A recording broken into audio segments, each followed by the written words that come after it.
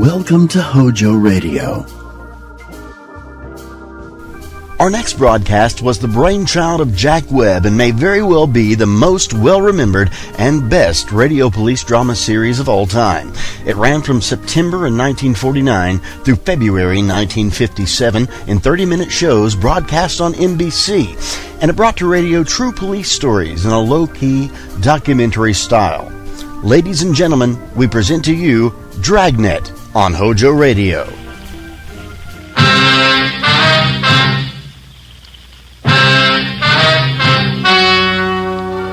The story you are about to hear is true. Only the names have been changed to protect the innocent. Fatima Cigarettes, best of all long cigarettes, brings you Dragnet.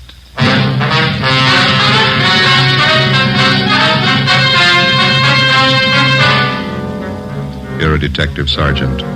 You're assigned to narcotics detail. A gang of veteran dope peddlers moves into your city. They offer $100,000 worth of heroin for sale. They make their contacts. They're ready to do business. Your job, stop them. You'll be amazed when you compare Fatima with other long cigarettes. Buy a pack of Fatimas. You'll find they now cost the same. Light a Fatima. Your first puff will tell you... Ah, that's different. Yes, what a difference. In Fatima, the difference is quality. You see, Fatima is the quality king-size cigarette because it contains the finest Turkish and domestic tobaccos superbly blended. And Fatima is extra mild with a much different, much better flavor and aroma than any other long cigarette. Because of its quality, its extra mildness, its better flavor and aroma, Fatima has more than doubled its smokers coast to coast. Try comparing Fatima yourself. Fatimas now cost the same as other long cigarettes, but your first puff will tell you... Ah, that's different. Yes, in Fatima, the difference is quality. Ask your dealer for Fatima, the quality king-size cigarette. Best of all long cigarettes. Start enjoying Fatima tomorrow.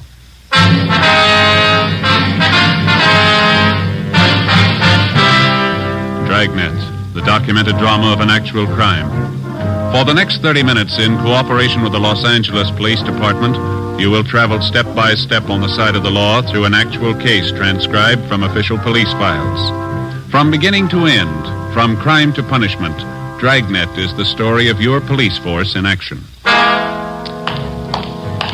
It was Wednesday, June 24th. It was sultry in Los Angeles. We were working the day watch out on narcotics. My partner's Ben Romero. The boss is Thad Brown, chief of detectives. My name's Friday. It was 9:27 a.m. when I got to the Charing Cross Apartments on 12th Street. A side entrance.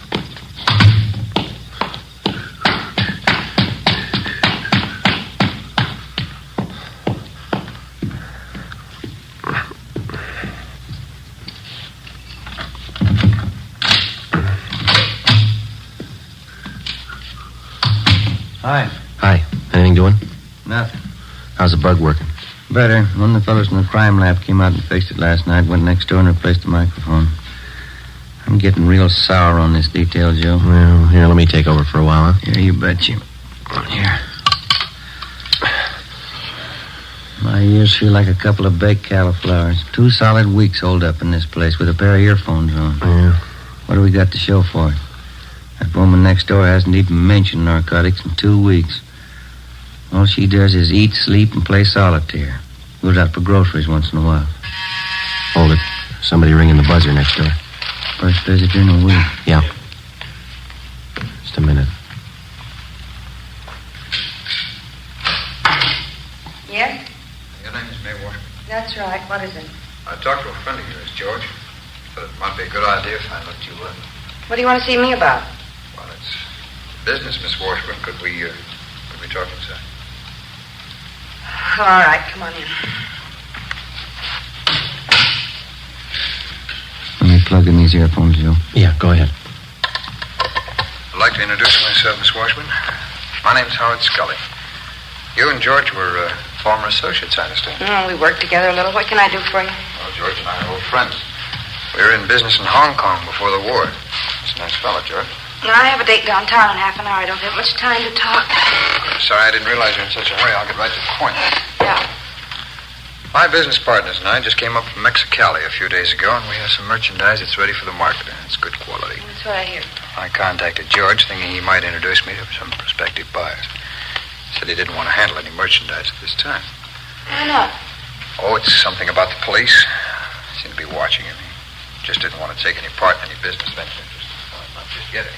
And George gave you a bum steer, sending you to me. I can't help Well, it. you haven't heard my proposition. I don't have to hear it. Count me out. I don't fool around with junk, any of it. It's a tough rap out here. Well, if you'll just listen to my proposition, Miss No. Washburn. Please, I'm not asking you to be involved. I'm a perfectly safe and legitimate transaction in mind. You'll be well paid for your time and effort with no risk whatsoever. Yeah, I know.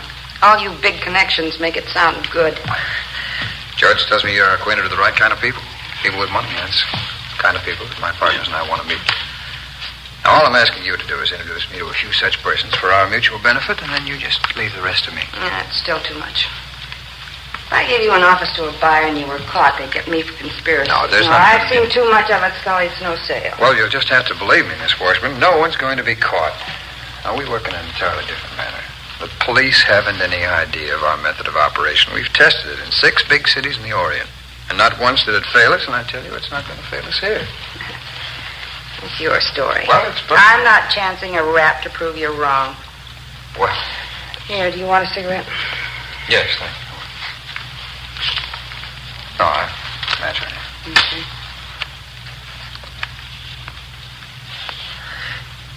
Thanks. Now, I'm only asking one thing, Miss Washburn. An introduction to the right party, and that's all. Now, you know my reputation. I'll make it well worth your while. If the connection is right, you can live on your take for the rest of the year. I don't have many friends, just a few, and I So? guaranteed for my payoff. Well, I can deposit the money with George. He'll hold it until the deal is made. You can be real rich, Miss Washburn. Come on, what do you say? An introduction, that's all. That's all we'll need. Our product speaks for itself. I know a fellow out in Hollywood. His name's McMillan. I can call him and tell him to meet you. That'll be fine. How so? I'm not going to introduce you. No, that but won't I'll be- set up a meet for you, that's all. All right, that's all we ask. Do you have this, Mr. McMillan? McMillan. You have him meet me tonight? I think so, yeah. Yeah, that's fine. Now, tonight at 11:30, I'll be at the corner of 7th and Alameda. Now, remember this now. Yeah, all right. Corner of 7th and Alameda at 11:30 exactly. I'll have on a gray coat, and I'll be carrying a book. Now, McMillan shouldn't have any trouble recognizing me. You just tell him to walk right up to me, put out his hand, and say, "My name's McMillan," that's all. I'll know if he's the right party. My name's McMillan. That's all he has to say. All right, I've got it. I'll pass it on to you. Fine. Well, I'll make arrangements with George as soon as possible to take care of your fee. Thank you very much, Miss Washburn. Not at all. Just don't be too sure of yourself. The fuzz in this town could smell a bite 3 miles away. We'll take care of the police, Miss Washburn. Our system should teach them a few lessons. Well, goodbye, Miss Washburn. Thanks very much. Yeah. Don't come here after this. Call me on the phone. Sir, goodbye. Joe, wait a minute. She's going for the phone. Come on.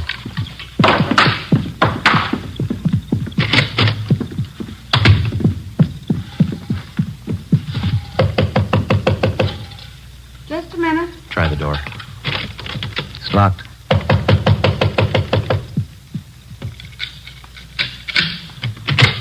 What do you want? Police officers. All right, what's the pitch? I'd like to talk to you downtown. About what? Howard Scully. What about him? We know why he was here. Get your coat, please. I haven't done anything. Come on, lady, let's go. I told Scully I didn't want in. He made the proposition, but I didn't buy it. You know that. I didn't buy a word of it. We did. Before the suspect was taken downtown, we informed her landlady to tell anyone that she'd be out of town for a week. That information was to be passed on to any of her friends or business acquaintances who might try to contact her. After that, we took May Washburn back to the office. After being questioned thoroughly, she was detained for further investigation. At 2 p.m., Ben and I met with Captain Kearney, Central Narcotics, and Inspector Virgil Beckner, State Narcotics Bureau, Southern Division. $100,000 buy, is that what they have in mind? That's the word around town, Skipper. Washburn girl told us the same thing. The Washburn woman was approached for an office, huh? Yes, that's right, Beck. She was ready to go when we picked her up. Pusher's Howard Scully, you remember him? About 9 years ago, wasn't it, the Tijuana deal? 8 or 9 years, yeah. That big heroin buy, they tagged every one of the gang but Scully. Yeah, he's no amateur. He's got every narcotic law in the book memorized. He sets the deals, takes the gravy, but he never gets tagged. How about the federal narcotics men, Romero? They've been briefed on this deal? I called Harry Stone over there this morning. They've been following it, too. Said he'd be over this afternoon. The setup of this McMillan guy. What do you think, Captain? Clear sailing there, Beck, as far as I can see. Scully set up to meet with May Washburn. Ben and Joe grabbed her before she could contact McMillan. Unless Scully's got a Ouija board, he still must figure everything's Jake. Then we could have a man meet with Scully tonight and pass himself off as McMillan. Well, shouldn't be too much trouble. From the way he talks, Scully's never seen McMillan. Has no idea what he looks like. It's just a guess. Neither one of you are known to Scully, are you? I never met him or his friends. I worked that case last February when we grabbed Ray Murdoch. He used to be a mule for Scully. That's as close as I've been. Well, I'm afraid that's too close. You know how many hype friends Murdoch has in this town. If any of them spot you and pass the word to Scully, the whole deal's choked off. Joe? You think you could pass yourself off as McMillan for a couple of days? I'd like to give it a try. Beck, what do you think? Good with me. We can help with the tailing. Only one possible hitch I can see. Yeah? We're not positive this guy McMillan's a total stranger to Scully. It sure sounded like it, didn't it, Joe? The way Scully and the Washburn girl were talking. It's possible Scully might have seen a picture of McMillan. Maybe he knows something about his background, his habits, how he does business. It's possible, yeah. Suppose Scully starts asking you questions, Joe. How are you going to cover it? Well, we could talk to the Washburn girl again. She might brief us. Now, if we need the guy's life history, let's pick it up firsthand. How do you mean? Get McMillan. Late that afternoon, Stanley McMillan was located at a small restaurant out in the valley and quietly placed under arrest. He was booked at one of the outlying stations on suspicion of violating the State Narcotics Act. We questioned him and got all the necessary information on his background that we needed. He told us that he had never seen or had any dealings before with Howard Scully. 7:30 p.m. I went home, changed my clothes, put away my gun, ID card, and the rest of my identification. An hour later, I checked in at a small hotel near 5th and Main Streets. 11:15 p.m., I left the hotel and started for 7th and Alameda Streets, where the scheduled meet with Howard Scully was to take place. As in most cases, there was one all-important rule that I had to work by. If the suspects were to be arrested and successfully prosecuted, we had to get them with narcotics in their possession or under their control. And one of the first things that the working detective learns is that dealers such as Scully rarely do the actual handling of narcotics except at the actual moment of sale. If the officer fails to make an arrest at that moment, the odds are stacked heavily against the conviction of the narcotics criminal. 11:30 p.m. I got to the corner of 7th and Alameda Streets. I walked up to a man standing by a lamppost. He was short, heavily built, dark hair, dark eyes, and a small scar on his chin. He had on a gray coat, and he carried a book under one arm. I put out my hand. Yes? My name's McMillan. Oh, glad to know you, Mr. McMillan. My name's Scully. Why? Understand we have mutual friends, is that correct?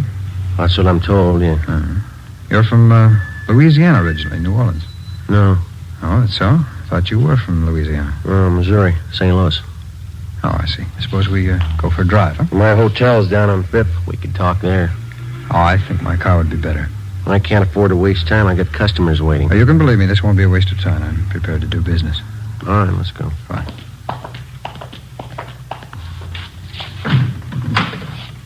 No, go ahead, McMillan. All right, thanks. Oh, will you raise that handle on the other side so I can get in? Yeah, sure. Fine. Thank you.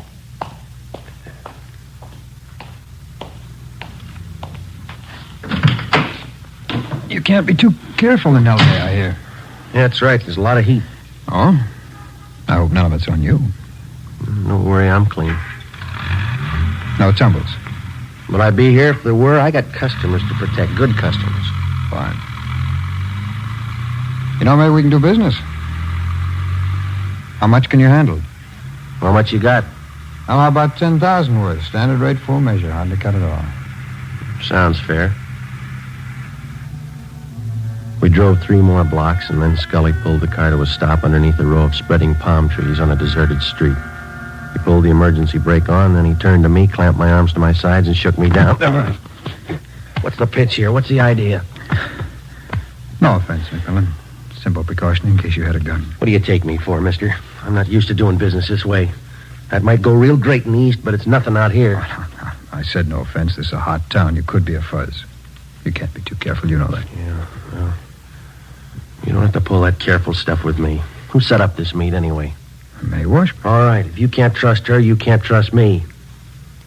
Now, maybe I'm not in the mood for business. No, come on. Take it easy, Mac. We work this right, and we both got a good deal. Well, let's get to the point. Where's the stuff? You bring the money, we'll bring the merchandise. Wait a minute. The car that pulled up behind us. Let's get out of here. Oh, you're nervous, Mac. Relax. That's my partner. Come on, I'll introduce you. All right.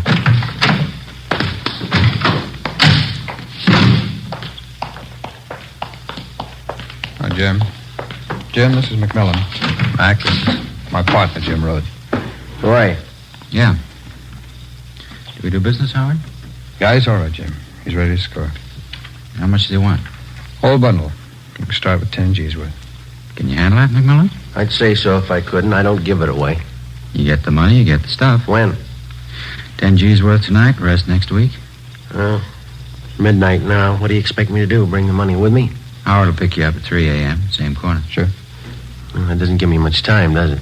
It's enough time if you're really looking. If you're just shopping, we'll forget about it right now. A lot of my customers live out of town. That's interesting. 10 grand is no geezer. Suppose I can't get all the money together. Then don't show up. All or nothing.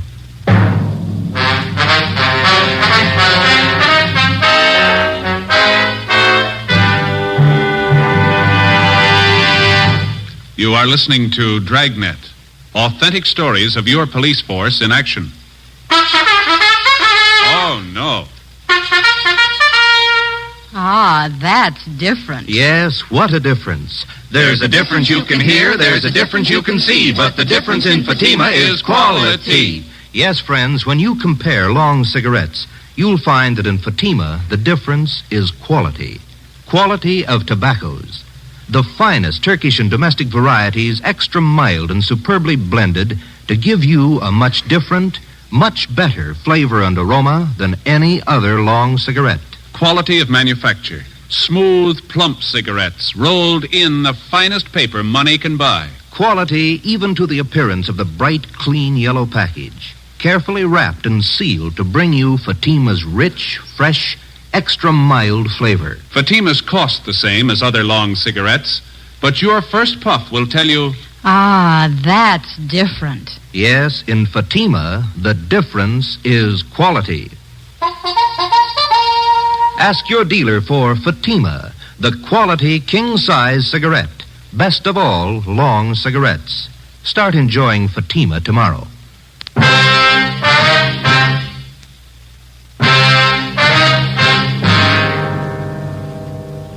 June 25th, Thursday, 12:30 a.m. I had 2.5 hours to raise $10,000. The narcotics dealers, Howard Scully and his partner, Jim Rhodes, had laid it out for me. Either I had the money by 3 a.m. or there was no deal. If it failed to come off, our plan to trap the narcotics gang would be worth nothing.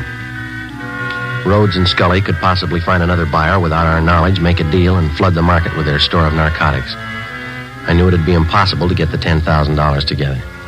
We had only one alternative. Fake our way as best we could. I went back to the hotel, put a call through to Captain Kearney at the office, and told him what had happened. He went to work on it.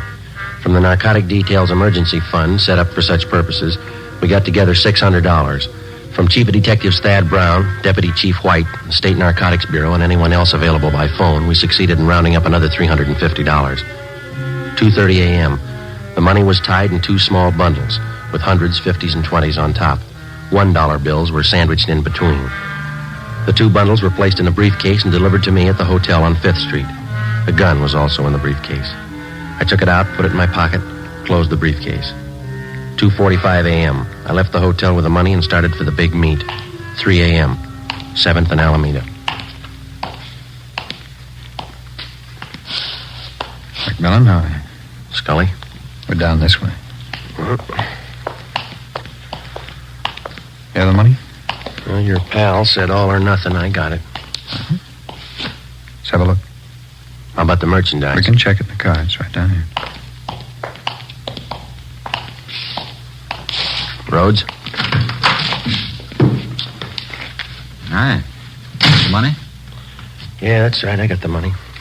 Now, how about a look at this stuff? I'd like to know what I'm buying. We can stop on the way for a sample. Okay, Howard.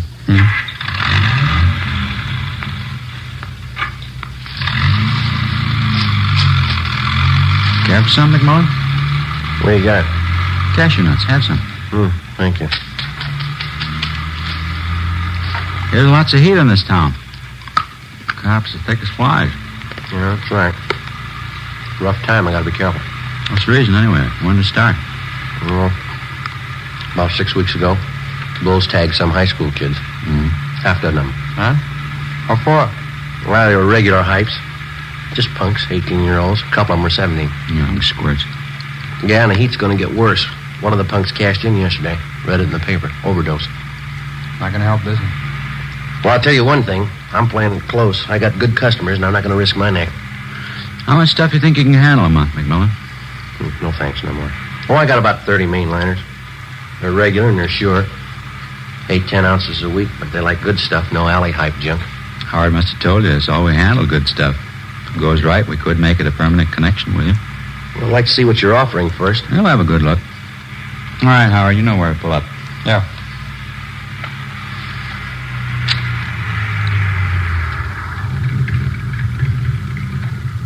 You stay in the car, McMillan.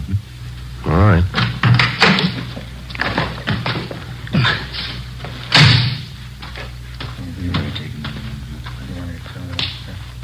Yeah.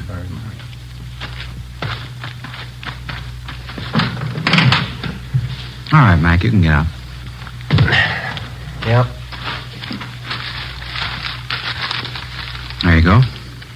Some of the best white stuff you've seen in a long time. Satisfy yourself. Okay. All right. Okay, it's standard. It's all good. Not just that sample. Okay, I'll go. Okay, now how about the money? All right, have a look. There you are. 1 stack. 2 stacks, 100s, 20s, 10s. A few 5s in there. It's 10 grand. Satisfied? Okay. Jim? Right. Oh, excuse me, Mac. Just a minute. I'm just checking. What do you think you're doing? Get your lousy hands off of me. Now, no offense, McMillan. These are simple precautions. Precaution's nothing. We're doing business, aren't we? You shook me down once tonight. Now, how many times are going to take you? No offense, Mac. He's just checking, that's all. All right, then. Suppose I fan you two down. I got the dough. How do I know this isn't a hijack deal? Now, come on. This business works both ways. Either we have a deal or we don't. We play ball on both sides or not at all. I'm getting sick and tired of taking second place. Okay, Mac, okay. Take it easy. Forget it, Howard. Let's all go back to the car. Sure. I'm sorry, Mac. No offense. Yeah.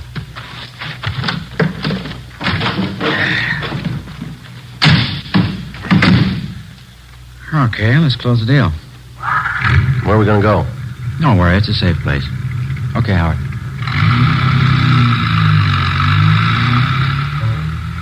$3:35 a.m. In another hour, it'd start getting light. I knew they'd planned to have the buy take place before then. According to our plan, Ben and Sergeant Hunt, along with the other team of men from the State Narcotics Bureau, they were to tail us to the place of the meet and move in on a signal from me when the buy was actually in progress. 3:45 a.m. Scully drove out North Figueroa onto Pasadena Avenue and turned right onto Avenue 43. We headed up Montecito Drive. The area became more deserted. There were no homes around, no buildings of any kind to provide cover for anybody that might be following. Somewhere below, we could hear the rattle of a freight train on its way to the Southern Pacific yards. Off in the distance, I could see the lights of the city. They looked pretty far away. Scully finally pulled the car to a stop on the crest of the highest hill in the area. We got out.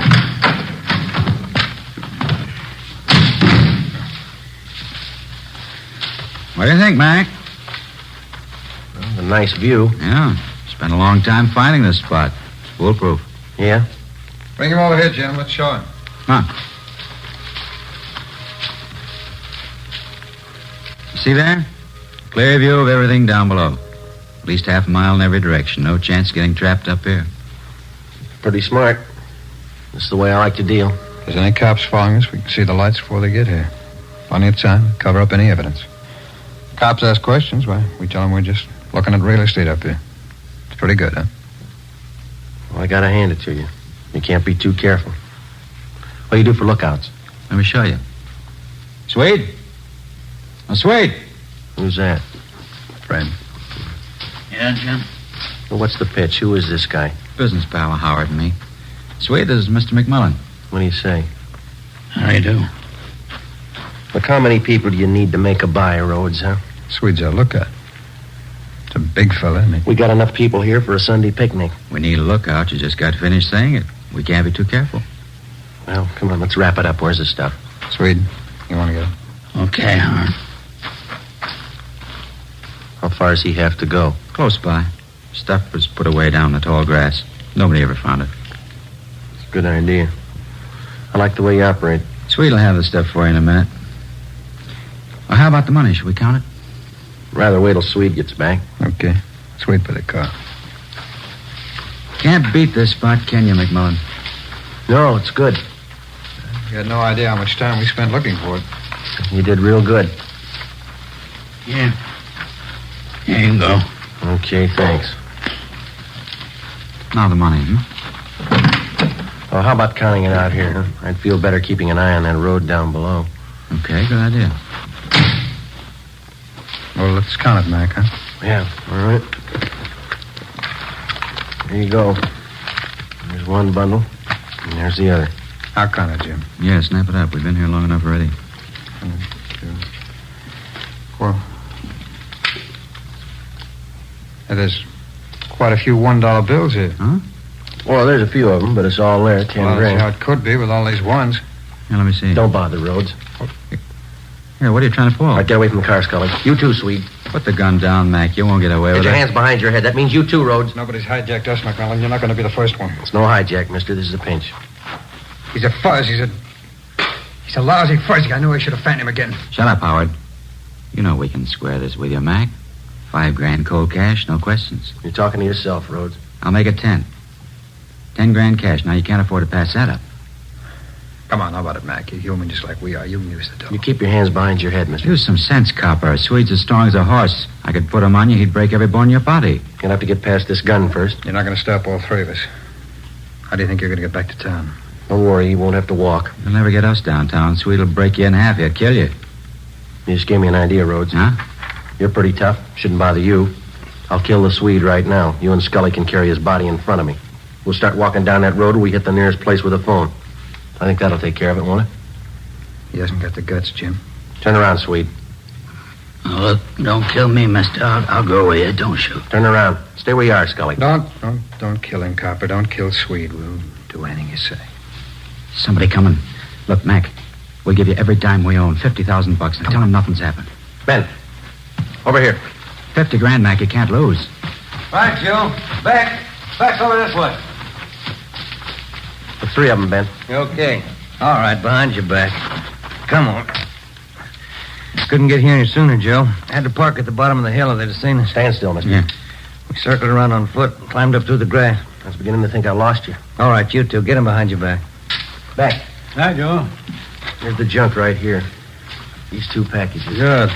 That ought to sew it up. Look, talk it over with your partners, huh? $50,000. You do the right thing. It's all yours. How about it? 50 grand. You can't lose. What they talking about, Joe? But they got a big deal. They'll give us $50,000 if we let them go. How about it, Tex? You could use the dough. New car, new house. Just forget you ever saw us. Easy as that. 50,000 cash. What do you say, Tex, huh? Sorry, you got the wrong man. What? My name ain't Tex.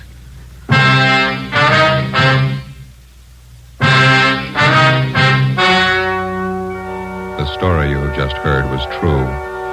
Only the names were changed to protect the innocent. In a moment, the results of their trial. Now, here is our star, Jack Webb. Thank you. In his training, the working detective is taught the importance of thoroughness. He has learned never to overlook even the smallest detail. What may seem unimportant to the novice may well be the one thing to help the working detective successfully culminate his case. So, with a cigarette. The people who make Fatima are well-trained and thorough in the manufacture of their cigarette. Fatimas contain the finest Turkish and domestic tobacco superbly blended. And pack after pack, Fatima is extra mild. If you're a long cigarette smoker like I am, smoke Fatima. They cost the same, but in Fatima, the difference is quality. Smoke Fatima.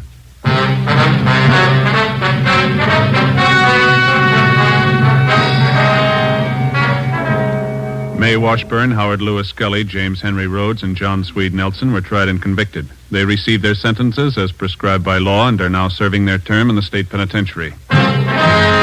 You have just heard Dragnet, a series of authentic cases, portions transcribed from official files. This is NBC, the National Broadcasting Company. HOJO Radio. We're your old-time radio headquarters. Stay tuned.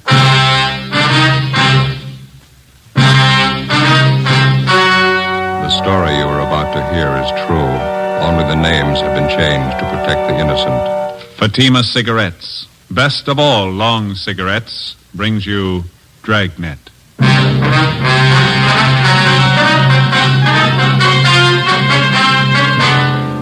You're a detective sergeant. You're assigned a homicide detail. The life of a young woman is in danger. Anonymous letters and phone calls threaten her with murder. The notes bear the mark of a fanatic. Your job, stop them. You'll be amazed when you compare Fatima with other long cigarettes. Buy a pack of Fatimas. You'll find they now cost the same. Light a Fatima. Your first puff will tell you... Ah, that's different. Yes, what a difference. In Fatima, the difference is quality. You see, Fatima is the quality king-size cigarette because it contains the finest Turkish and domestic tobaccos superbly blended. And Fatima is extra mild with a much different, much better flavor and aroma than any other long cigarette. Because of its quality, its extra mildness, its better flavor and aroma, Fatima has more than doubled its smokers coast to coast. Try comparing Fatima yourself. Fatimas now cost the same as other long cigarettes, but your first puff will tell you... Ah, that's different. Yes, in Fatima, the difference is quality. Ask your dealer for Fatima, the quality king-size cigarette. Best of all, long cigarettes. Start enjoying Fatima tomorrow.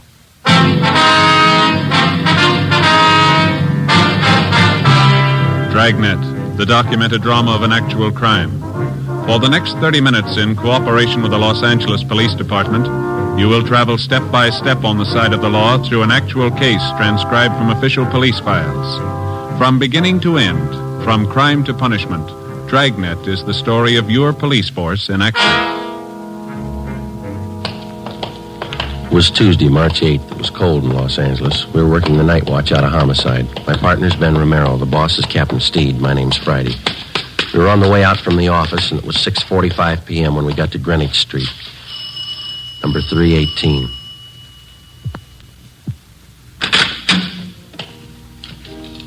Yes, gentlemen? Police officers. I'd like to see Dr. Small, please. I'm Reverend Small. Won't you come in? Thank you. Here, let me take your hats, officers. I've been waiting for you. Oh, thanks. My name's Friday. This is my partner, Sergeant Romero. How do you do? I'm glad to know you. How do you do, sir? Hope we didn't interrupt your dinner. Oh, no. The organist, Brother Reber, and I were just running over a few hymns for the service tonight. Would you come this way, please, into the parlor? All right. As I mentioned on the telephone, I'm not much of a detective, but I think something should be done about this matter as soon as possible. Well, we'd like to get a few more particulars first, Reverend. When did you first find out about these threatening letters? Sister Dorothy Wilson. I think I told you about her. She came here to the rectory and showed them to me. She told me she's been getting them for the last 4 days, and phone calls, too. Mm-hmm. How long have you known this Dorothy Wilson? Is she one of your regular parishioners? Well, she first joined my congregation about a month ago.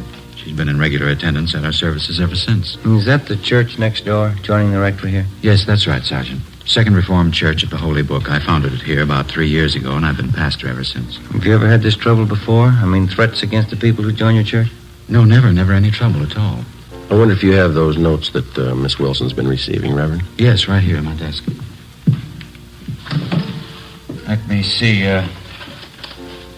Yes, here are the 5 Sister Wilson got. And here are the 2 that I received. Wonder if I could look at them. Yes, surely. Here you are. Thank you.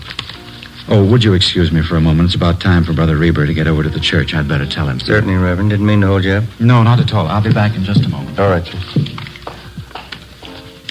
What do they look like, Joe? Yeah, let's see. Postmarks here are March 4th, 5th, 7th, 8th. Come from different places around town, according to the postmark. There's Long Beach, a couple from Azusa, Glendale here. No return address on any of them. This notebook paper looks like to me this one. Isn't it to you? Yeah. And there's this other one here. Looks like some kind of wrapping paper. The writing's not too bad. Let's see. According to the postmark, this is the first one they got, I guess. Let me see. Dorothy Wilson. You are a sinner, and you have led a sinful life. Yet you have the nerve to come into our church and make believe you're a Christian. Spelling sure is bad. Yeah. I have been coming to our church for a long time, and it is an outrage to have you praying in our temple. If you don't get out and stay out, I'm going to make sure you're taken care of for good. Look outside. Sister in the Lord. Must be some kind of a fanatic. We better run all these through the crime lab. Yeah. This one, maybe. It's typewritten. Well, here, you read it. It's dated March 6th. Yeah, take this as a warning. Bring your sinful body to our church again, and your blood will run in the aisles. A life can be taken when God demands it. It could be yours. Sorry for the interruption, officers. A few things I had to remind Brother Reber of. Mm-hmm. Have you seen all the letters? Well, we're just checking them over, Reverend. It's certainly a terrible thing for our church. I hope we can keep the matter as quiet as possible. Yes, sir. I noticed the 2 different signatures on these notes. Now, half of them are signed, a sister in the Lord. Yes. And the other half are signed, it's Brother D.R. Griswold. Yes, that's right. The first letter I got was from this Brother Griswold. His are the typewritten ones. You know anyone in your congregation with that name, Reverend? D.R. Griswold? No, I checked over my list of regular parishioners twice. If there is such a man, I don't know of him. Well, we can run that name through R&I anyway, huh, Ben? Mm-hmm. Do you have any suspicions at all, Reverend? What do you mean, Sergeant? Well, I mean, can you think of anybody in your congregation who might possibly resent this Miss Wilson's joining your church, maybe? Well, no, I haven't had an opportunity to think it over in that light, but I can't imagine anybody in our group writing letters like this. What's her background, Reverend? Do you know much about her? No, she's a quiet girl. She's very religious. Works as a stenographer at an office downtown. Helps support her mother. Will she be at church tonight? Yes, she's here already, helping to set up the chairs for the service. Why, would you like to talk to her? Yes, sir, if we could. All right, let's go over to the church. There's still half an hour before services begin. We're fine. I'll have to take these letters along with us, Reverend. We want our handwriting man to check them over? Yes, by all means. That manila envelope on the desk, you can put them in there if you like. Thank you. This one here? Yes. Okay. This way, officers.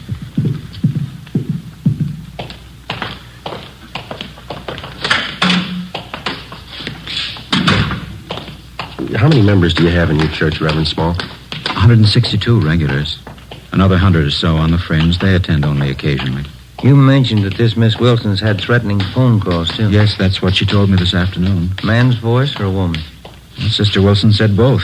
The phone calls usually follow each letter. They identify themselves the same way, Brother Griswold and a sister in the Lord. Have you received any calls from them? No, I've been half expecting them, but I haven't had any yet. Here, shall we go in? Please. Here we are. Our seating arrangement's still temporary. We hope to have pews installed next year. Uh-huh. Nice church. Yes. Thank you. Oh, there's Sister Wilson. She's helping set up the chairs. If you'd like to wait in the choir's dressing room, I'll bring her in there to you. All right, thank you, Reverend. Let's go, Ben. This one, Joe? Yeah, this is it. Ought to open a few windows in here. It's musty. Yeah. What time do you say the services start? 7:30. It's 5 minutes past 7 now. Officers? Yes, sir. Officers, this is Sister Dorothy Wilson. Sister Wilson, Sergeant Friday. How do you do, ma'am? Hello. And Sergeant Ramirez. That's Romero. Oh, I'm sorry. Sergeant Romero, Sister Wilson. Hello. Glad to know you. I guess you want to speak with Sister Wilson alone, do you? Well, we'd like to have you stay if you would, Reverend. Wonder if there's someplace where we could sit down. Yes, certainly. Right over here in the anteroom. Fine. Yeah, this will be fine.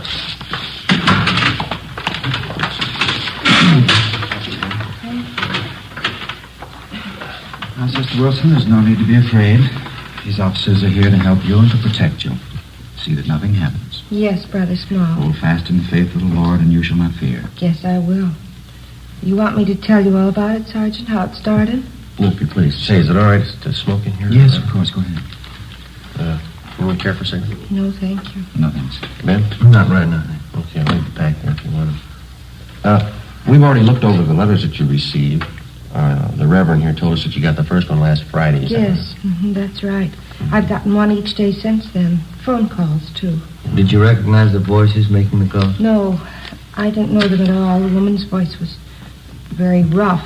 Sounded like she might be old. Mm-hmm. She said some terrible things about me and Brother Small. She called both of us terrible names. Awful. The same with the man who called? Oh, yes, sometimes he's even worse. None of the things they say are true, Sergeant. Not one word. Well, I'd like you to think carefully before you answer this, Miss Wilson.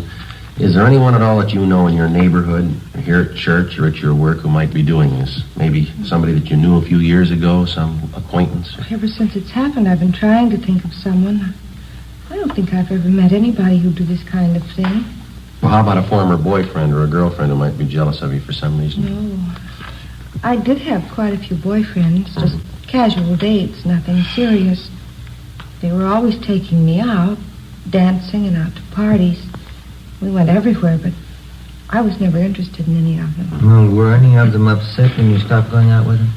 A few of them were angry when I wouldn't marry them, but I don't think any of them would write those kind of letters. Do you think the whole thing might be some kind of a joke someone's playing? It's a pretty grim joke to go this far. Do you live by yourself, Miss Wilson? No, with my mother, but I don't want her to know anything about this. Well, I think it'd be wiser if you told her. No, she mustn't know. Mother's been ill lately, and if she found out, it might upset her an awful lot. She's not well at all. Help yourself to some of the water there, Jumper. Miss Wilson? Yes, please, I would. All right. Thank you. There you are. Anybody else? Reverend? Yes, please. Ben? No, thank you. Okay. Thank you. Yourself. How about some of the church members, Miss Wilson? Have any of them been at all unfriendly to you since you started coming here? No, I don't think so. A few are pretty hard to get to know. They're shy, I guess. But none of them have been uncharitable. Then you don't think the threats are coming from anyone in the church? Well, if they are, I don't know who the person is. The way they say all those rotten things about me. They call me a sinner and a bad woman. Well, I guess I'm a sinner, like all of us are, but I'm not a bad woman. I'm going to church because I want to be born again of the light, but I've never killed anyone, and I've never been a bad woman. You believe me, don't you, Everett? Yes, of course I do. Now, don't get yourself all upset, Sister Wilson. You think that's why they want to murder me, because I'm a sinner? You think that's why? Please, Sister Wilson, try and get your mind off of If they want to kill me because I'm a sinner, then why don't they want to kill all the sinners? Well, we're going to have a lot of homicides if they try.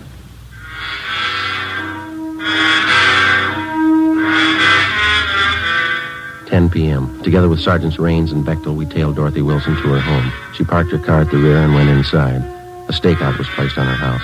The next morning, we took the threatening letters which the Wilson girl had received and asked Don Meyer in handwriting to check them over. During the next 5 days, we checked thoroughly into the background of Dorothy Wilson. We talked to her relatives, her employers, all her friends, past and present. We had no good reason to suspect any of them. We checked out the people at the church, and they were clear. Both Reverend Small and the Wilson girl continued to receive more threatening letters. Some of the language and the accusations were pretty foul. Still, no outward attempts were made on the life of the Wilson girl.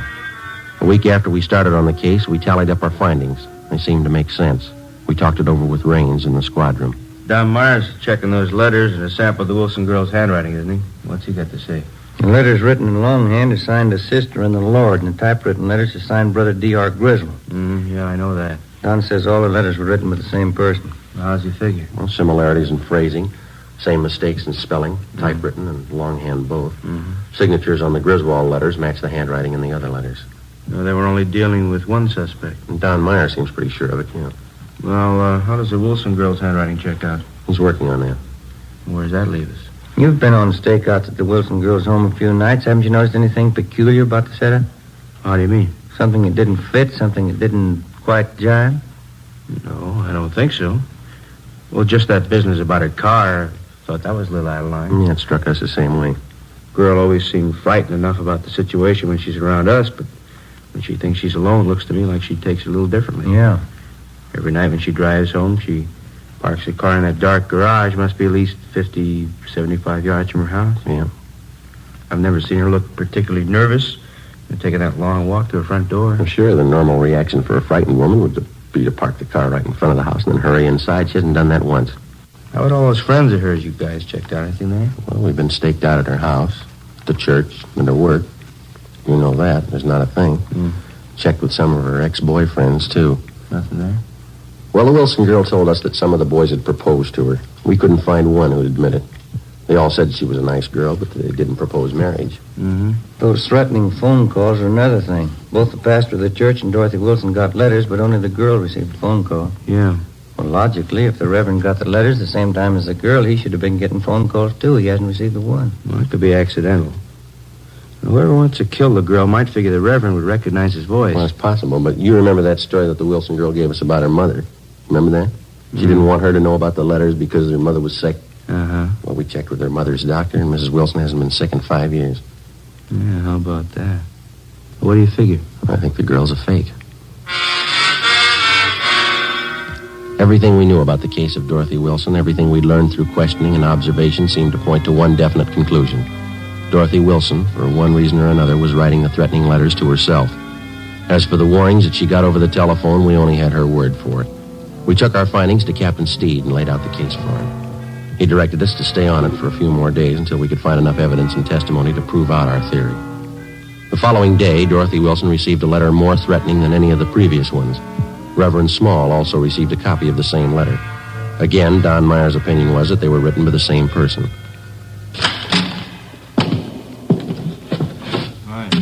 Rains? What's doing? I don't know. Boys got any new theories? What do you mean? On the Dorothy Wilson case. Do we need one?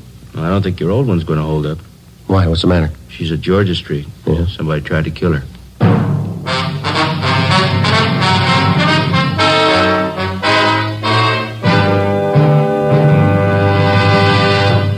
You are listening to Dragnet, authentic stories of your police force in action. Oh, no. Ah, that's different. Yes, what a difference. There's a difference you can hear, there's a difference you can see, but the difference in Fatima is quality. Yes, friends, when you compare long cigarettes, you'll find that in Fatima, the difference is quality.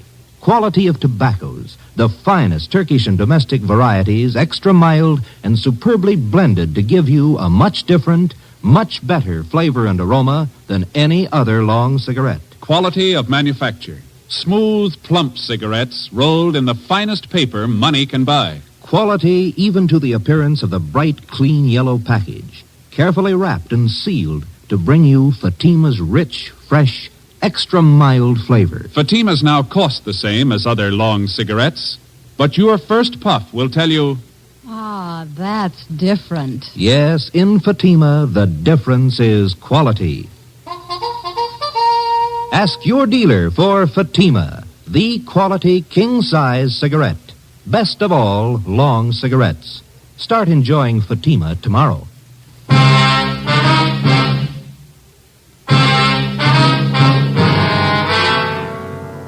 As soon as we got the report that Dorothy Wilson had been attacked by an unknown assailant, we drove to Georgia Street Receiving Hospital where she was being treated.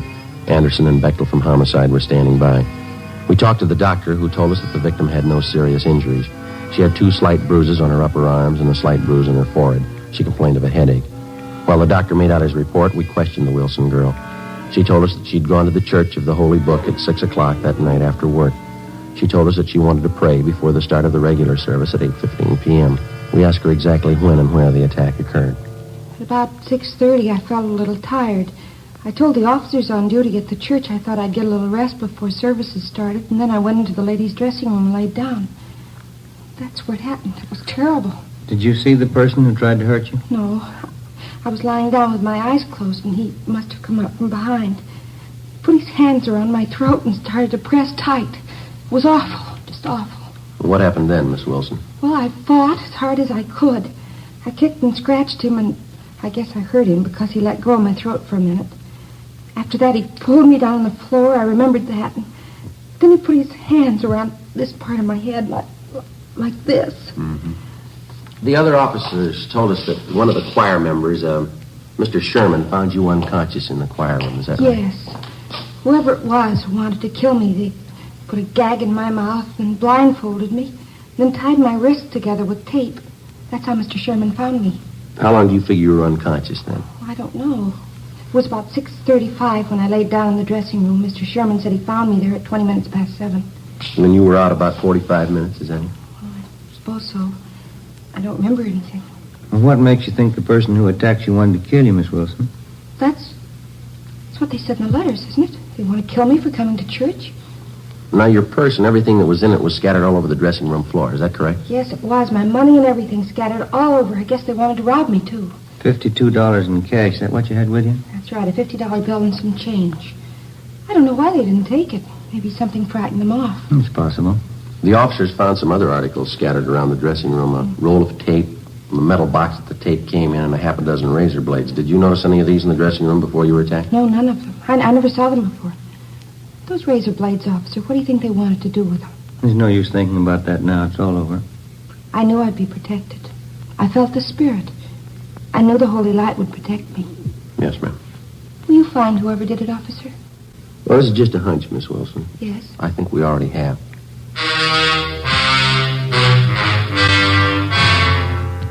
Before we left Georgia Street, we talked to the doctor in charge and got a release for the patient. Dorothy Wilson agreed to drive back with us to the office to make out a crime report. On the way, she seemed to lose most of her nervousness. She was relaxed and she talked quite a bit. Religion's a great comfort to me, Sergeant. I think it's a great comfort to anybody, don't you? Yeah, I do. Maybe I'm different from most girls, but I get an awful lot out of my church. It's like Brother Small says, you have to be born again of the holy light if you really want to live. Don't you think so? That's right. I don't know what I'd do if it wasn't for my religion. No, I used to have a lot of boyfriends. Of course, I don't care for any of them anymore, but when I was younger, they were always taking me out all the time. That's so? Yes, I had a good time when I was younger, going out to dinner, dancing, parties. Fellas were taking me out all the time. Of course, that was when I was younger. You're not much over 25 now, are you, Miss I'll be Wilson? 27 in August. That's pretty old for an unmarried girl, but I'm not worried. You get interested in more important things when you get older, isn't that right? Oh, yes, that's right. I remember when I was in junior college, how boy crazy I was. I remember that junior prom I went to. Seems such a long time ago. Yeah. I had the most beautiful white dress, Sergeant, with sequins. And the skirt was all white and that gathered in here at the waist, and it flared out real full. Mm-hmm. I went to the dance with one of the big football players. He looked so nice in his blue suit. His name was Stanley. Mm-hmm. I knew him for a long time. He's one of the fellows who asked me to marry him. I guess I was too particular. I just couldn't see any of them. Would you mind if I laid out a few facts for you, Miss Wilson? Well, not at all, Sergeant. Go ahead, please. Now, I'm not trying to embarrass you in any way, but since we've been on this case, we've checked with just about all the friends that you've had in the past few years, and that includes your boyfriends, of course. Oh. None of the fellows that you've mentioned say they've ever proposed marriage to you. Say they've been out with you once or twice, but that's all. Oh, well, you probably didn't talk to the right fellows. You probably got the names mixed. No, ma'am, we didn't. We talked to the right people. Well, I can't understand that. Neither can we, Miss Wilson. Well, what difference does it make anyway? I wasn't interested in them. I wouldn't have married them anyway. Going out and dancing, parties, that's all they were interested in. What reason did you have for lying to us? Parking in a car, necking with girls, trying to take advantage of them. That's all those fellas wanted. Some of the silly girls they married. Well, I don't... You discover a lot more important things when you get older, Sergeant. No, I don't think that's the point. Why did you lie to us about it? I don't know, really. Maybe I didn't have a reason. I just didn't remember right, I guess. Well, you're sure you remember right about what happened tonight? What do you mean? It just happened. Of course I'm sure about it. Someone tried to kill me. Might as well park on Spring Street, Ben. It's pretty clear this time of night. Yeah, okay. Sergeant, I wish you'd tell me what you're getting at. What are you thinking? Well, there's still a few things that we're not too sure of, Miss Wilson. We'd like to clear them up. What aren't you too sure of? I told you everything I knew. I was lying down in the dressing room and somebody tried to kill me. I told you all about it. Well, you told us you were unconscious about 45 minutes, didn't you? Well, yeah, 40 or 45. No, we talked to the doctor at Georgia Street, and from the way you described the attack, it would have been just about impossible for anybody to make you unconscious that long by pressing his hands against your head. Well, like but he you hit said. me on the head, too. You can see the bruise here. Well, yes, ma'am, I know, but that's very slight. The doctor says that couldn't have done it either. Just a minute, I'll get the door here. Let me out, Miss Wilson. What else aren't you sure of? Well, your wrists were taped individually. Now, if somebody wanted to restrain you, they probably would have taped them together, wouldn't they? Well, I don't know what they would have done. All I know is they wanted to kill me. They said so in those letters. We're not too sure of those letters either, Miss Wilson. What? What aren't you sure of? Where they're coming from and who's sending them. We do know they were all written with the same person. Well, how do you know that? They're signed by two different people. Our handwriting man checked them over. He says they're written with the same person. You might as well have it straight, Miss Well, if Wilson. we're going to talk, can't we do it inside someplace? Please, I'm tired. Oh, I'm sorry. All right.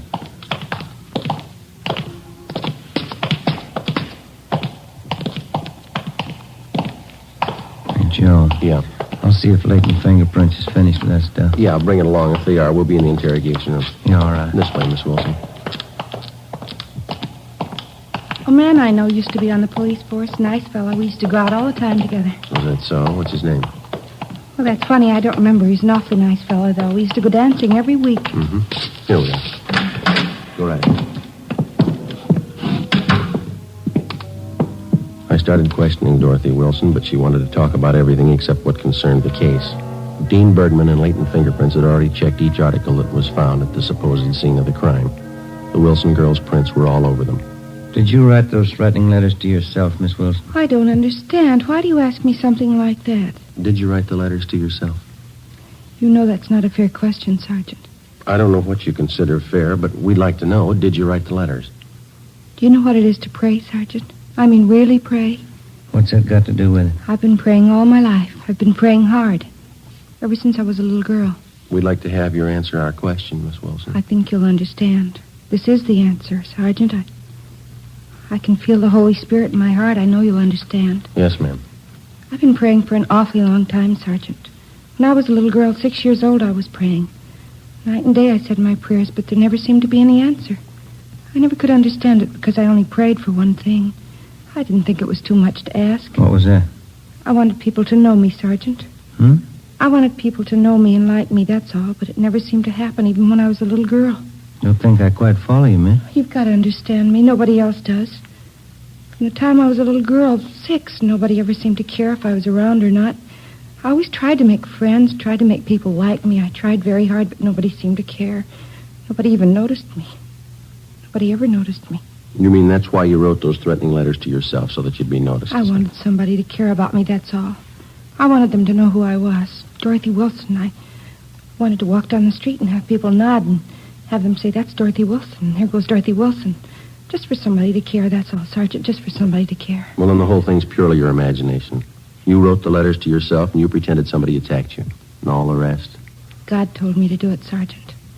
He told me to make myself noticed. To stand up and make people know me. I'm sorry for it now, but it didn't hurt anyone, did it?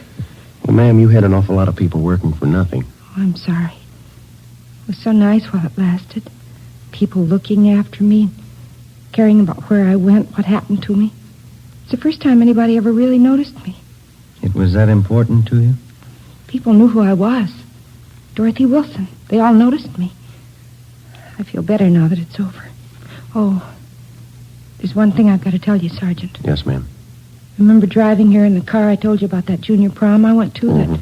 That time I had a beautiful white net dress with a full skirt, the beautiful new white dress. Mm-hmm. Yes, ma'am, I remember. What about it? Well, it was really pink organdy, an old dress. I knew you'd find out. That's why I had to tell you. Yeah. I didn't want you to think I was a liar. The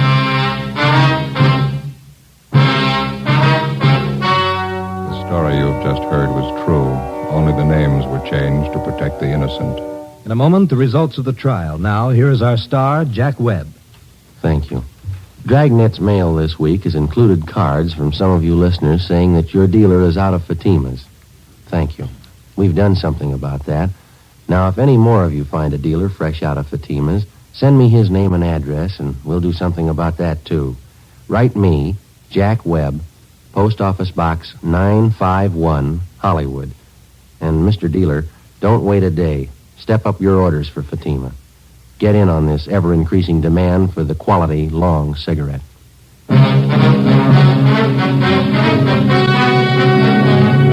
By her own admission, Dorothy Wilson was guilty of filing a false crime report, a misdemeanor. She was released into the custody of her mother. You have just heard Dragnet, a series of authentic cases transcribed from official files. Technical advice comes from the Office of Chief of Police W.H. Parker. This is NBC, the national broadcasting company. The origins of Dragnet can be traced to a semi-documentary film, He Walked by Night, in 1948, in which Jack Webb had a small role. Both employed the same Los Angeles Police Department technical advisor. They used actual police cases and presented the case in a just-the-facts manner that became the hallmark of Dragnet. It's interesting to note that Jack Webb employed that format in other radio series, some predating the film mentioned above. And now, more Dragnet on HOJO Radio. The story you are about to hear is true. Only the names have been changed to protect the innocent. Fatima Cigarettes, best of all long cigarettes, brings you Dragnet.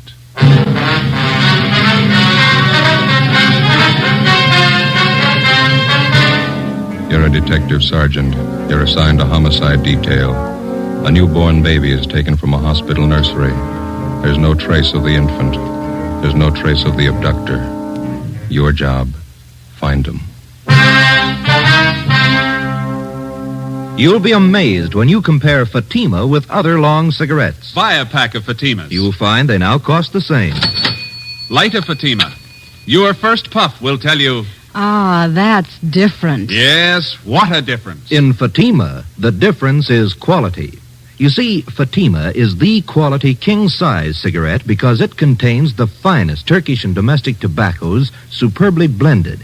And Fatima is extra mild with a much different, much better flavor and aroma than any other long cigarette. Because of its quality, its extra mildness, its better flavor and aroma, Fatima has more than doubled its smokers coast to coast. Try comparing Fatima yourself. Fatimas now cost the same as other long cigarettes, but your first puff will tell you... Ah, that's different. Yes, in Fatima, the difference is quality. Ask your dealer for Fatima, the quality king-size cigarette. Best of all, long cigarettes. Start enjoying Fatima tomorrow.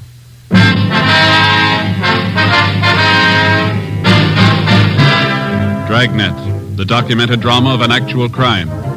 For the next 30 minutes, in cooperation with the Los Angeles Police Department, you will travel step by step on the side of the law through an actual case transcribed from official police files. From beginning to end, from crime to punishment, Dragnet is the story of your police force in action.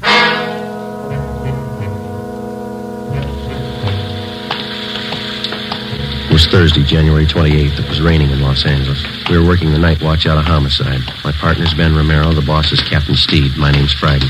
It was 11:35 p.m. when we got to Mercy Hospital on Norwich Avenue, the main entrance.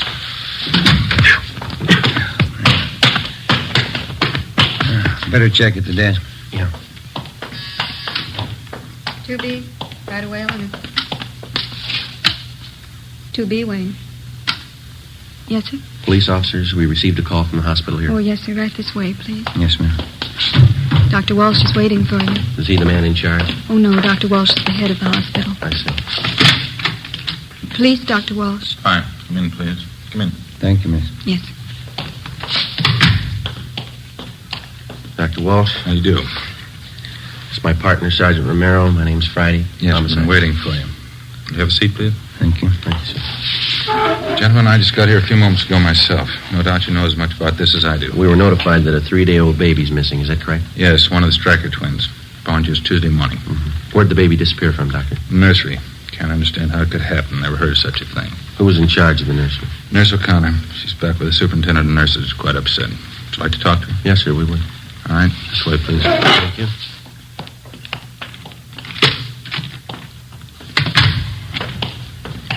Can't understand it. How could a baby disappear like that? Have the parents been notified? Father's on his way in now. We haven't told the mother yet. Mm-hmm. When did they first notice the baby was gone? I understand it was around 11 p.m. Call came into our office about 11:20. Go ahead, Sergeant. Nurse O'Connor? Yes, Dr. Walsh. These gentlemen are from the police department. Sergeant Romero, Sergeant Friday. Oh, you What do you do? They want to know all about what happened tonight. You know, of course, it's a serious matter. Try to tell exactly how it happened. I'll try, Doctor. All right, officers. Thank you. Well, we know that you're probably pretty upset, nurse, now. You just relax and take your time. Yes, sir. When did you first notice that the Stryker baby was missing? Must have happened somewhere between 11 o'clock and 10 minutes past 11. I'm sure of that. How were you sure of that? I came on duty a few minutes before 11. I took the night reports as usual, and I started checking the orders and the formulas. I remember very well that both the Stryker twins were in their cribs at that time. Mm-hmm. Go on, please. I think it must have been about 5 minutes past 11 when I got this phone call from home. My mother's been sick lately. It was about her. How far did you have to go to answer the phone? About 10 feet down the hall from the nursery, just around the corner. Could you see the entrance to the nursery from where you were talking on the phone? No, sir, I couldn't. But I was only on the phone for a minute or two. As soon as I hung up, I came right back to the nursery. Was the telephone call actually from your mother? Yes, sir. My mother has a heart condition. She wanted me to be sure and have a prescription filled. What time was it when you got back to the nursery, owner? Can you remember that? It wasn't quite 10 minutes past 11. As I came back through the door into the nursery, I noticed right away one of the cribs was empty. One of the Stryker twins was gone. Is there more than one entrance to the nursery, Miss O'Connor? Yes, sir. There are 2 entrances, but at night one of them's kept locked. Mm-hmm. Is it possible that somebody in the hospital, maybe a doctor, took the baby for examination or some kind of treatment? No, sir. Just as soon as I noticed the baby was gone, I went to the head nurse, and the 2 of us contacted everybody in the hospital. No one knew anything about it. Well, is it possible that the child's mother could have come down from the 2nd floor and taken the baby? No, sir. Miss Stryker's been asleep since 10 o'clock. She's still asleep. Were there any other nurses or attendants working near the nursery when the baby disappeared? No. No reason for anyone besides myself to be around at that time. None of the cleaning people. They'd all gone home. Dr. Walsh, I wonder if we could have a look at the nursery now. Certainly, Sergeant. Want Nurse O'Connor to come along? Yes, would you please? Yes, sir. Thank you.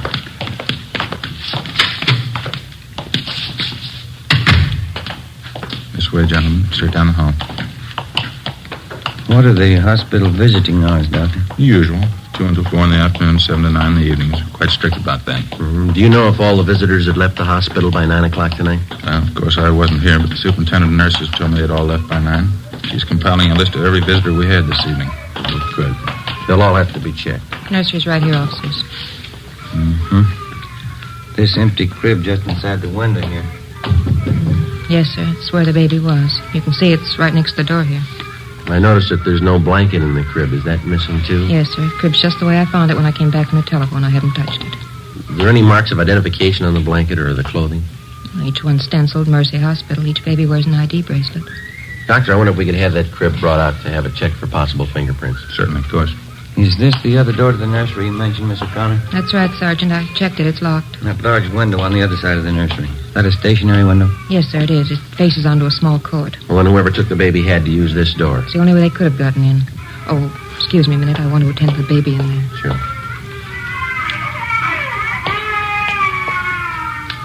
Listen to that, Jim. Yeah. Doctor, are there any other entrances open at night besides the main one? Not after 10 p.m., no. Just the main entrance on Norwich Avenue. There's a nurse on duty there at all times. How about the parents? Is there anything unusual there? No. Father's a working man. Mother's a housewife. Both the babies are perfectly normal, nothing unusual at all. 3-day-old baby. They usually take a lot of careful handling, don't they? Yes, definitely. First week's always critical. And this thing, taking a 3-day-old infant out in this weather, cold, rain. Afraid the odds are all against the child. You're sure the main entrance was the only one open after 10 o'clock? Yes. I can't understand it. How could anyone get that baby out of that hospital? How could they? We're not sure they did.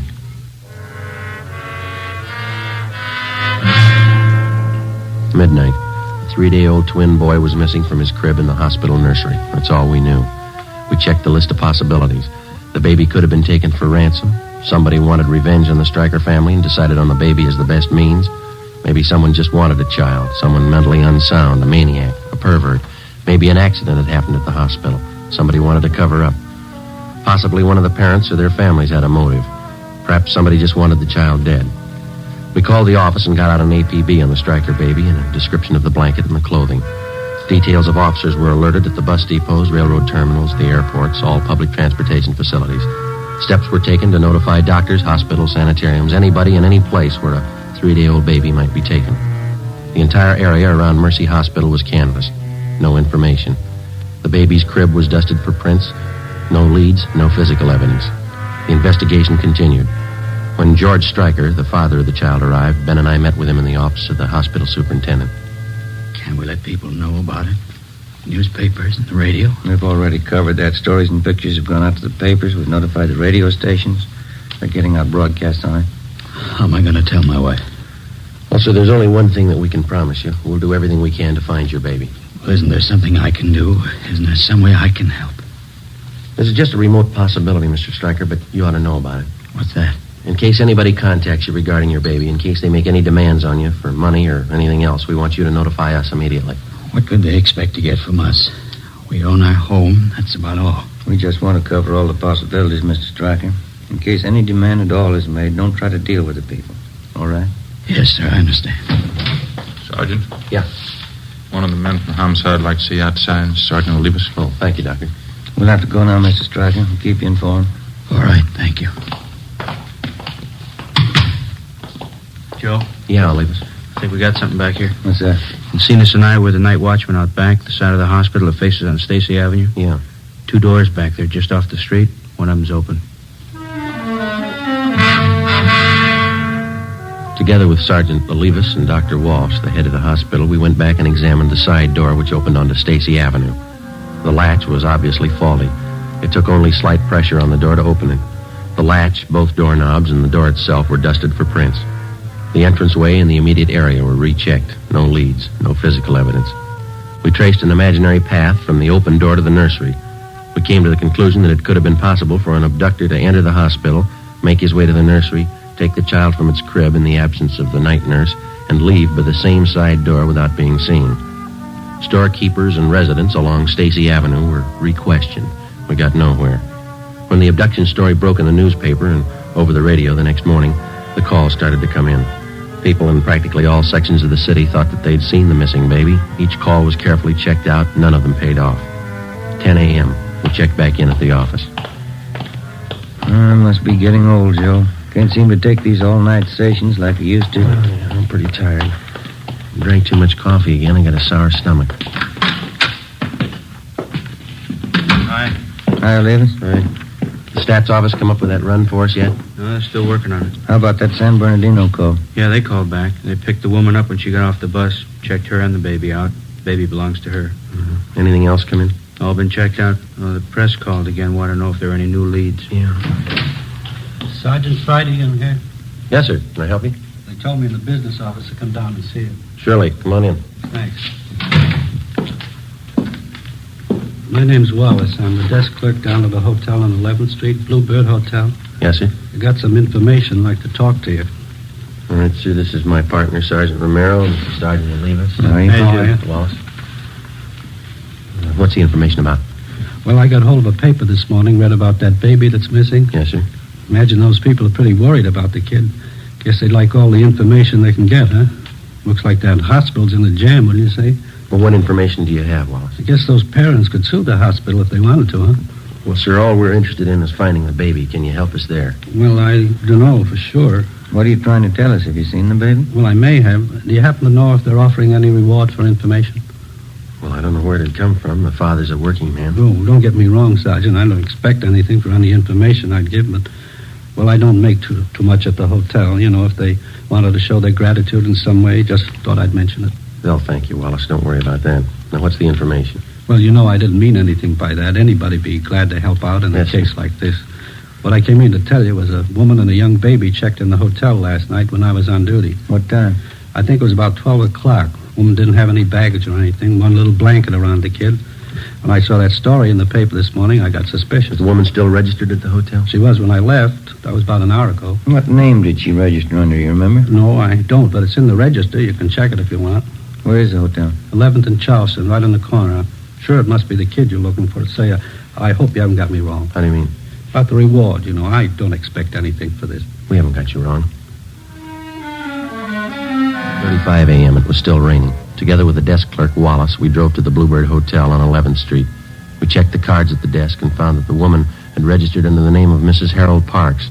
The clerk on duty told us as far as he knew she was still in the room with the baby. The room's down this way, Sergeant. Okay. This is the 116. Mrs. Parks. Mrs. Parks. You have a passkey with you, Wallace? Here you are. Thank you.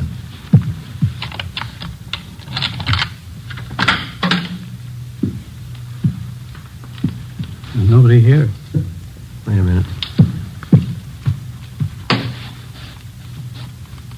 What have you got? Small blanket. Check the lettering. Mercy Hospital.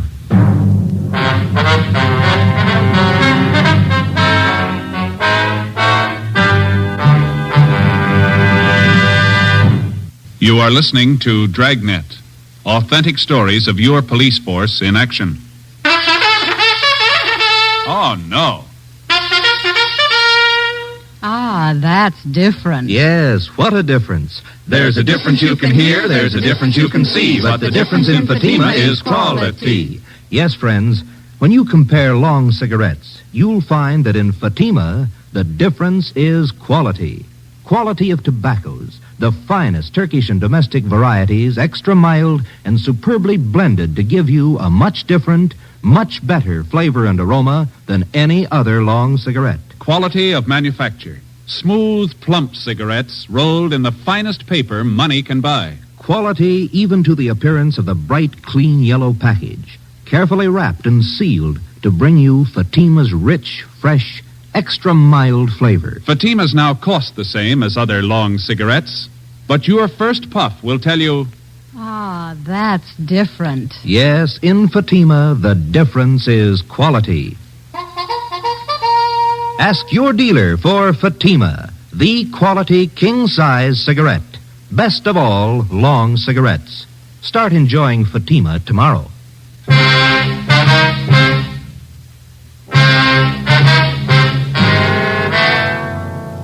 Friday, January 29th, 11 a.m. We were unable to locate the woman who had registered at the hotel under the name of Mrs. Parks. There was no sign of the baby. The blanket we found in the room was identified by hospital personnel as the same type used in the nursery. The room was checked for fingerprints and physical evidence.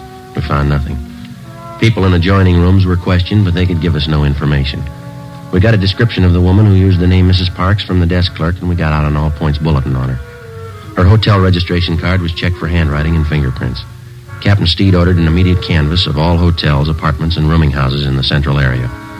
The hotel clerks were shown mug shots of possible suspects. They failed to identify any of them. 3 p.m. Friday, the search for the Stryker baby went on.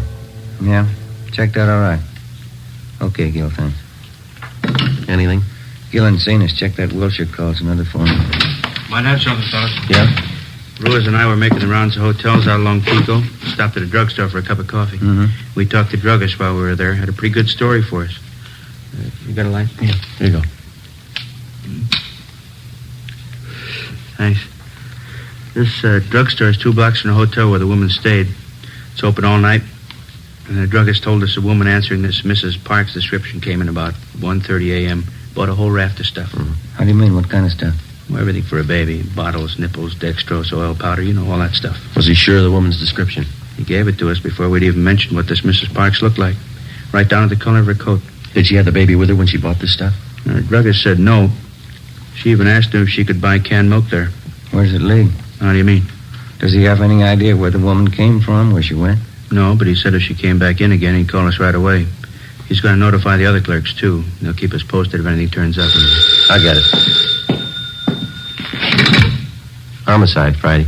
My name's Mrs. Lucy. I'm calling about that missing baby in the paper. Am I talking to the right department? Yes, ma'am. Do you have any information on the case? Well, I certainly have. I know where that Stryker baby is right now. Where's that, ma'am? Right next door. The Salazars have him. What makes you so sure?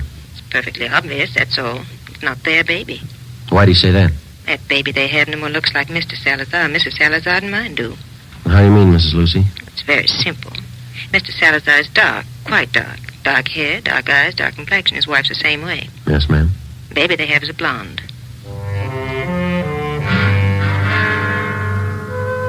Before I hung up, I got the woman's name and address and told her that we'd check out her neighbors, Mr. and Mrs. Salazar.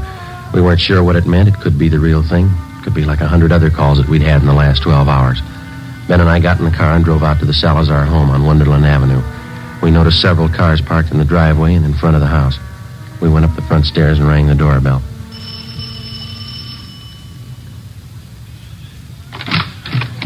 Yes, sir? Come on in, please. We'd like to speak to Mr. Salazar. Yes, sir, that's me. Come on in. Thank you. Come inside. Let me fix you a drink. You're late, huh? No, thank you. We're police officers, Mr. Salazar. I'd like to ask you a few questions. Oh? What's the matter? We making too much noise for the neighbors? No, it's not that, sir. Just like to ask you a few questions. Someplace we can talk. Well, I have to take care of the guests, you know. We have this party here. My son was baptized today, my first son. That's why we're having a party. Yes, sir. We're sorry to interrupt, but this is pretty important. It won't take very long. Well, all right. I guess they can get along for a few minutes. Back here in the kitchen. It's probably the quietest place. Fine. Back this way, officer? Fine.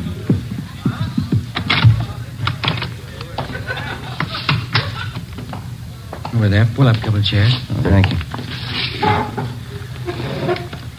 Miss Salazar, this is my partner, Sergeant Romero. My name's Friday. Homicide. Yes, sir.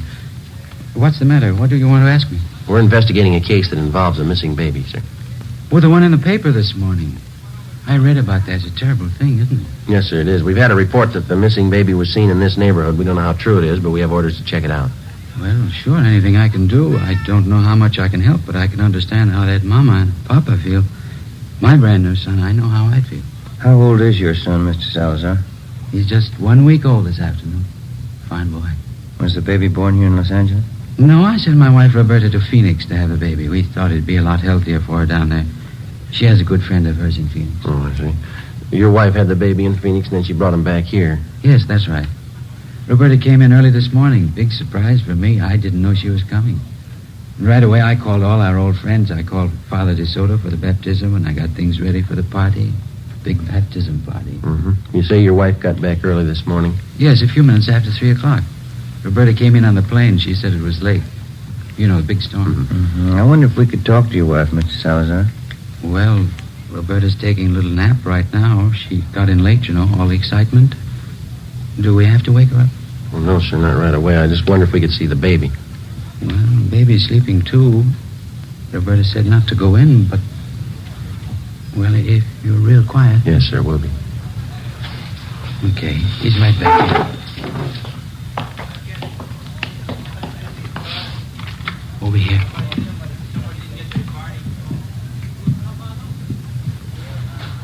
Let me pull the blanket down. Yeah. There he is. Big fella, huh? He's blonde. Huh? What do you think, Jim? I think he's got a twin. 5 p.m., Harlan Stahl from Latent Fingerprints arrived at the Salazar home. The footprint of the missing child taken at the time of birth was compared with the print from the child the Salazars had. The prints were identical. The missing baby had been found. 5:20 p.m. Ben and I talked with Mrs. Salazar in the kitchen of her home. The christening party went on. I don't think I understand what this is all about, officer. What has my baby got to do with all this? You know as well as we do, Miss Salazar. That baby in there, it doesn't belong to you. It's not yours. What do you mean it's not mine? Of course it's my baby. My husband's and mine. I just brought him from Phoenix last night. That's where the baby was born. What are you trying to do to me? That baby isn't yours, Mrs. Salazar. Now, you know that. It was taken from the hospital. How about the truth? You don't know what you're saying. You don't know what you're talking about. It's my baby. He was baptized today. Juan Tomas Salazar. It's my baby. This is a pretty serious matter, ma'am. The baby's footprint has been checked out. The child belongs to a Mrs. Stryker. We want to know how you happen to have him. Because he's my baby. That's why I have him. You don't know what a mistake you're making. He's my baby. I brought him from Phoenix last night. You can ask my husband. He'll tell you. A woman checked in at the Bluebird Hotel on 11th Street about midnight last night, Mrs. Salazar. She had a young baby with her. You fit her description. I didn't go to a hotel last night. The plane landed here from Phoenix. I came right home. The hotel clerk remembers you. He can identify you. So can the druggist when you bought the supplies from him. I bought nothing. The plane landed. I came home. It's my baby. It's my baby. We found the baby's blanket in the hotel room you rented. We have your description from at least 3 people, even the color of the coat you wore last night. You can't take him away. He belongs to me. Me and Frank, you can't take him away, please. You can't. Miss Salazar, why don't you put yourself in the place of the real mother of that baby? How do you think she feels about her baby being taken away? How about it, Miss Salazar? Have a drink, officers, please? For the party? Have a drink, I'll tell you. Tell us what, ma'am? I'm tired. Let me sit down. Yeah. Please, just for a few minutes. I tell you how it happened. I know you understand. Yes, ma'am.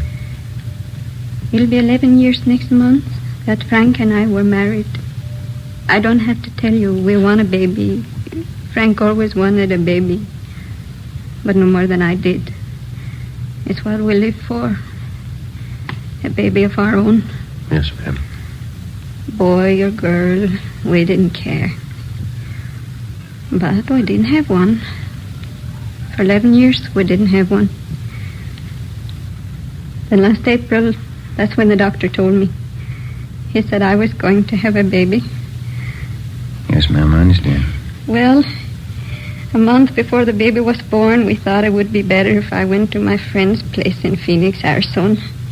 For the winter, you know, it would be warmer there. And Frank thought it would be nicer for me and the baby. Your husband was still in Los Angeles? Yes, he tried to come to Phoenix, but he had to work, so I had my baby alone. It was a boy. My friend was with me. She'll tell you it was a boy. Yes, ma'am. I kept calling for him to bring my baby. It was a long time I kept calling. Then they finally came, and the doctor, too. And he's the one that told me. Yes, ma'am. He looked just like his father. I know that. But they told me he was dead. I don't remember much after that, Sergeant. I got out of the hospital, and then I took the plane, and I came back here. Mm-hmm. It was dark, and it was raining. But I walked around. I walked up and down the streets, thinking, what could I tell Frank? Baby was dead, that's all I could tell him.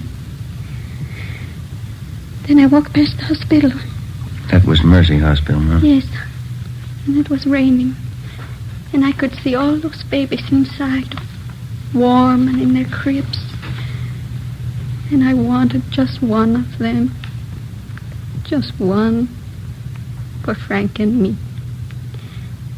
So I went in the side door and I found the nursery.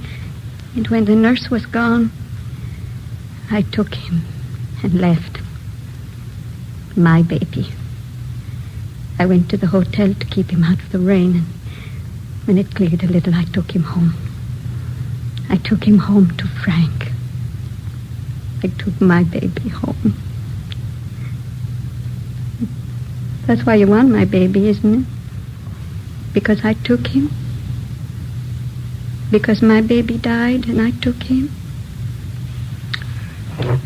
Everything will be all right, Miss Salazar. I think we can straighten it out. Roberta, you talked to the officers? Frank, what do you want me to say? It'll be all right, officers. Won't everything be all right? Yes, sir. I think we can work it out. What could I tell you, Frank? What was there to say to you? It's all right, honey. It's all right. I'll go out and tell the people now. And what can you say? What can you tell them? Party's over. It's just a mistake.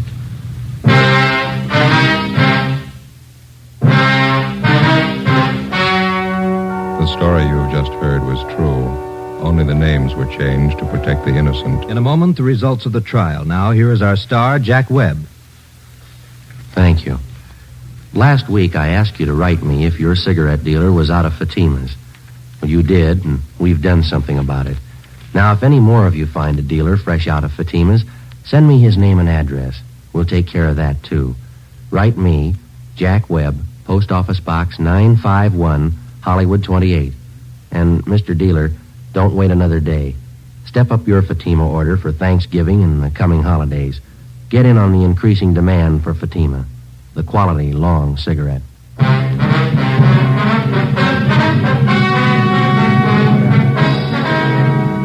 Roberta Salazar was examined by 6 psychiatrists and was ordered to be placed in a state mental institution for treatment.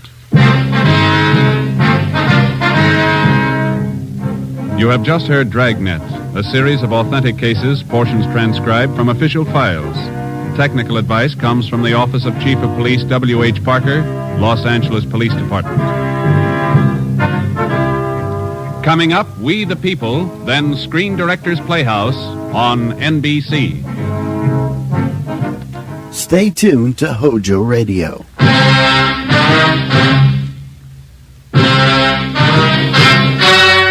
The story you are about to hear is true.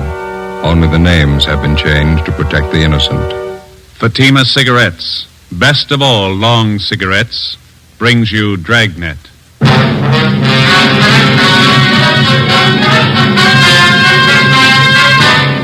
You're a detective sergeant. You're assigned a homicide detail. A man and his wife are found dead in a rooming house. A dead parrot lies on the floor beside them. The killer set fire to the room to cover his tracks. Your job, get him. You'll be amazed when you compare Fatima with other long cigarettes. You'll find they now cost the same. But in Fatima, the difference is quality. You see, Fatima is the quality king-size cigarette because it contains the finest Turkish and domestic tobaccos superbly blended. And Fatima is extra mild with a much different, much better flavor and aroma than any other long cigarette. Because of its quality, its extra mildness, its better flavor and aroma, Fatima has more than doubled its smokers coast to coast. So try comparing Fatima yourself. Fatimas now cost the same as other long cigarettes, but your first puff will tell you... Ah, that's different. Yes, in Fatima, the difference is quality. Ask your dealer for Fatima, the quality king-size cigarette. Best of all long cigarettes. Start enjoying Fatima tomorrow.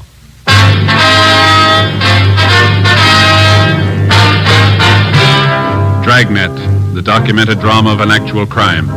For the next 30 minutes, in cooperation with the Los Angeles Police Department, you will travel step by step on the side of the law through an actual case transcribed from official police files. From beginning to end, from crime to punishment, Dragnet is the story of your police force in action. It was Wednesday, April 2nd. It was windy in Los Angeles. We were working the early morning watch out of homicide. My partner's Ben Romero. The boss is Thad Brown, chief of detectives. My name's Friday. I was on the way back from communications, and it was 5:25 a.m. when I got to room 42. Homicide.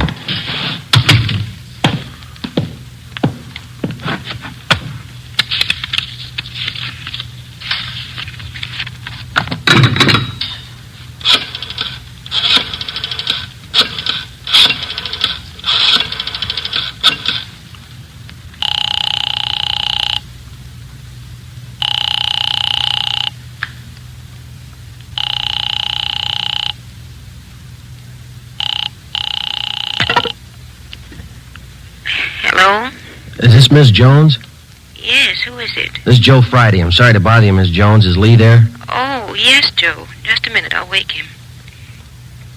Lee, honey. Lee, it's Joe Friday. He wants to talk to you.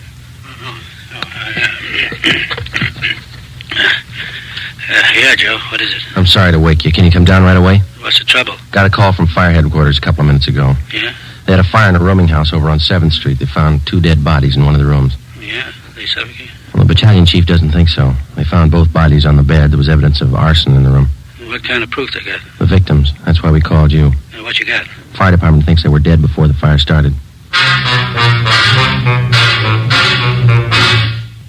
5:30 a.m. Romero and I drove out to the rooming house on 7th Street. It was a 2-story building in the middle of the block between South Grand and Toledo Avenue. On one side of it was a small transient hotel, and the other, a building which housed a bookbinding firm and studios for an acrobatic dancing school. When we got there, the salvage crew was still working. We were directed to the 2nd floor, where we met with a man in charge from the fire department, Battalion Chief Sullivan. It's right down the hall here. Watch your step there. Oh, yeah. You have the names of the victims, Chief? We think it's Guthrie, Mr. and Mrs. Charles Guthrie. Old couple, lived here for some time, I understand. Here we are. We figure that's where it started, right under the bed over there. Heat must have been terrific. Look at the walls, Joe. Yeah.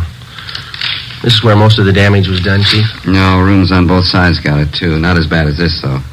Guthrie's had 2 rooms. This and the one adjoining. Through the door there. Mm-hmm. When the fire starts, got any idea? About 4:45, I'd say. Landlady smelled the smoke about 10 to 5, put in the alarm. Fire was out 3 minutes after 5. Any other casualties besides the Guthries, I mean? No, just the 2. Okay.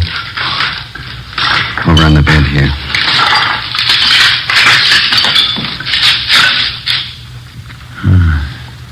Yeah. One of the worst I've seen. Yeah, it's pretty bad. And Ben, you can see from the position of the 2 bodies, doesn't look to me like they suffocated. No evidence that they tried to get out of the room. Both relaxed. Looks like somebody did them in, then tried to cover with arson, huh? Oh, Chief. Yeah? On the floor there. Oh, yeah, a parrot. Somebody wrung its neck, looks like to me, and then threw it there on the floor. There's the empty cage there in the corner, and door's open. Chief? Yeah, why? Schubert's still talking to the landlady? He hasn't come back. Clyde'd like you to meet Friday and Rebello. No. Sorry, Friday and Romero, homicide detail. This is Clyde Wine from the arson squad. Clyde. How are you? You want to show him that setup, Clyde? How it was touched off? I'm glad to. You can take a look under the bed there. Tells most of the story. You see directly underneath there? Let me see. Mm-hmm. What is that, Wine? Pretty charred. Rags and papers. Had a good soaking in kerosene before they were touched off. Strung out all under the bed here. Yeah. Couldn't miss, huh? Thorough guy, whoever set it up. Most of the carpeting in the room was doused with kerosene, too. This much you can count on. The man who touched it off knew something about timing devices. Want to show him that rig, Clyde? Right here. Yeah? Ordinary electric heater. This automatic timer was connected to it, then plugged in. Heater was placed under the bed right next to the rags and papers. Timer was set probably for about 4:45 a.m. Mm-hmm. Timer let go on schedule. Heater warmed up. Rags and papers caught fire, then the mattress. You can see the rest for yourself. That timer pretty intricate, Wine? The man who put it together was no amateur, as the chief said. Must have known something about clockwork. Clyde, see you a minute? Yeah, Mac. Excuse me, I'll be back in a minute. Too bad. Thanks very much. You find anything else that might tie in, Chief? Not in this room, no. Dead parrot there. Door of the cage open. Probably a pet. Might have been out of the cage at the time of the fire. Is it possible the parrot could have suffocated, Chief? Not from what I can see, no. As I say, it looks to me like somebody wrung the bird's neck. A few green feathers on the floor there. Mm-hmm. That's the adjoining room in there. Okay.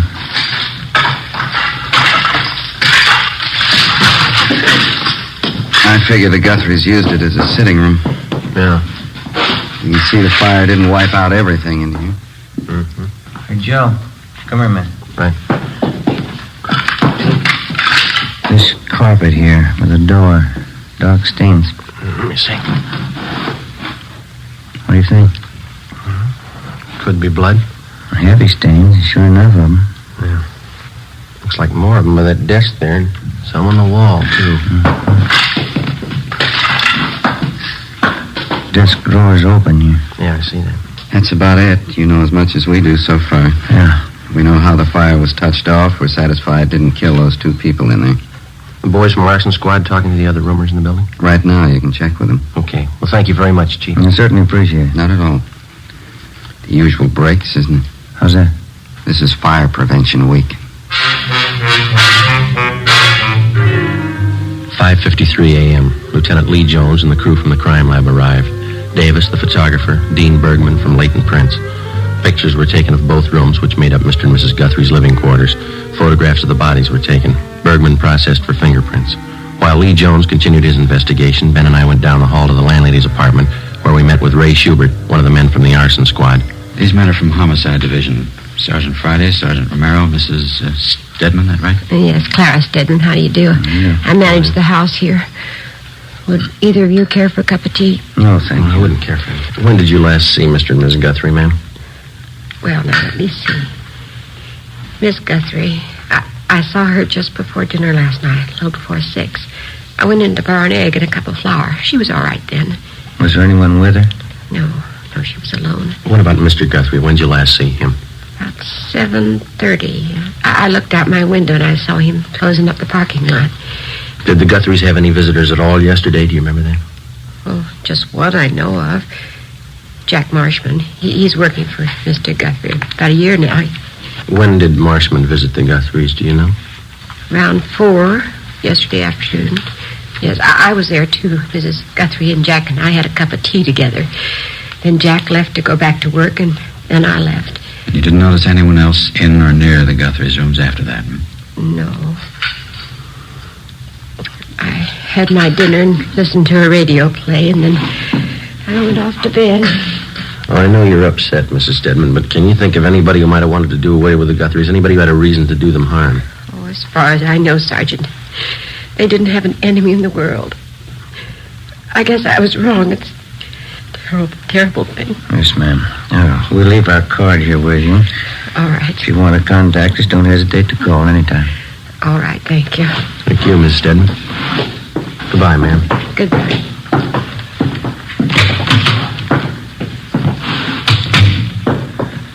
What time you got? 6:15. That's pretty early.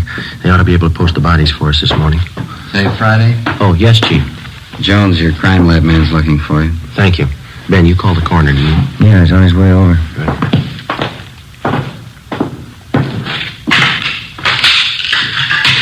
Lee? Hi. I'm looking for you. Got a few things. Yeah, what's that? This hammer. Found it over in the corner under some of the rubble. These stains on the metal handle here, on the head. Gave it the benzodine test. It's blood. You figure it's a murder weapon? I'll know more when I get the coroner's report. Bergman lifted a lot of nice prints. Blood them all over everything. Yeah. On the handle of this hammer, on that timing contraption over there, the one that touched off the fire, even left some in the next room on that metal box in the drawer of the desk. How do they look? Got good prints from each room. They match. Go in the next room. Something else. All right.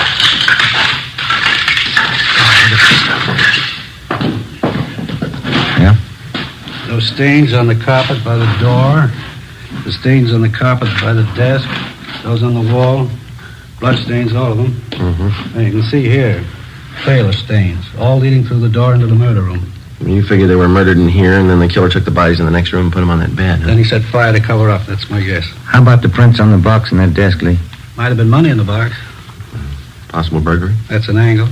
I'll take scrapings from these stains, run a biological precipitant when I get back to the lab. I'll let you know how it comes out. Better start finishing up here.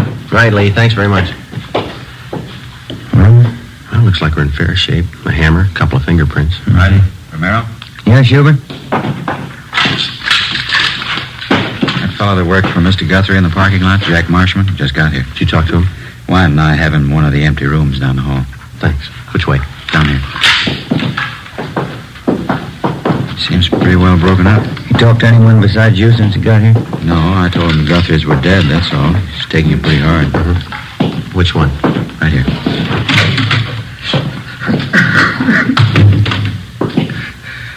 As friends I had, Charlie and Marta.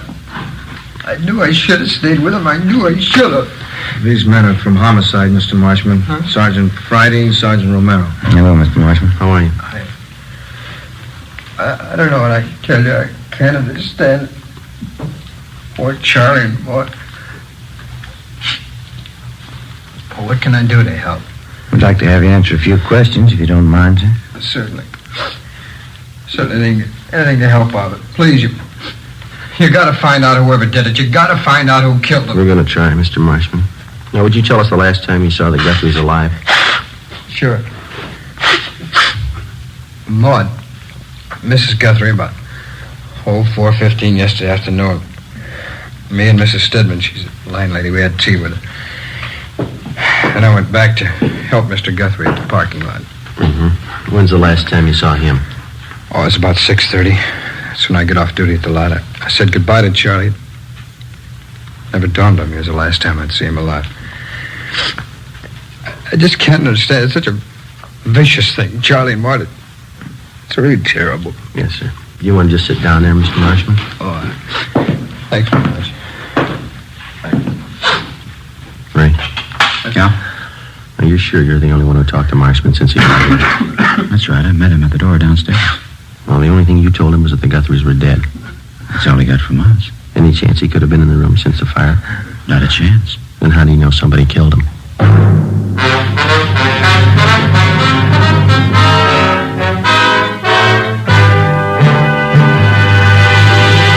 You are listening to Dragnet, authentic stories of your police force in action. You'll be amazed when you compare Fatima with other long cigarettes. Buy a pack. You'll find Fatimas now cost the same. Light a Fatima. Ah, that's different. What a difference. Yes, friends, in Fatima, the difference is quality. Quality of tobaccos, the finest Turkish and domestic varieties, extra mild and superbly blended, to give you a much different, much better flavor and aroma than any other long cigarette. Quality of manufacture. Smooth, plump cigarettes rolled in the finest paper money can buy. Quality, even to the appearance of the bright, clean yellow package, carefully wrapped and sealed to bring you Fatima's rich, fresh, extra mild flavor. Try comparing Fatima yourself. Fatimas now cost the same as other long cigarettes, but your first puff will tell you... Ah, that's different. Yes, in Fatima, the difference is quality. Ask your dealer for Fatima, the quality king-size cigarette. Best of all long cigarettes. Start enjoying Fatima tomorrow.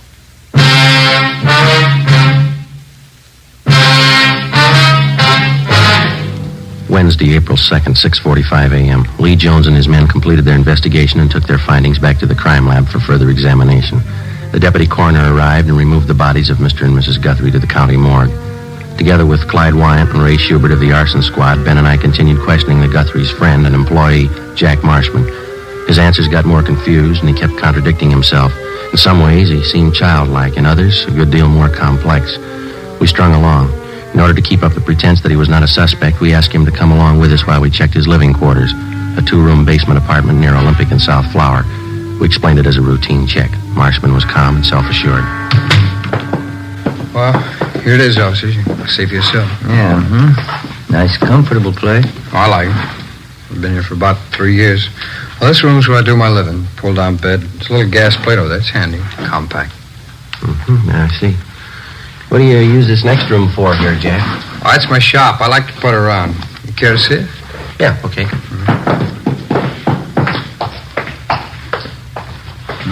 It's very nice. What's your hobby? Watchmaking. Used to be a watchmaker. I haven't worked at it lately, though. Job's pretty hard to find. Yeah. These parts here on the bench. You making something, Jack? Oh, just fooling around. Old alarm clock there. I'm fixing it up for a friend. All these wires and things. They all go into the works, huh? More or less, yeah. Just something I was fooling around with. It keeps me busy, you know. I like a hobby. They say it's good for you. That's what they say, yeah. Where does this door go, Marshman? Oh, it's my closet. Just some clothes and stuff in there. Just junk. Don't mind if I look, do you? Well, it's only a closet. There's just clothes and junk. There's nothing to see.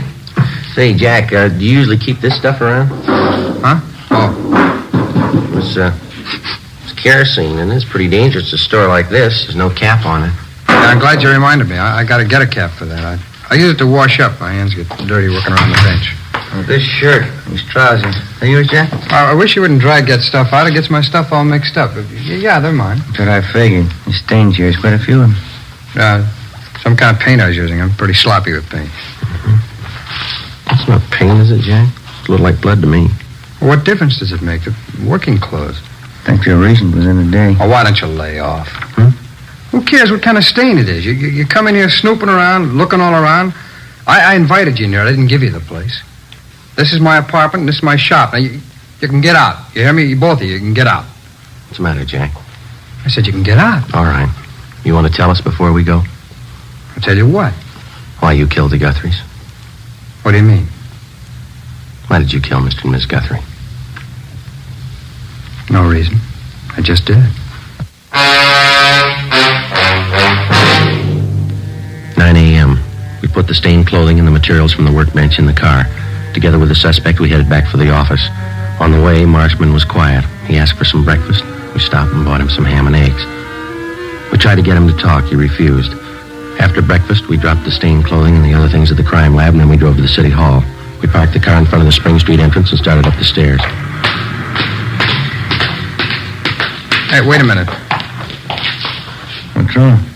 I've been thinking. Yeah? It's all a mistake. What is? I didn't know what I was talking about. I didn't kill him. 9:47 a.m. Ben and I took the suspect into the interrogation room. We checked him through R&I. He had a record of 2 petty thefts the year before. We went back to the interrogation room and got on the phone. We called latent fingerprints. We made them, Joe. The prints on the hammer, the timing device, and the metal box in the desk. They all belong to Marshman. 10:03 a.m. I called the county morgue. Bodies identified as Mr. and Mrs. Charles Guthrie. Cause of death, Mrs. Guthrie. Multiple depressed fractures of the skull. Subarachnoid hemorrhage. Blunt instrument. Cause of death, Mr. Guthrie, about the same. Compressions of the brain in the occipital area around the brainstem. 10:25 a.m. I put in a call to Lee Jones at the crime lab. The materials from the workbench are the same that went into that automatic timer, Joe. Piece together the cut ends of some of the wires. They match. How about the stains on his clothes? Human blood. 10:45 a.m. We laid it out for the suspect, step by step. Let me rest a while. I'll feel better. Let me think. We stayed with him. We waited. 11:20 a.m. The suspect opened his eyes. Sergeant? Yeah? I want to talk about it. 11:25 a.m. Schubert and Wyant from the arson squad joined us. We called in one of the stenographers to take Marshman's statement, Eleanor Eastlack. She automatically took down the time, the place, and those present. Jack, this is Miss Eastlake. She's going to record your statement so there'll be no misunderstanding as to what you say at this time. How do you do, man? No. Joe, you want to handle the question? All right. Jack, we've got a few preliminaries here for you. Okay. John Everett Marshman, is that your true name? Yeah. Where do you live? 122 and a half Morgan Place, apartment B. What's your age? 37. Occupation? Watchmaker, when I'm working. Well, Jack, you've indicated to us in a previous conversation that you're willing to make a statement setting forth the true facts surrounding the deaths of Mr. and Miss Charles Guthrie. That's right, I'll tell you. Were you in their home Tuesday, April 1st? That's yesterday. Yeah, that's right, I was. What time did you get there? First time? About 5 minutes to 4 in the afternoon. Mrs. Guthrie was there, and so was the landlady, Mrs. Stedman. We had some tea. Was anybody else present while you were there? No, it's just the three of us. How long did you stay there? I left about 4:15, I guess. Guess I was there about 20 minutes. Where'd you go when you left? Oh, back to the parking lot as usual. Charlie Guthrie left and went home to dinner. He got back about 6:15. I left at 6:30, quitting time. Where'd you go after you left the parking lot? Went around the block and then back to the Guthrie's place. Why'd you go back there? To get money. Charlie never paid me enough. Picked me up and expected me to work for nothing. All right. Now, in your own words, will you tell us just what happened starting when you entered the Guthrie's apartment the second time? Mrs. Guthrie opened the door and I went in. She gave me a cup of tea and I told her I wanted some money. She wouldn't give me any. I don't know why, but I was mad. I was sick and tired of both of them. They never gave me enough money. Eleanor? I'm getting it, Sergeant. All right, go ahead, please. Mrs. Guthrie went in the next room and I went over to the desk and got the money from the box that they keep it in. I don't know how much. I grabbed all of it and that parrot started squawking. Mrs. Guthrie came running in. She saw me with the money and she says, "Jack." I picked up something and hit her.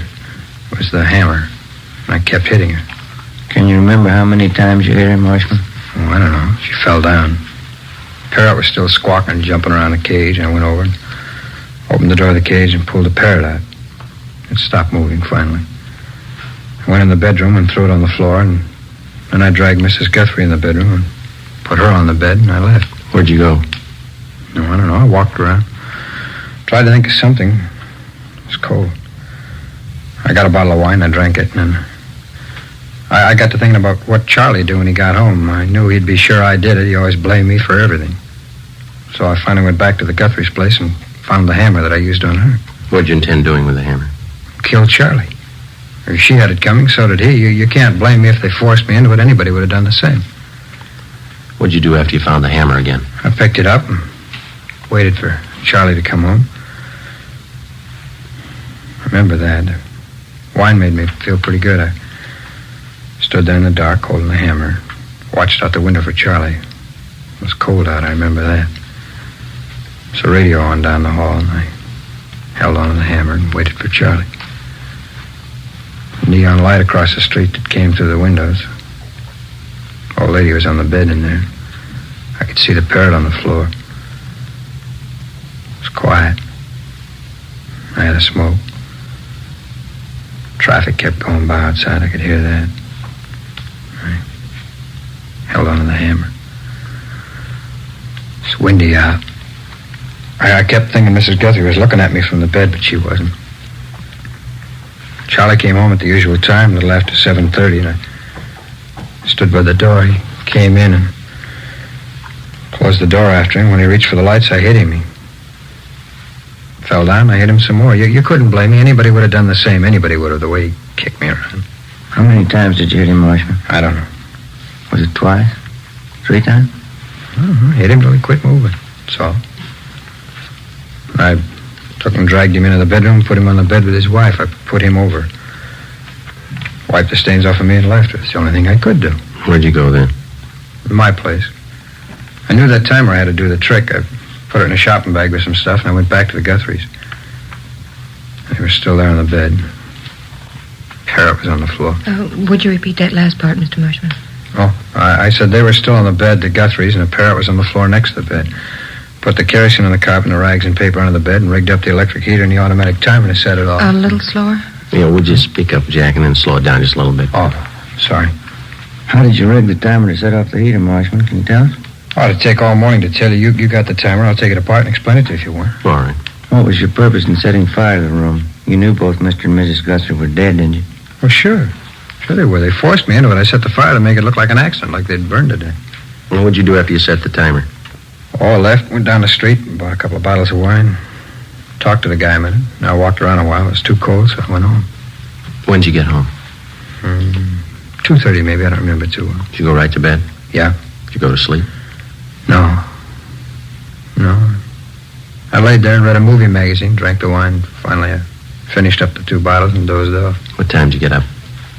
A little before 6 this morning. Went down to the Guthries to nose around. That's when I met you guys. Well, you know all the rest because I've been with you ever since. All right, Jack. Anything else you'd like to add? No, I told you everything. All right.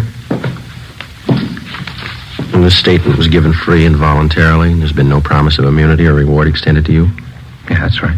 Was any force, violence, or duress used to induce you to make this statement? No. Okay. These questions and answers have been recorded by the secretary here. After they've been transcribed, will you be willing to sign it as a true statement? Well, sure, I'll sign it. All right, Eleanor. Can you get that out as soon as possible? All right, Sergeant. Thank you. You're welcome. Well, that's it, huh? All of it? That's it. Oh, that's good. That's good. I'm tired. It's been a long night, a long one. Get used to it. Huh? They're going to get longer.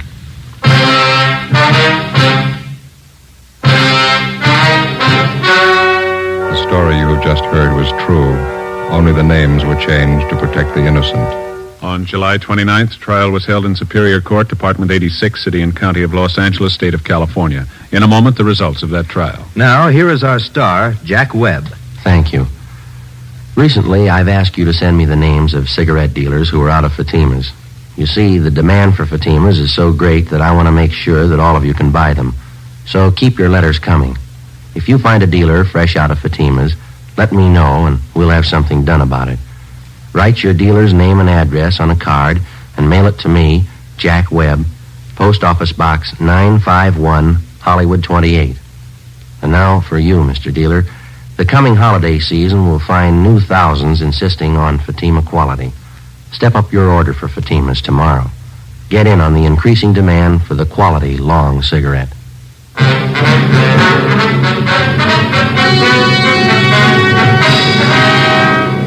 John Everett Marshman was tried and convicted of murder in the first degree, 2 counts, and arson, 1 count. He is now serving a life term in the state penitentiary without possibility of parole.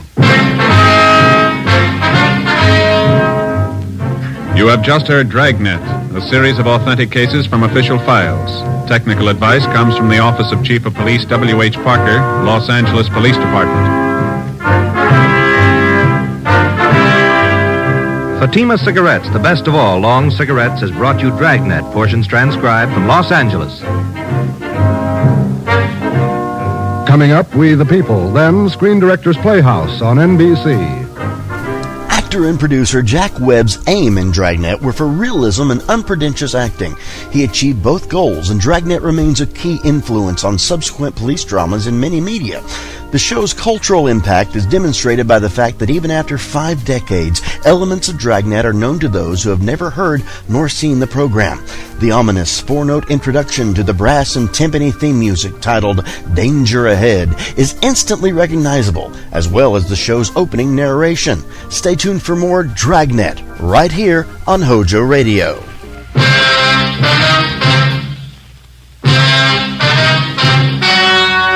The story you are about to hear is true. Only the names have been changed to protect the innocent. Fatima Cigarettes, best of all long cigarettes, brings you Dragnet.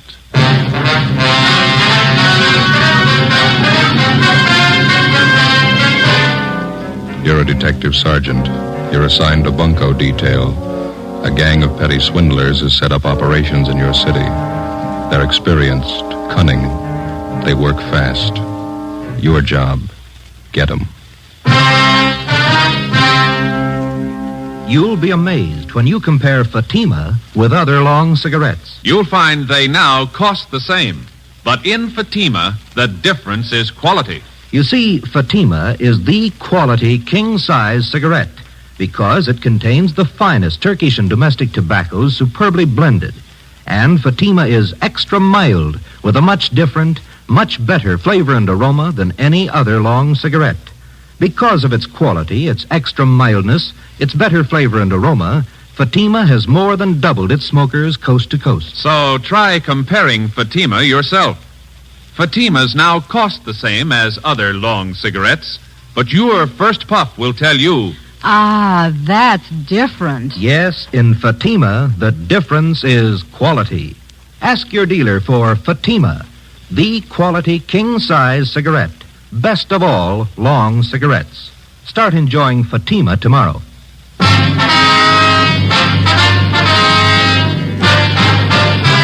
Dragnet, the documented drama of an actual crime. For the next 30 minutes, in cooperation with the Los Angeles Police Department, you will travel step by step on the side of the law through an actual case transcribed from official police files.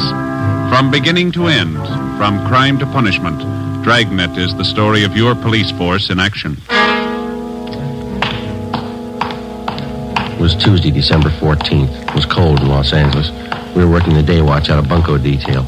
My partner's Ben Romero. The boss is Captain McCauley. My name's Friday. It was 10:35 a.m. when I got to room 38. Bunko detail. Joe? Yeah, Ben. Joe, this is Miss Bergstrom. You talked to her on the phone last night? Oh, yeah, sure. This is my partner, Sergeant Friday. How do you do? Glad to know you. Would you care to sit down? Thank you. I was downtown, so I thought it'd be just as easy for me to come in and see you. Did you bring those things with you, Miss Bergstrom? Here they are. Wristwatch, pen and pencil set. Mm-hmm. Sure make them look nice, don't they? On the outside, yeah. Let me take the back off the watch for you. There. You can see for yourself, Sergeant. It's junk, not worth 15 cents.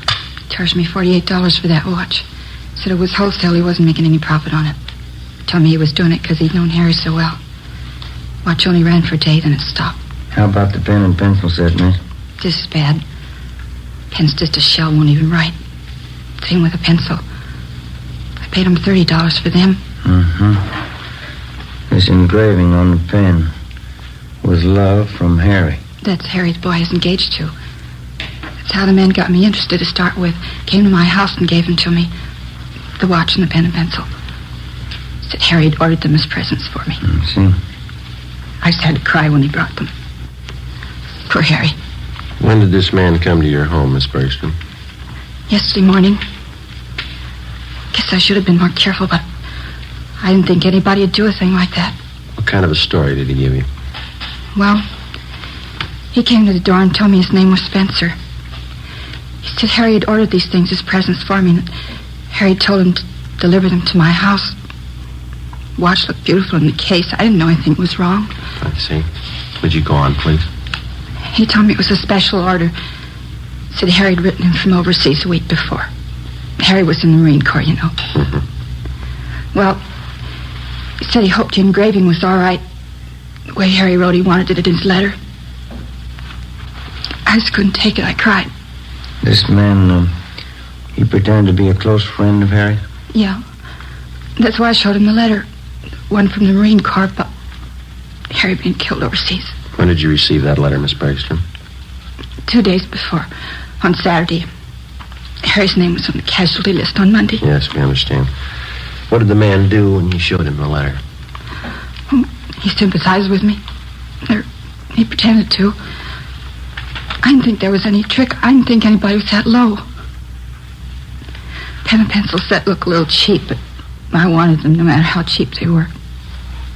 Harry's last present to me, that's what I thought. How did he broach the idea of money? Well, when he was ready to leave, he told me Harry had ordered the things on credit.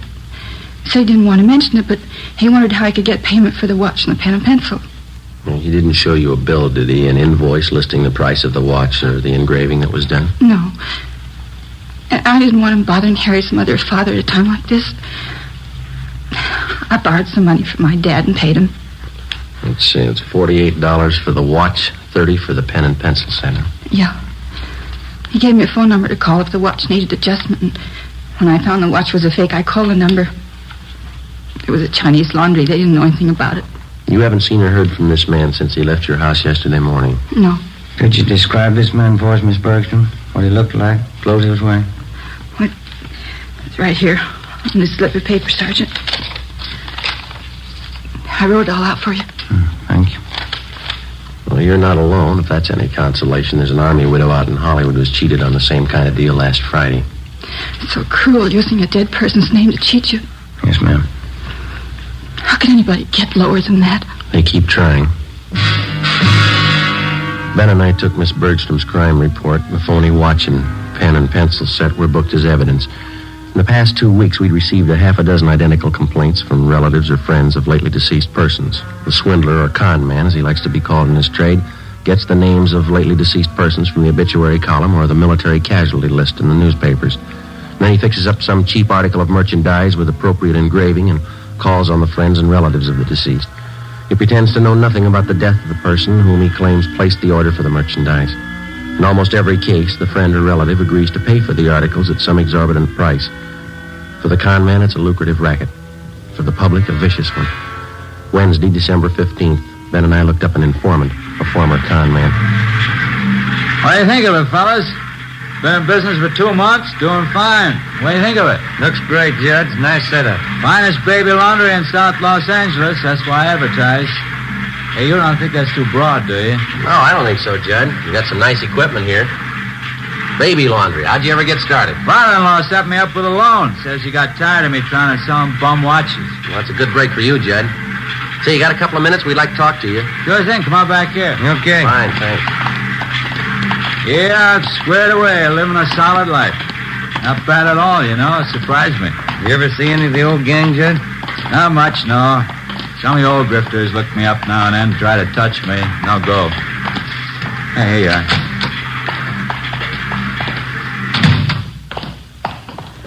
Rolling up. Yeah. Thank you. Okay, fellas, what can I do for you? Well, we'd like to know how close you got your ear to the ground, Judd. There's a gang of bunks in town. They're working hard. What pitch they using? They're working the obits, casualty lists. Thought maybe you might be able to help us. I don't know. How long you been going? Last couple of weeks. Had half a dozen reports on them. That's one thing they never could tab me for. Obituary racket. Lousiest racket there is. Can you do anything for us? I heard one little rumble about it. 4 or 5 guys in the con mob. That right? We know that, Judd. Where can we look for them? Now, you know my position. When I quit the game, I quit. The only contacts I make are when some of the old boys come around for a touch. Well, how much have you heard about the gang? What I said, there's 4 or 5 of them out of Middle West, I think. You got any idea at all where we could start looking? Well, I can start checking for you. You nailed any of them yet? We gotta find them before we can arrest them, Judd. Yeah, well, as I say, when I quit the game, I quit. But maybe I can take a few soundings for you. Can't promise you anything. I'm strictly on the up and up. Okay, Judd. You know where to get in touch with us. We'll appreciate anything you can do. Yeah, well, you've helped me plenty of times, fellas. Wouldn't hurt a bit to tab that bunch. I'll walk out with you. Fine. Yeah, I see you got all the machines going. Baby laundry business must be pretty good, huh? It's a staple commodity, fellas. Kids always need a fresh change. Just a minute. Yeah, look at this. Just look at the size of it. Yeah. You ever see anything so small in your life? It's cute, huh? Yeah, what is it? New kind of soakers, I think. Let's see the label here. Yeah, Mother Greg Super Soakers. Kids things, they sure give me a wallop, you know. Hey, we might as well check the office while we're here, Ben. Can I use your phone, Judd? Yeah, right over there on the wall. You got change? Yeah, thank you, I have.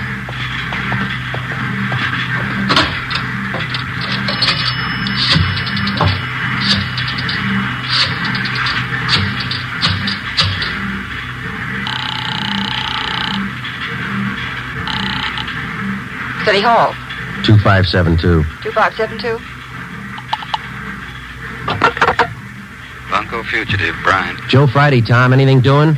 Yeah, Joe. Think we might have a lead on those bunks working the obituary racket. What do you got? They reached a woman in Highland Park. Where are you? Baby laundry. Oh.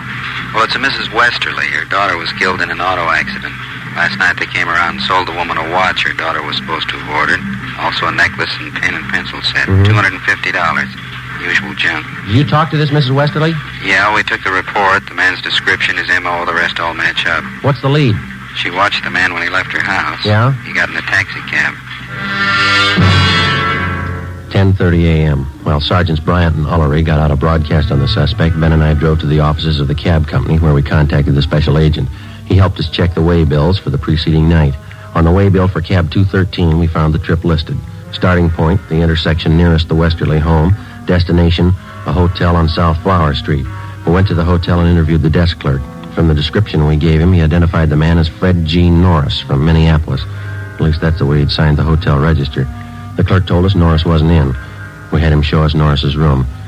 In his suitcases, we found quantities of dime store costume jewelry, monogrammed, and 24 cheap wristwatches and wallets and handbags done in poor quality imitation leather. Also a portable engraving set. The clerk told us that Norris was expected back shortly. We told him to say nothing to the suspect when he arrived. We called the office and arranged for a stakeout at the hotel. Then we drove back to the office. 1 p.m. They told us Norris had been recognized from his description and picked up by Unit 17R on the way back to his hotel shortly before noon. Ben and I joined Sergeants Ullery and Bryant in the interrogation room where they were questioning the suspect. He looked about 40 years old, white, male American, about 6 feet tall, 170 pounds. He would admit nothing. Bryant kept questioning him. You're wasting our time on your own, Norris. Face it. You were playing a rough game and you lost. Now, how about it? You're going to feel pretty silly when you find out you got the wrong guy. Who do you work for, Fred? You can do what you want about investigating me. You haven't a thing to hold me on. There's no use wasting any more time. You got that list of victims? Yeah. These are the ones that tabbed Norris. Thank you. A couple more here, Joe. Thanks, man.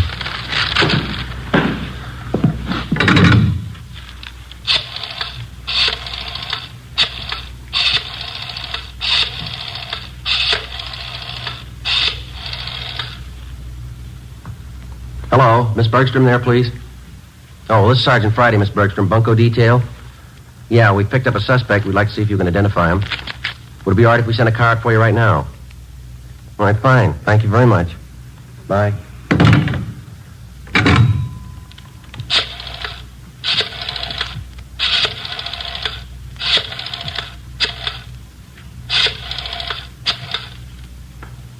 Look, I can't sit here all day. I have business to attend to. Right, Norris is on the phone. Hello, Miss Cronin there, please. This is Sergeant Friday calling, Miss Cronin. Bunko detail? Yes, ma'am, that's right. I'm sorry to disturb you, but we have a suspect in custody down here. Yes, ma'am? Hey, Sergeant. Could you come down to City Hall right away? Sergeant. Would you hold on just a minute, please? Thank you. Yeah, Norris? You got me. 2:58 p.m. We informed the victims that the special show-up had been canceled. And we called in a stenographer and had her take Fred Norris's statement. In addition to listing the crimes he committed, he also told us that there were 6 men in the Bunko gang besides himself. He gave us the names and descriptions of each one of them. He stated that they'd been operating in Los Angeles for the past 4 months. Norris said that none of them had ever met the leader of their Bunko gang. The only contact they had with the leader was through one of the older gang members, a man by the name of Wesley Fisher. Before Norris was taken to Central Jail for booking, he gave us the address of the house where he had been living with the other gang members. Norris's information on the suspects was checked through R&I. We got one mate, Wesley Fisher. He had one prior arrest 2 years before on a grand theft charge, but he'd been released for lack of evidence. 3:15 p.m., together with Sergeants Ullery and Bryant and 2 men from Metro Squad, we drove out to the address given us by Fred Norris. It turned out to be a neat-looking bungalow in the West Hollywood area. Well, let's go.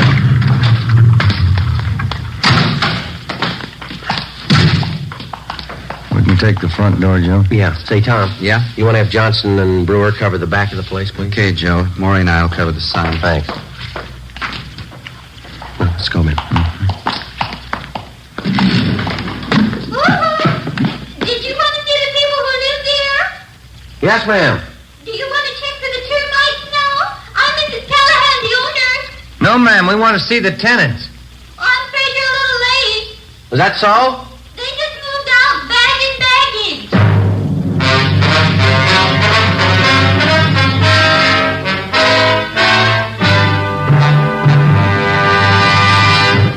You are listening to Dragnet, authentic stories of your police force in action. You'll be amazed when you compare Fatima with other long cigarettes. Buy a pack. You'll find Fatimas now cost the same. Light a Fatima. Ah, that's different. What a difference. Yes, friends, in Fatima, the difference is quality. Quality of tobaccos. The finest Turkish and domestic varieties, extra mild and superbly blended to give you a much different, much better flavor and aroma than any other long cigarette. Quality of manufacture. Smooth, plump cigarettes, rolled in the finest paper money can buy. Quality. even to the appearance of the bright, clean yellow package, carefully wrapped and sealed to bring you Fatima's rich, fresh, extra mild flavor. Try comparing Fatima yourself. Fatimas now cost the same as other long cigarettes, but your first puff will tell you... Ah, that's different. Yes, in Fatima, the difference is quality. Ask your dealer for Fatima, the quality king-size cigarette. Best of all long cigarettes. Start enjoying Fatima tomorrow.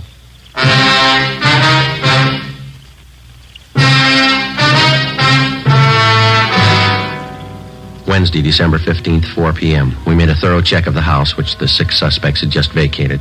We found nothing that would help us. We talked to the owner of the house where the suspects had been living.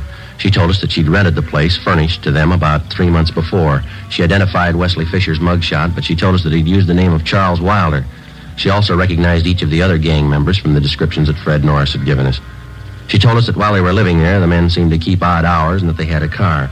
She told us that she'd taken the license number of the car the day the men moved in. The number was checked with DMV. It was registered in the name of Wesley Fisher, 1008 California Street. It's a transient hotel. The manager told us Fisher had moved about 9 months ago. There was no forwarding address. We got out an all-points bulletin on Wesley Fisher requesting that all occupants in his car be held for investigation of grand theft. Thursday, December 16th, 8 a.m. Oliver Ray Bryant, Ben, and I met with Captain McCauley.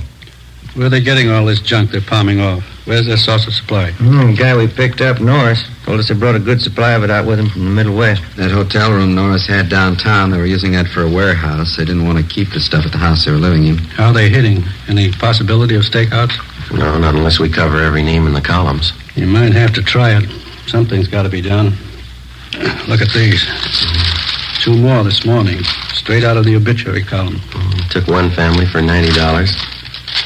Another one for $60. How about that last run through the stats office? Help you any? He pulled some more mugs for us. We're going to show them to the victims this morning. How about this Norris? You think he's come up with everything? We were up talking to him again at county jail yesterday. Didn't have anything new, Skipper. We dropped in at the sheriff's bunco detail. They've got one new case, same M.O. Description comes close to one of the guys. The victim was the father of a Navy flyer lost overseas. They sold him a gold watch chain that his son was supposed to have bought him for a present. Solid brass. The sheriff's men got anything new? We've been working pretty close with him. Nothing new. Excuse me. FUNKO fugitive, Captain McCauley. Can I talk to Joe Friday? Oh, yeah, hold on. You, Friday. Oh, thank you. Yeah. Joe, this is Judd. Can you meet me out at my place? What do you got? The name Wesley Fisher mean anything to you? 8:30 a.m. Ben and I drove out and met with Judd at his home. He was still in his bathrobe when he met us at the door. He told us he had an important appointment downtown at 9 o'clock and he was in a hurry. We talked to him while he shaved. Hope you fellas don't mind. Can't miss this date, lining up some new business, you know. It's all right, Judd. Go right ahead. Yeah, I gotta move fast on these things before they cool, you know. Well, works the same with us, Judd. What's the story? Well, I don't know what's worse. Brother Max called me this morning. You remember my brother Max, don't you? No, I don't think so. He works the Pink Parrot Bar in South Main. When you were in to see me the other day about those grifters you want, I gave my brother a tumble on it. Told him keep an eye open. Now, hand me that towel, will you? Oh, yeah. Here you go. Thanks. They're all steamed up. What'd Max come up with? Well, he's night bartender at the Parrot, you know. Now, last night he spotted a couple of guys at the bar. Had some day-old newspapers. Uh-huh. They were sitting there with the papers turned to the obituary column, checking off names, writing down addresses. Max is pretty sharp that way. He spotted them right off. Lousy razor. Does Max know these 2 men he spotted? No, not by name, but he knew that one of them lived in the hotel next door to the bar. When the hotel night clerk came in for a beer, and Max asked him about it. He tabbed one of the guys as Wesley Fisher. Did he have anything on the other man? No, the clerk told Max he doesn't live at the hotel, but he spends a lot of time there with Fisher. Well, had he seen Fisher and this other guy at the bar before? Yeah, Max says he's been in before. Got lashed up a couple times. Mm-hmm. Say, would it be okay to contact your brother at his home, Judd? Sure. We don't want to contact him at the bar. Yeah, sure thing. Get your address as soon as I'm finished here. He just moved. I don't know. Hope I didn't get you guys out here for nothing. We appreciate it, Judd. Looks good. Seems to fit. That hotel down there, it's a hang-up, con man. Angles are all there. Let's hope Fisher is. 8:53 a.m. We arrived at the hotel on South Main Street. We checked with the desk clerk, who told us that Wesley Fisher had room 37. As far as he knew, Fisher was in his room. We got a pass key from the clerk and went up to room 37, where we found Fisher and another man. He identified himself as Raymond Breen, one of the gang members identified by Fred Norris. We also found a small supply of cheap watches and pen and pencil sets in Fisher's car. It was parked near the hotel, was impounded. We took both suspects back to the city hall. We questioned them separately in the interrogation room. Breen was first, but he refused to answer our questions. He was taken back to the squad room, and Wesley Fisher was brought in. Sit down, Fisher. Thank you. Guess you know why you're here. No, I haven't the least idea. All right, then we'll show you. Do you know Fred Norris? Fred Norris. Name sounds a little familiar. Can't quite place it. He places you pretty well. He says he worked with you and Breen up till a couple of days ago. That's so? Yeah. Says he lived with you in that bungalow out in West Hollywood. That's so. Norris, West Hollywood. When was that? 2 days ago, Fisher. Your landlady identified your mug. She even had the license number of your car. What's it prove, gentlemen? Proves you're lying. You and Breen worked together. You did work with Norris. You're part of one of the filthiest rackets going.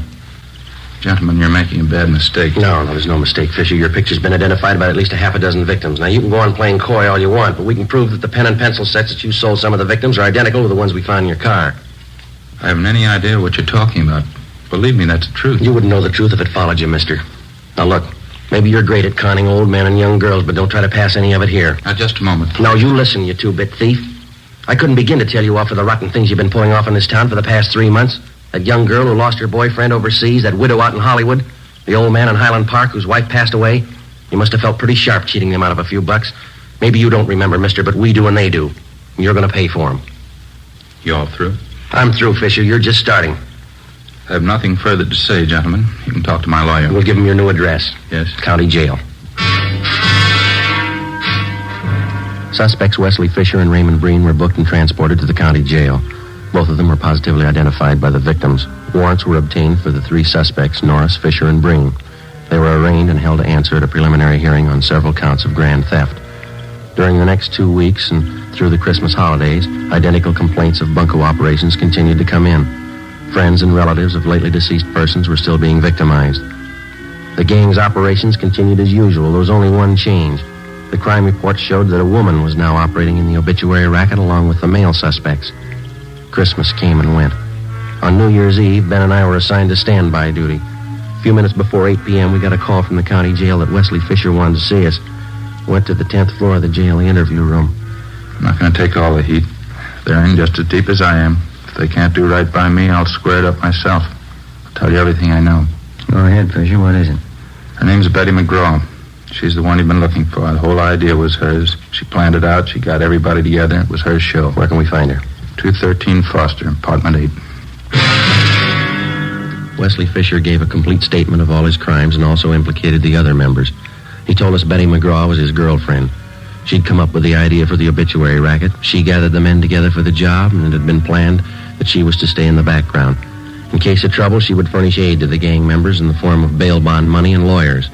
She received a percentage of the take from each of the gang members. We checked her through R&I. She had a criminal history dating back 11 years. We obtained her mugshot. 10:30 p.m. We went out to the address Fisher gave us. A maid answered the door. She told us that the McGraw woman was not there, that she'd gone to a New Year's Eve celebration at a downtown hotel. It was 11:15 when we got there. We identified ourselves to the special officer at the hotel and showed him the mugshot of Betty McGraw. He thought he'd seen her at the main bar. We started looking. Sure do pack 'em in. Yeah. Say, excuse me, please. Can I get through here? Thank you. Sorry, excuse me. Hey, Joe, over this way. I think we can get through. Okay, do you see her yet? No, they're jammed in there. I can't see a thing, but... Hey, wait a minute. Yeah. Can you see down at the end of the bar there? Where? And the black dress? Oh, yeah, that's her. Would you let us through here, please? Excuse me. Sorry. Right behind you. Is your name Betty McGraw? Is your name Betty McGraw? Sure, I'm Betty McGraw. I don't know you. Who are you anyway? Police officers. We'd like to see you outside. Outside? I'm staying here. This is where the party is, right here. Let's go, lady, outside. Is there a bar outside? I didn't know there was a bar outside. Okay, Ben. Come on, Lenny. I don't know you at all. I'm not going. I'm not going with you. There it is. Happy New Year! Happy New Year! No use trying to get through this. We'll have to wait. Yeah. Well, Happy New Year, Joe. Yeah, same to you. Maybe next year we'll have it off. I don't know why. I always cry when I hear that song. No reason, I just cry. Yeah? Every year, they play it and I cry. No reason at all. You got one this year, lady. Come on.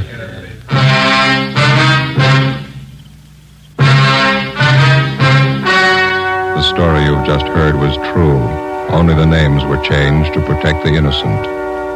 On March 28th, trial was held in Superior Court, Department 93, City and County of Los Angeles, State of California. In a moment, the results of that trial.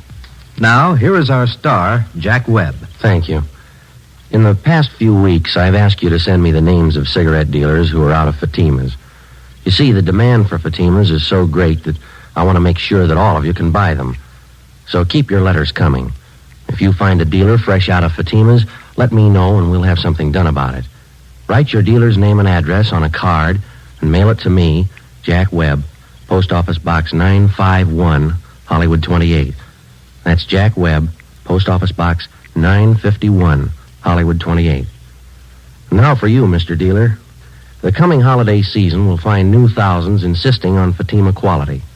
So step up your order for Fatimas tomorrow. Get in on the increasing demand for the quality long cigarettes.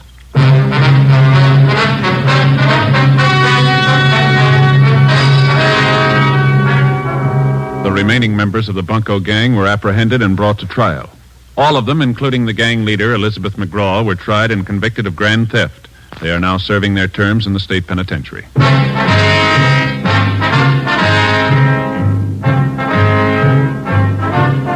You have just heard Dragnet, a series of authentic cases from official files. Technical advice comes from the Office of Chief of Police W.H. Parker, Los Angeles Police Department.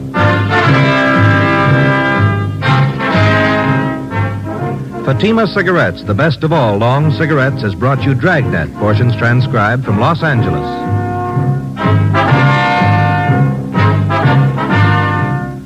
Coming up, We the People, then Screen Directors Playhouse on NBC. HOJO Radio, where the classics come alive.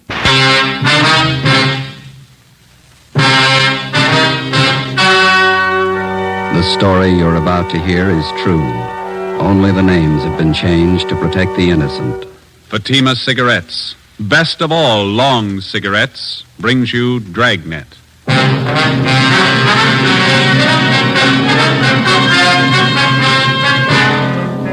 You're a detective sergeant. You're assigned to robbery detail. In 4 months, 15 food markets in your city have been held up and robbed.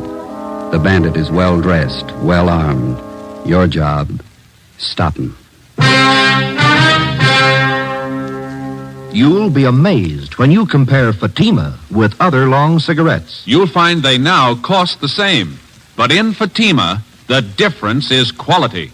You see, Fatima is the quality king-size cigarette because it contains the finest Turkish and domestic tobaccos superbly blended. And Fatima is extra mild with a much different, much better flavor and aroma than any other long cigarette. Because of its quality, its extra mildness, its better flavor and aroma, Fatima has more than doubled its smokers coast to coast. So try comparing Fatima yourself. Fatimas now cost the same as other long cigarettes, but your first puff will tell you. That's different. Yes, in Fatima, the difference is quality. Ask your dealer for Fatima, the quality king-size cigarette. Best of all long cigarettes. Start enjoying Fatima tomorrow.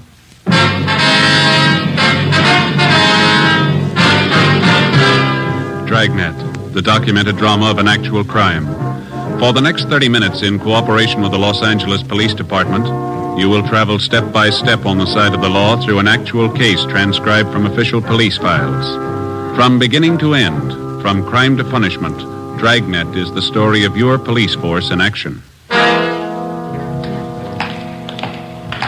It was Monday, February 12th. It was cold in Los Angeles. We were working the night watch out of robbery detail. My partner's Ben Romero. The boss is Thad Brown, chief of detectives. My name's Friday. It was 9:48 p.m. when we got to room 25A, interrogation room. Have a chair, Mr. Pollard. Yeah, thanks. Now, what is it that you want to tell us, sir? Well, you have a cigarette, please? Yeah. Here you are.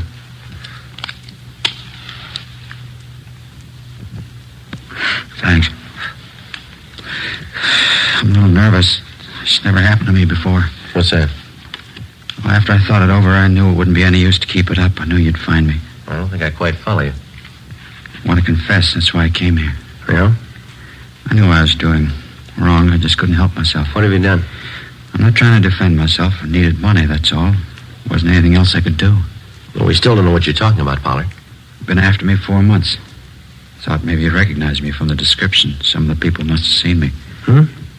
Those food market holdups? You pulled those robberies by yourself?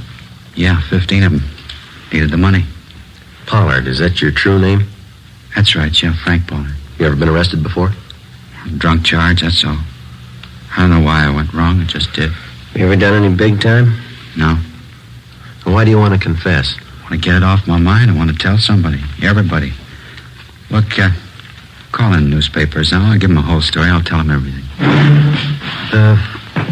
How many of those markets did you hold up, Pollard? 15. You said you needed the money, is that right? Why? Personal reasons. Now, look, you got a light again. The smoke's out there. Yeah. Here you are. Yeah, thanks.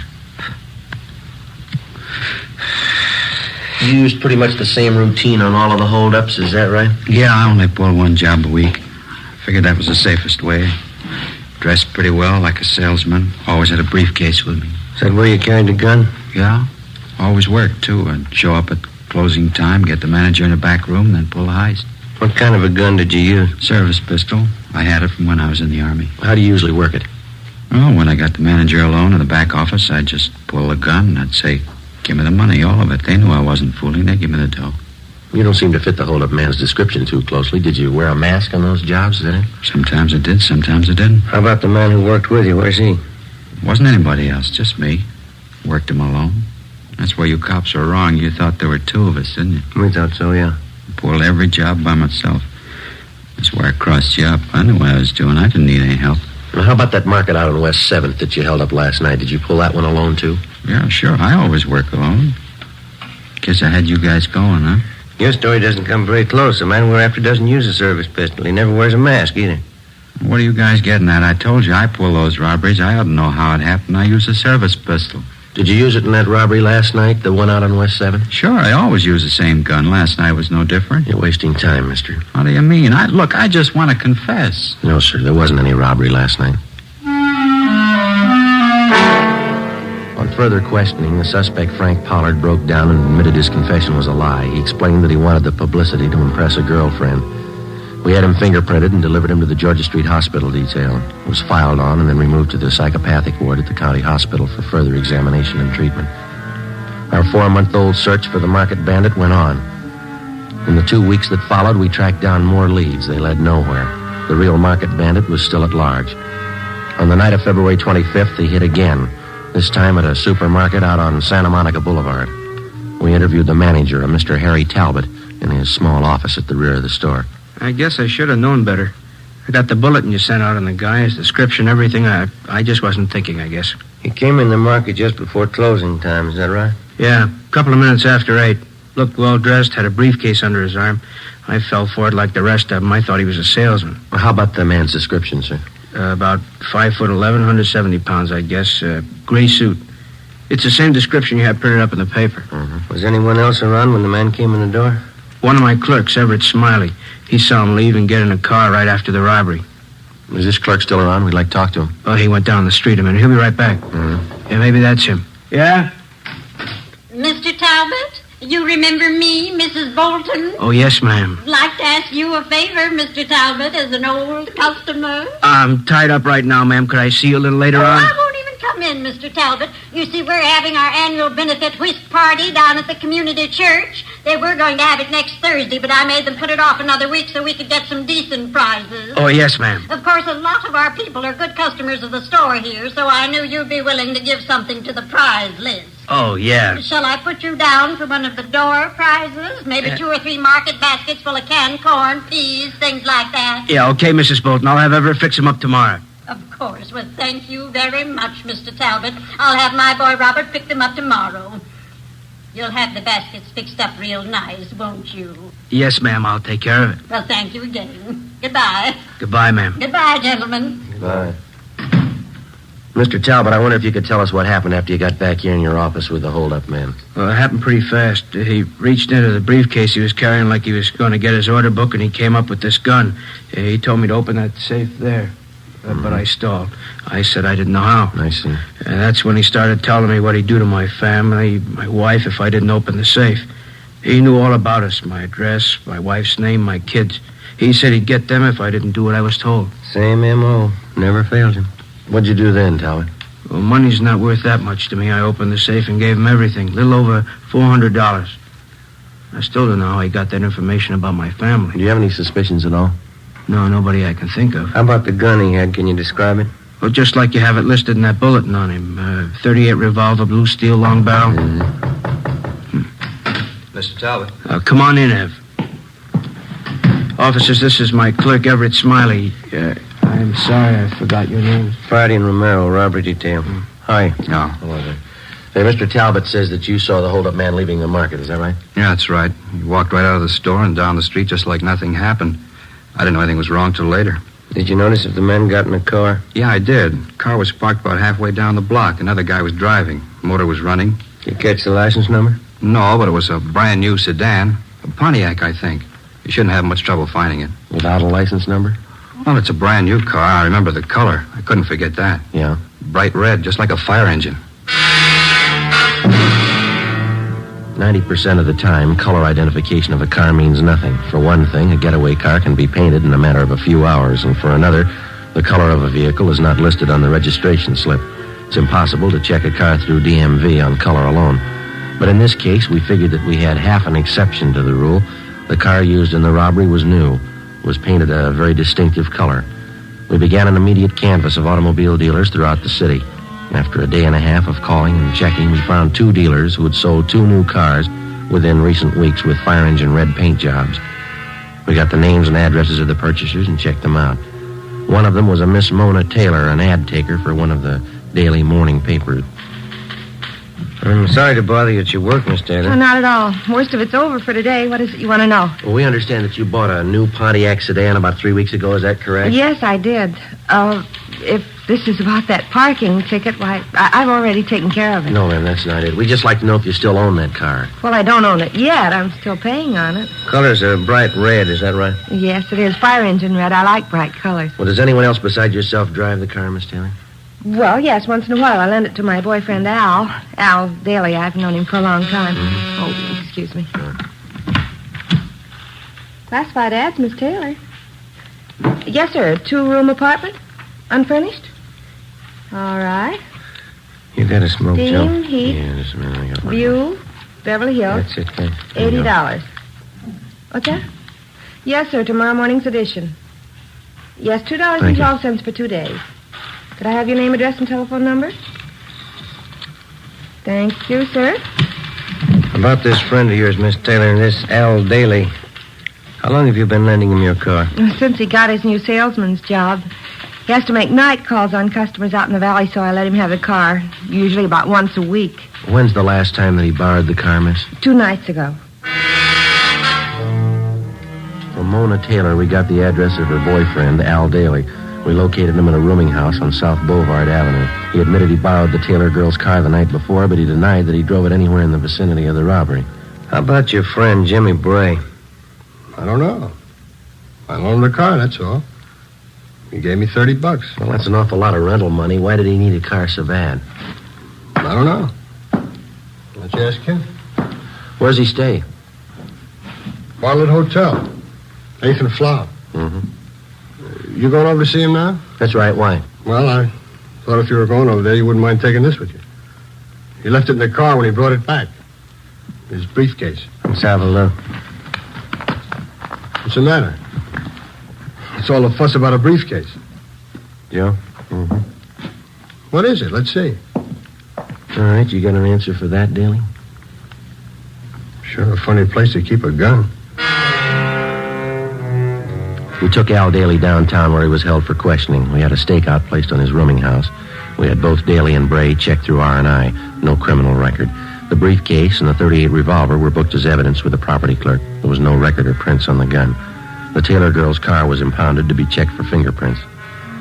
7 p.m., we drove out to the Bartlett Hotel on 8th and Flower. The room clerk confirmed the fact that Jimmy Bray was a registered guest at the hotel. You want to call the office, Joe? Yeah, all right, I'll do it. You got change? Yeah, I think I have. Yeah, okay.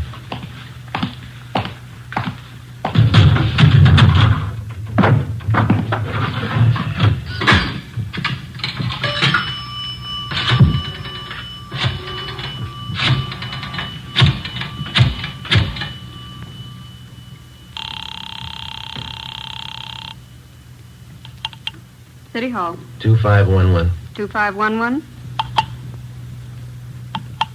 Robbery, Powers. Joe Friday, John. We're out at Bray's Hotel. We're going to stake it out. He's not in yet. Yeah, that's what I figured. What do you mean? The market out on 12th Street was held up a minute ago. Yeah? Bandit carried a briefcase.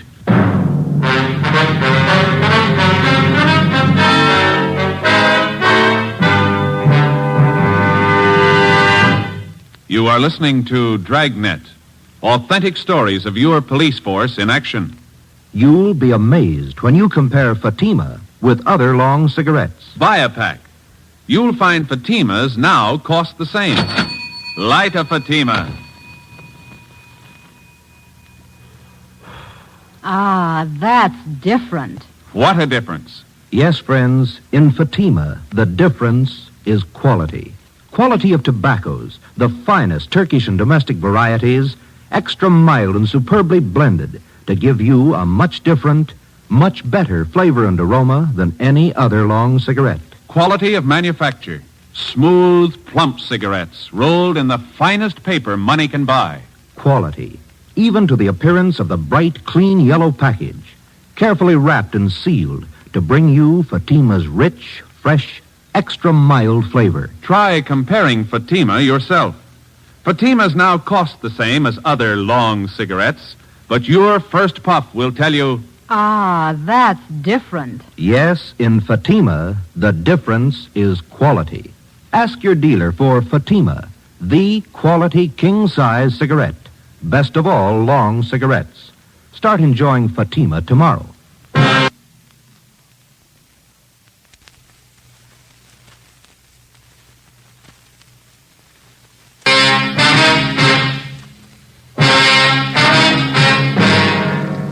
.30 p.m. After checking Bray's room and finding nothing, Ben and I remained on stakeout at the Bartlett Hotel. The suspect failed to show up. At midnight, Young and Mackenzie came out and relieved us. We drove back to the office and got the particulars on the holdup of the 12th Street Market. The M.O. was almost exactly the same as in the other 16 robberies. The victim's description of the holdup man matched perfectly with Bray's. By noon the next day, the suspect still had not returned to his hotel. An intensive canvass of the immediate neighborhood around the Bartlett Hotel netted us nothing. Nobody remembered Bray. We checked the bars and restaurants that he was known to patronize. No one had any idea where he might be. Details at the airport, railroad stations, and bus terminals were alerted. We got out a supplementary description on our original APB. The sheriff's office was kept advised. 2 days passed. Still no sign. We questioned and re-questioned Al Daly. Either he couldn't or he wouldn't add anything to what he'd already told us about Bray. A series of stakeouts were placed at food markets in areas where Bray had staged robberies previously. A composite picture of the suspect was made up and given wide distribution throughout the city. It all went for nothing. The following Tuesday, March 4th, Bray robbed a neighborhood market in Highland Park of $150. I had to give him the money, Sergeant. He threatened my wife and kids. Said he'd see something happen to them if I didn't open the safe. Did you say he wore gloves, sir? That's right. I thought it didn't jibe at first. A salesman wearing gloves like that. Didn't think about it till it was too late. Did you notice if he was on foot or did he get away in a car? He had a car, all right, parked down the street there. Saw it through the window. Another fellow was at the wheel. Mm-hmm. Did you notice anything else about the car, the license number maybe? No, I couldn't see that, but it was a coupe. I'm sure of that. Yeah? It was red, bright red. There was one angle we couldn't figure. If Bray was bent on a steady career of robbery, why did he use an escape car painted the most conspicuous color possible? We checked out Mona Taylor's car again. There was no connection. The search went on. 2 weeks, 3 weeks, another month. Bray kept to his usual schedule, one robbery a week. The legwork went on, too. On March 20th, we got a call from one of Ben's informants. He told us that he'd seen a man answering Bray's description in the Venice Park amusement area down by the beach. Well, we drove down to Venice to check it out. Pretty good crowd for a cold night. Yeah. Where do we find this friend of yours? See where the merry-go-round is up ahead? Yeah? It's just beyond that. He runs one of the booths. You throw baseballs at phony milk bottles, 3 chances for a dime, you know. Oh, yeah. He and his wife run it. They've been out here for years. I don't know how they ever make a living at it. Hey, those hot dogs smell good, don't they? Is that your friend's booth across the way there? Yeah, it's it. Come on, fellas, show the girls how you can throw a baseball. Spill the milk. How about it? We'll let the girls have a free throw. Step up and win a prize. Looks like Maud's running the place tonight. Maud, that's his wife. Oh, yeah. How you doing, Sergeant? Cold night, huh? Hi, Maud. This is my partner, Joe Friday. How are you? Glad to know you, Joe. Guess you're looking for Scooter, huh? Yeah, is he around? Just down the way, Sarge. Hey, how about it? Sailor, try your luck. 1 thin dime. Spill the milk. Pretty good crowd tonight, Maud. Oh, yeah, but they're not spending. Hasn't been good at all lately. Where'd you say your husband was, ma'am? Just down the way. Old man Hudson's out to chow. Scooter runs a merry-go-round for him while he eats. Well, thank you, Maud. We'll drop back and see you before we leave. Right. Glad to meet you, Joe. Yeah, glad to meet you. Goodbye. What do you say, girls? Have the boys show you how good they can throw. Spill the milk. How about it? Scooter, is that what you said? Is that the guy's name? Yeah, that's right. He used to run the scooter drome. You know the little electric cars you drive around, bumpers all around them? Yeah, yeah. All right, thank you. Perfect time. There he is. Scooter? Hey, Scooter! All right, Sarge, I've been waiting for you. Hop on. Yeah, go ahead, Joe. Okay.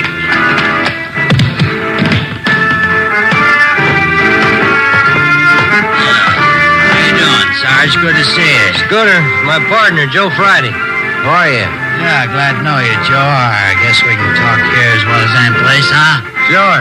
What's the story, Scooter? It's like I told you on the phone. Murphy down at the Penny Arcade, he noticed the guy first. He pointed him out to me. He sure hits close to Bray's description. Well, when did you first see him? Oh, 2 nights ago. I wasn't so sure it was Bray the first time. And then I saw him last night. That cinched it. I didn't hear that. I said I saw him last night. That cinched it. Oh, well, when did this Murphy, was that his name? When did he first see him? About a week ago. He's got an eagle eye for strangers who hang around. Murphy thinks the guy's staying out here someplace. Is there any idea where? Yeah. Hey, just a minute. No jumping around like that, son. Now you'll fall off and bang your head. Kids. Where'd you spot this man, Scooter? Same place Murphy did it. He's hanging around the shooting gallery down the way. The guy who runs the place is new. We don't know him well enough to ask him about it. You mean this man who looks like Bray just hangs around the counter there? Well, no, not exactly. You see, there's a little office to one side of the shooting gallery, and the times I seen the guy, he was either coming in or going out of there. Mm-hmm. When's the last time you saw him, Scooter? Huh? I say, when's the last time you saw him? Oh, earlier tonight, about 6:30. Yeah, I think Murphy's right. The guy's holding up in there. Yeah, hold on there, girlie. Now, don't try to get off the merry-go-round till it stops. Yeah, that's a girl. Thank you a lot, Scooter. We'll check back with you before we leave. Yeah, okay, Sarge. I hope it helps you out. I'm glad I met you, Joe. Right, see you later. There's the shooting gallery down there by the bullseye, son. Yeah, if the guy is Bray, it's funny that he hasn't been spotted before. This area is pretty well patrolled here. Yeah. Try your skill, fellas. 10 shots, only quarter. We're police officers. Like to ask you a few questions. Oh, what about? What's your name? Gridley. Max Gridley? You know anybody by the name of James Bray? Bray? Uh-huh. No, I don't. Why? How about this, Mr. Gridley? Know anybody who fits that description? No, it doesn't mean anything to me. What's the matter, anyway? Well, a man answering that description has been seen entering and leaving this office right next door over here. It's part of your concession, isn't it? Yeah, that's right. But I'm the only one who uses it. Somebody must have got the wrong slant. Then you wouldn't mind if we looked it over. Routine investigation. Well, I don't know. Yeah, all right. I'll come around and open the door for you. All right, come on.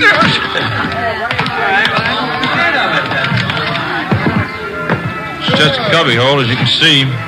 Kind of use it as a storage place. Sometimes I have my lunch in here. Take a nap once in a while. Looks pretty well lived in. All those clothes are yours, Mr. Gridley? Yeah, that's right. Why? Hey, Mac, how about a load on this thing? Oh, it's a customer. Excuse me a minute. Be right back. Yeah, go ahead. Hey, Joe. Yeah. Over here, have a look. This towel. Yeah. Look at the name stenciled on it. Bartlett Hotel. 9:30 p.m. We advised the shooting gallery operator not to attempt any phone calls. Then I called the office, and Ricketts and Powers came out to help us with a stakeout on the shooting gallery and the adjoining office.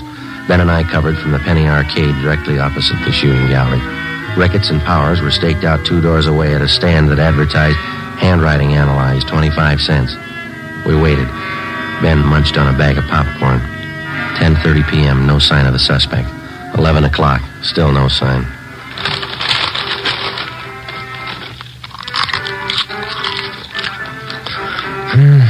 Getting pretty cold. Everybody going home? Yeah. You got any more of that popcorn there? Oh, yeah, here you are. There's 2 pieces left. Very good. Must have been. Not much in there now. Oh, I'm sorry. I can get another bag. Machine's right over there. No, turn it off. How about some peanuts? No, thanks. Oh, sure there's some in there, Joe. Want some? No. Sure would like to see Bray show up. Hate to spend the night staked out here. Hey, wait a minute. Look. Huh? The shooting gallery. The guy in the blue suit. He's talking to the manager. He's going around to the side door. Yeah, come on. He's going inside.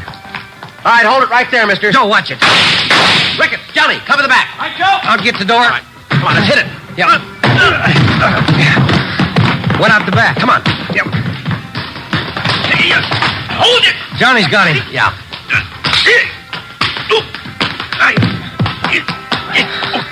Good.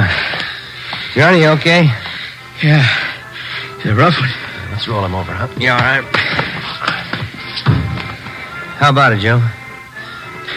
Short, dark complexion, fat. What do you think? I don't know, but it's not Bray. Ricketts and Powers remained on stakeout at the shooting gallery while Ben and I took the suspect downtown along with the proprietor of the shooting gallery, Max Gridley. We had the man treated for cuts and bruises at Georgia Street Receiving Hospital, and then we took him to the office. He identified himself as Blake Chatfield, an unemployed salesman. After 2 hours of questioning, he broke down and admitted that he was Bray's accomplice. In each of the 18 robberies, he drove the getaway car. He said for the past month, he and Bray had been living in the office adjoining the shooting gallery. He was booked at the New City Jail on suspicion of 211 PC. Max Gridley was held for further questioning. 1:35 a.m. We checked back in at the office. Guess I had too many hot dogs out there. Yeah, what's the matter? Oh, indigestion. Maybe it was the popcorn.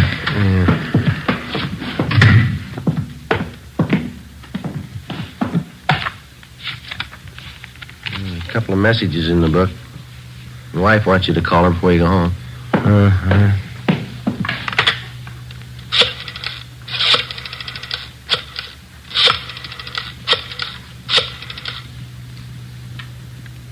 Hello, Amy? Yeah, long night, yeah. What? Loaf of graham bread? Well, I'll try. Okay, dear. Yeah, bye. Same old thing. Yeah. I get it. Robbery Friday. Johnny Powers, Joe. Yeah, John. How's it going? Jimmy Bray finally showed. We got him. Any trouble? No. Drove up in a bright red coupe, couldn't miss him. Mm-hmm. You coming in now? Yeah, just leaving. See ya. Right, John. Bye. Well, I picked up Bray. Bringing him in now. Good. Sure been a long haul, almost 5 months. Yeah, it's a long time. Hey, Joe. Yeah? Where am I going to get a loaf of graham bread at this time in the morning?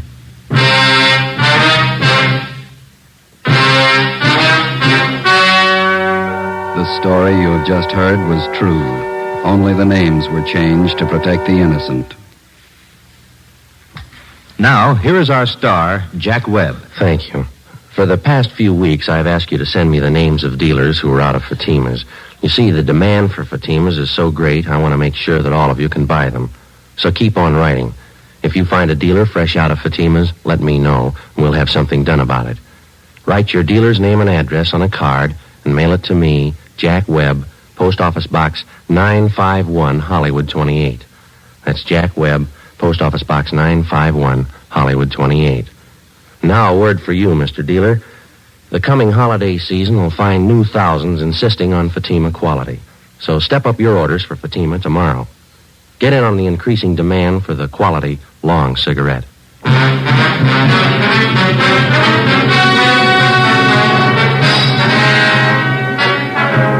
James R. Bray and Blake A. Chatfield were tried and convicted on several counts of armed robbery and received sentences as prescribed by law. Max Gridley was filed on for failure to register as an ex-convict. Bray and Chatfield are now serving their terms in the state penitentiary.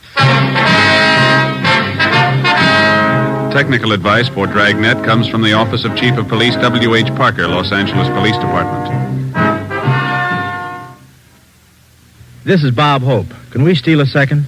Chesterfield always wins first place. That mild tobacco never leaves an aftertaste. So open a pack, give 'em a smell. Then you'll smoke 'em. Don't forget to give Crosby for Christmas. I mean the Chesterfield Christmas carton with Bing as Papa Santa Claus. See you Tuesday. Fatima Cigarettes, the best of all long cigarettes, has brought you Dragnet, portions transcribed from Los Angeles. Coming up, We the People, then Screen Directors Playhouse on NBC. The original Dragnet, starring Jack Webb as Sergeant Joe Friday, ran on radio from June 3rd, 1949 to February 26th, 1957, and on television from December 16th, 1951 to August 23rd, 1959, and then from January 12th, 1967 to April 16th, 1970. All those versions ran, of course, on NBC. There were 2 Dragnet feature films, a straight adaptation starring Jack Webb in 1954, and, of course, a favorite of mine, a comedy spoof in 1987. There were also television revivals without Webb in 1989 and 2003. Stay tuned for more classic Dragnet, right here on HOJO Radio.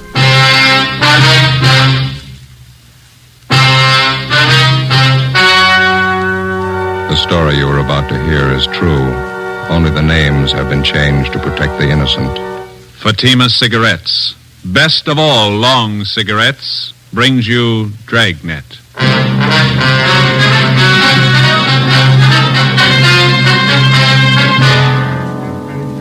You're a detective sergeant.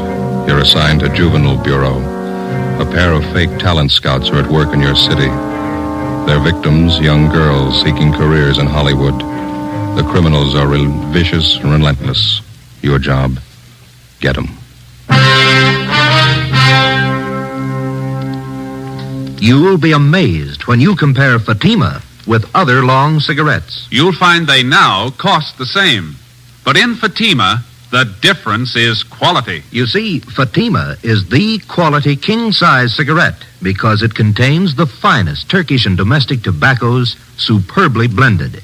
And Fatima is extra mild with a much different, much better flavor and aroma than any other long cigarette. So try comparing Fatima yourself. Fatimas now cost the same as other long cigarettes, but your first puff will tell you...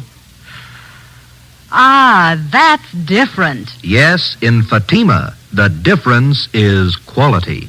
Ask your dealer for Fatima, the quality king-size cigarette. Best of all long cigarettes. Start enjoying Fatima tomorrow.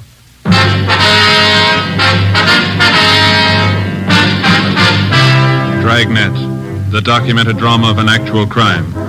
For the next 30 minutes, in cooperation with the Los Angeles Police Department, you will travel step by step on the side of the law through an actual case transcribed from official police files. From beginning to end, from crime to punishment, Dragnet is the story of your police force in action. It was Tuesday, May 7th. It was mild in Los Angeles. We were working the day watch out of Juvenile Bureau. My partner's Ben Romero. The boss is Inspector Bowling, Commander, Juvenile Division. My name's Friday. It was 10:13 a.m. when I got to 1335 Georgia Street, second floor.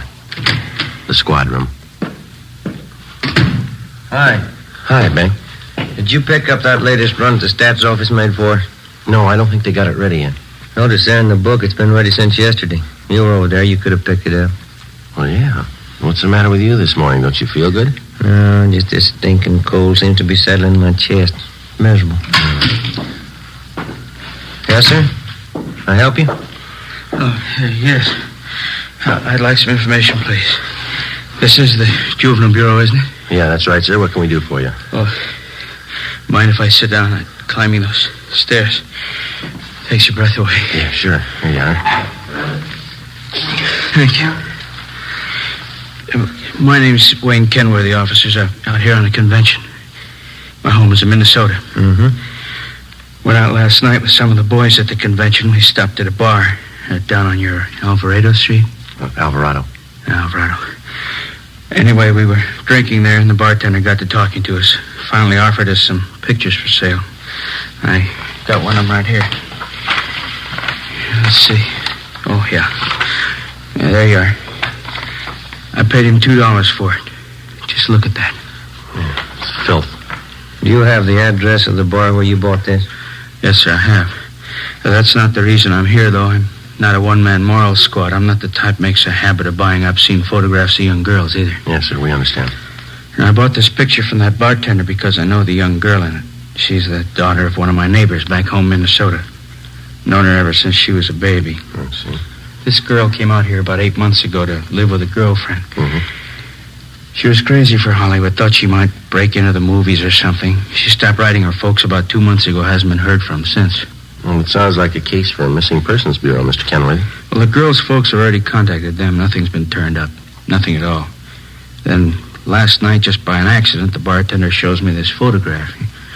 It's that girl, all right, no mistake. Well, we'll do everything we can to help straighten it out, sir. Well, that young girl I know. I've known her since she was a baby. Good family, good training. She never would have posed for a photograph like this. Rotten filth. She's just not the type, that's all. Yes, sir, we understand. What was this young girl's name, Mr. Kenworthy?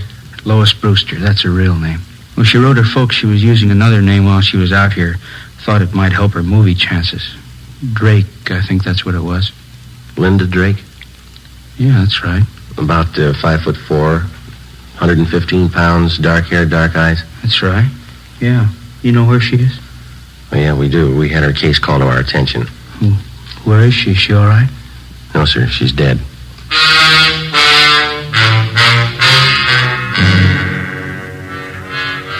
Two days before Mr. Kenworthy walked into Juvenile Bureau, the body of a young girl had been washed up on the shore just below the beach town of Venice. Apparently, she'd taken her own life. The girl was a brunette, attractive, not more than 17 years old. There was no identification on the body except for a rent receipt found in one of the pockets of a cotton jacket that the girl had been wearing. The rent receipt was made out to Linda Drake. It was signed R.L. King, 876 Peoria Avenue. The address was checked out, and R.L. King was found to be the girl's landlady. After identifying the body, she told investigating officers that Lois Brewster, alias Linda Drake, had lived at her rooming house with a girlfriend for about 6 months. The girlfriend's name was Joyce Fowler. The landlady went on to explain that the two girls had moved out about a week before without leaving a forwarding address. The Fowler girl had said that she would call back for any mail that might be delivered to the Peoria Avenue address. There had been no other leads to the dead girl's background or identity until her former neighbor from Minnesota, Mr. Wayne Kenworthy, showed up. Later that day, Ben and I met with Inspector Bowling and briefed him. Dirty, rotten business. I'll buy that. How far have you gotten with it? Check the dead girl's prints with the missing persons bulletin. It's Lois Brewster. We notified the girl's parents in Minnesota. They're coming out to claim the body. It's pretty tragic. She's an only daughter. 17 years old. Same old story, we figure, Skipper. Some phony talent scout grabbed her and showed her the bright lights, got her to pose for those pictures one way or another. They can make a teenage girl go one of 100 directions after that. This one ended up on a beach. That's all I care about now. How about the girlfriend Lois Brewster was living with? Joyce Fowler? No word so far. Well, what about it? Any ideas? Well, it pretty much depends on finding this Joyce Fowler. There's no background on her. We got out on all points. How about phony talent scouts? Cheap modeling schools, photographers? Check out that angle. We put 4 of them away in the past 6 months. Another half dozen are being watched. We can start double-checking them tomorrow. Now, how about that picture that old fella Kenworthy brought in? Any lead there? We gathered a dozen samples just like it. One's as bad as the other. They're all printed on the same quality photographic paper. There's no markings of any kind on them. It's a common type of paper. All right, then get on the distribution angle. Stay on it. Every rotten bum that peddles this trash. And get them. I want them right up the line. Distributors, wholesalers, guy that prints the pictures, guy who takes them, every lousy one of them. I still can't figure. What's that? Well, the Brewster girl is a good home there, good training. She knew right from wrong. Kids don't forget that in a hurry. That might have been her trouble. How do you mean? She remembered it.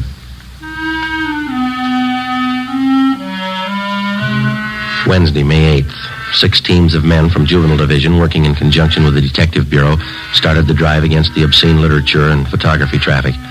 Within 2 weeks, more than a dozen wholesalers, distributors, and small-time peddlers had been apprehended and were awaiting prosecution. But we still had failed to uncover any new leads in the Lois Brewster case. The roommate, Joyce Fowler, the all-important witness in the case, was still missing. No trace of her. The dead girl's parents arrived in the city, claimed the body, and took it back to Minnesota for burial. The drive continued. Another week passed. On May 29th, on a tip from a usually reliable informant, Ben and I checked out a small photographic studio on Sunset Boulevard, operated by an Emil Joseph Martin. He was sullen and uncooperative. We checked through his files. Just what I told you. A few special shots I keep filed away just for laughs. Once in a while, a friend drops in. I print one of them up for him. Yeah. Hold that one up to the light. Some of them are nice-looking dolls, huh? I print one up for my friends once in a while. What kind of friends do you have? What? How about this negative here, Martin? Do you mind printing this one up for us now? Sure, officer. My compliments. How many copies you want? One's enough. If you say so. Let's see. One of the best. I'll print it up right now.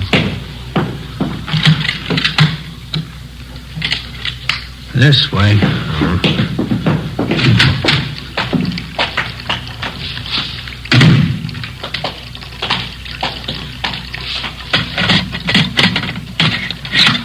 This one's a real collector's item, you know. Is that right? A friend of mine got me the negative.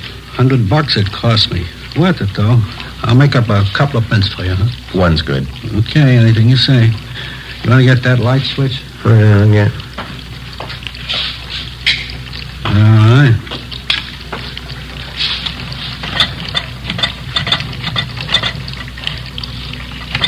Yeah, beautiful negative. Yeah, you picked a good one, all right. Yeah, get the paper in here.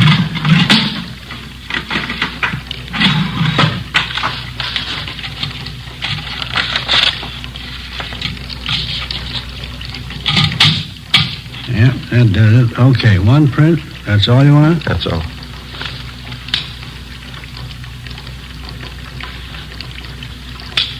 Okay, let's put it in the soup.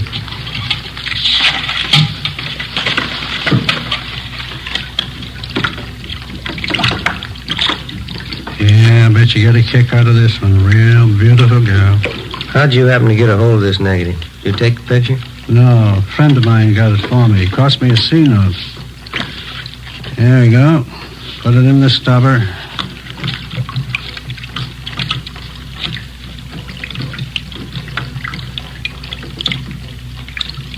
There we go. How about that? How about the guy you got this negative from? Did he take the picture? No, he bought it from somebody else. Don't know who. Cost him $350. Worth it, though, huh? Hi. Isn't that beautiful? We've seen her before. Oh, that's so, you know her? Only from her pictures. Oh. Of course, you understand I didn't take the picture. I just bought a negative, that's all. You couldn't tag me for that, could you? We're going to try, mister. Get your coat. Oh, no. Wait a minute now, officers. I'm small fry in this operation. You know that. You want the big fish, right? We want all of you. You know who they are? Well, some, maybe. Must be worth something to you. Well, you know better than that, Martin. If you cooperate, we'll mention it in our report. That's all we can do. No promises. Not a very good offer. You're not in a very good position. Yeah. How about it?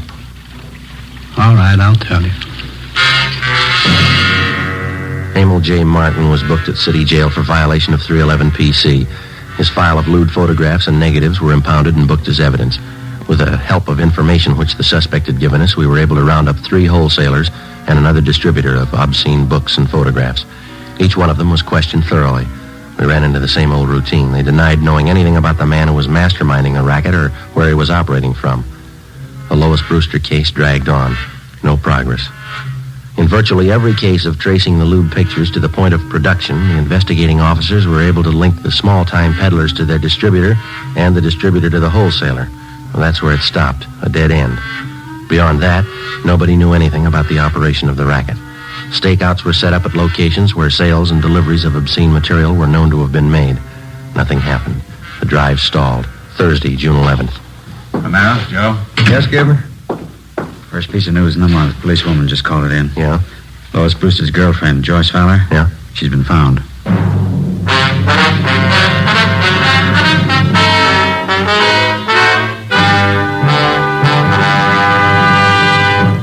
You are listening to Dragnet for the solution to an actual case from official police files. Now, here's a real solution to many of your Christmas shopping problems. If your friends smoke long cigarettes, give the best of long cigarettes. Give king-size Fatima. You see, Fatimas now cost the same as other long cigarettes. But in Fatima, the difference is quality. Quality of tobaccos. The finest Turkish and domestic varieties, extra mild and superbly blended to give smokers a much different, much better flavor and aroma than any other long cigarette. Quality of manufacture.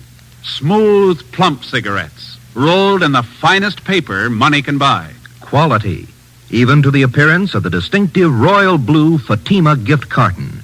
Christmas wrapped and carefully sealed to ensure Fatima's rich, fresh, extra mild flavor. Remember, Fatimas now cost the same as other long cigarettes.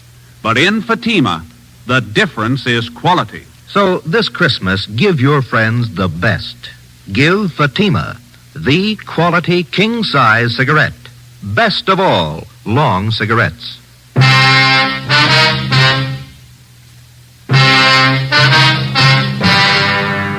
Like most organized crime, the traffic in obscene literature and photographs is a racket jealously guarded because of its heavy profit.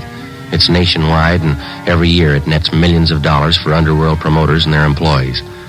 As an organized business, it's one of the most vicious and insidious rackets that exists today, despite the fact that many citizens regard it lightly. Thursday, June 11th, 10 a.m., Ben and I met with policewoman Paula Johnson. She told us that the previous evening, Joyce Fowler, the girl Lois Brewster had been living with, had gotten into a brawl with an unidentified man at a bar on Sunset Boulevard.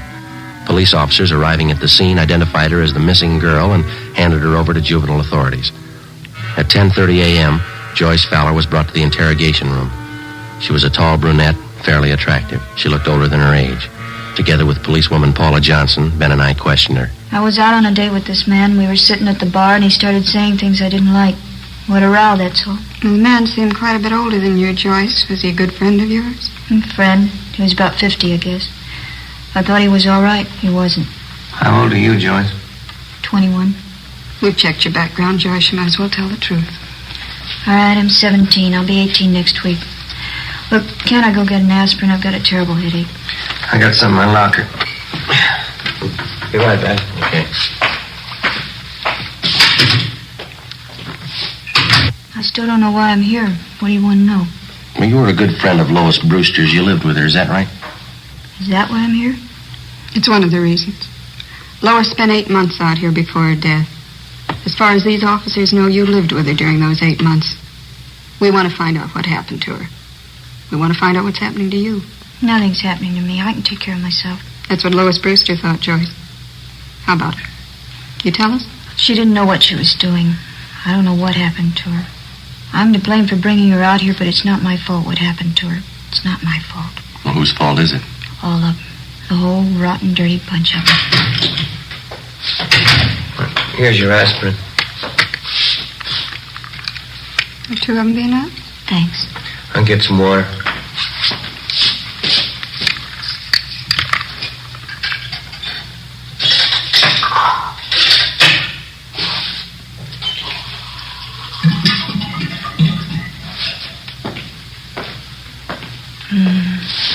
Is something wrong, Joyce? Don't you feel well?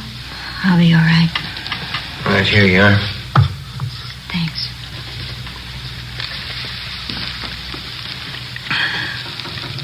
I don't remember too well how it started. Lois came out to Hollywood to live with me for 6 months, you know. Yeah, we know. We tried to get modeling jobs, bit parts in the movies. We didn't have much luck. We had to eat, pay the rent. So we took jobs as waitresses at a drive-in place out on Santa Monica Boulevard. Are you still working there? No, we were only there 2 weeks, and we got this other job. That's when it started. And what was that?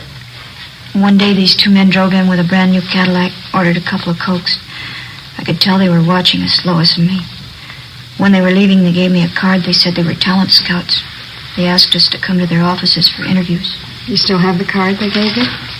No, I looked for it once. Guess I lost it. Mm-hmm. Would you go on, please?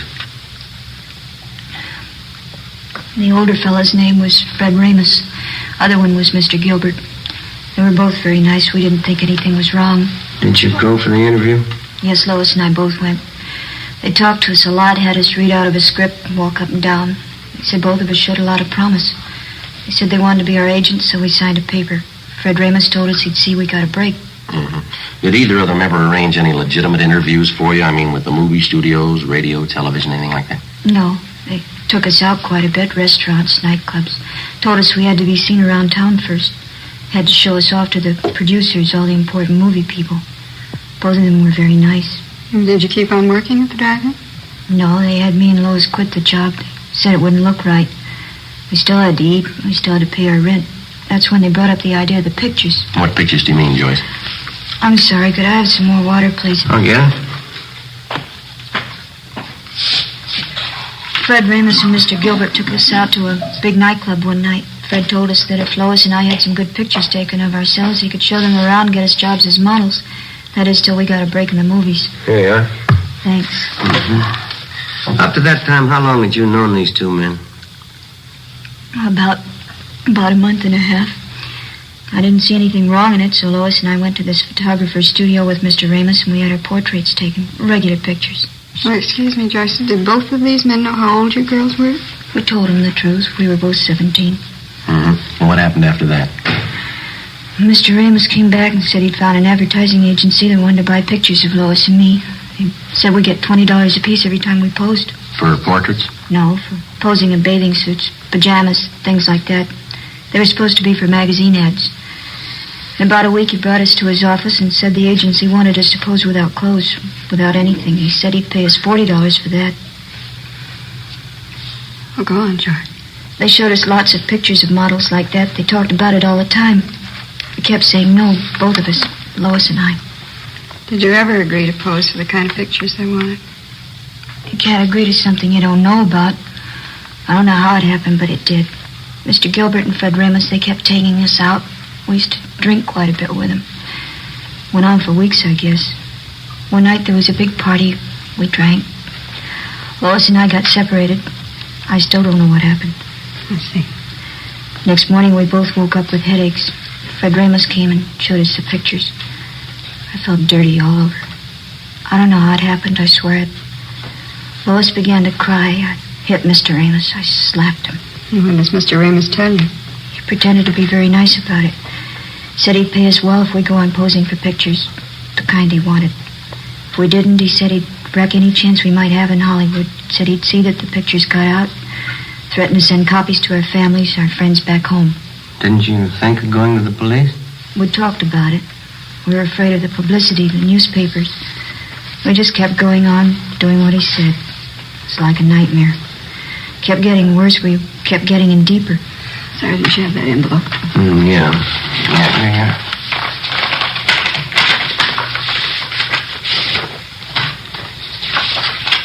You recognize these pictures, Joyce?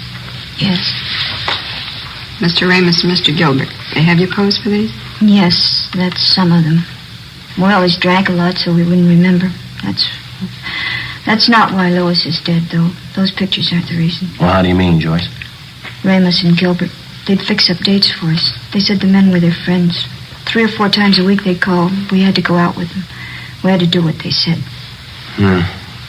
One morning we got home about 5:30 in the morning. Lois changed, said she was going for a walk. I went to bed. She left a note.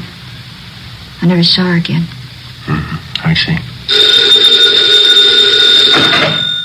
Romero? Oh, yeah, just a minute. It's that long-distance call we placed to your home, Joyce. It's all right. Oh, thanks. Hello? Yeah, it's me, Joyce. Yeah, it was just a mistake. Yeah. How's Uncle Henry? Swell. No, it's all right. Don't you worry. Yeah, all right. I'll write you tomorrow. Yeah, bye. Thanks for placing the call, Sergeant. You're welcome. Glad to do it. Anything else you want to know? Yeah, there's just one more thing. Do you still have that note that Lois Brewster wrote before she died? No, I lost it. I remember what it said, though. Yeah. It said, I'm sorry. It was signed Lois. That's all.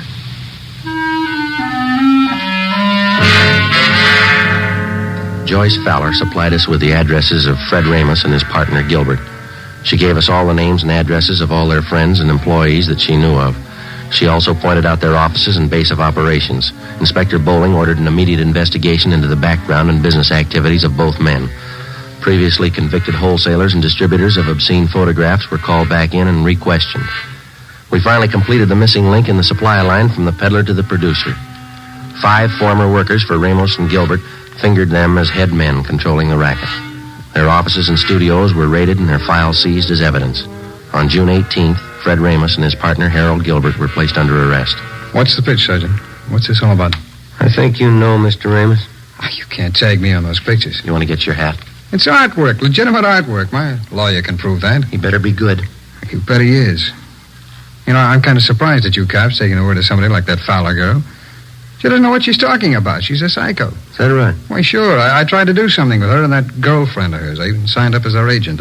They were hopeless. You've got quite a stack of negatives here.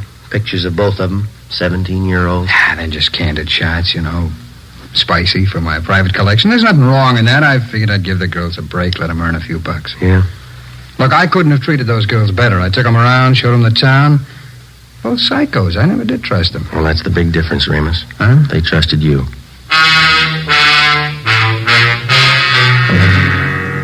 Fred Ramos and Harold Gilbert were brought downtown to Inspector Bowling's office. Joyce Fowler was seated next to the desk. Gilbert was brought in. She identified him. He was taken out and held for booking. All right, bring in the next one. All right, come on.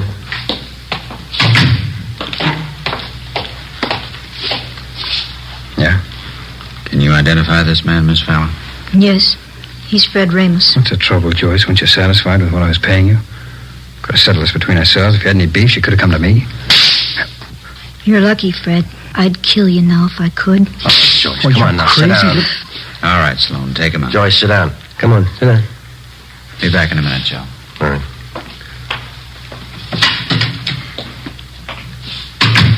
I'm sorry. Doesn't do any good. Are there any more? No, that's about all. You've helped quite a lot. Yeah, I'm glad I could do it. Is that all, Sergeant? Well, for now, yeah. You'll have to testify at the trial. After that, the juvenile court's going to keep in pretty close touch with you. I see. Aren't you going back home, Joyce, to Minnesota? No, it'd be the same old thing. My aunt'd be glad to see me for the first week.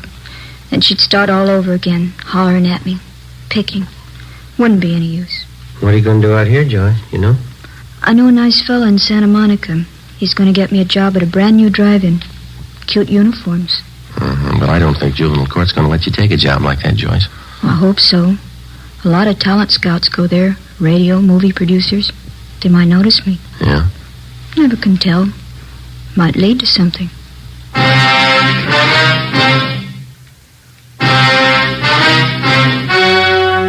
The story you have just heard was true. Only the names were changed to protect the innocent. On October 4th, trial was held in Superior Court, Department 91, City and County of Los Angeles, State of California. In a moment, the results of that trial. Now, here is our star, Jack Webb. Thank you. To get year-round thanks for the gift that you give this Christmas, why not give Fatimas to every long cigarette smoker on your list? Their first pack of extra mild Fatimas will have them convinced, like I am, that in Fatima, the difference is quality. And Christmas Fatimas come in a distinctive royal blue slip-over jacket that makes a perfect gift just as is. Remember, Fatimas now cost the same as other long cigarettes, but in Fatima, the difference is quality. Give Fatimas, the quality king-size cigarette, to every long cigarette smoker.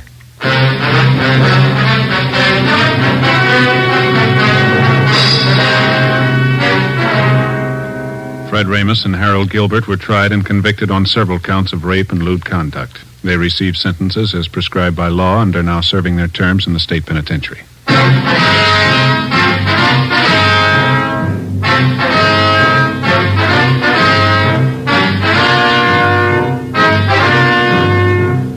You have just heard Dragnet, a series of authentic cases from official files. Technical advice for Dragnet comes from the Office of Chief of Police W.H. Parker, Los Angeles Police Department.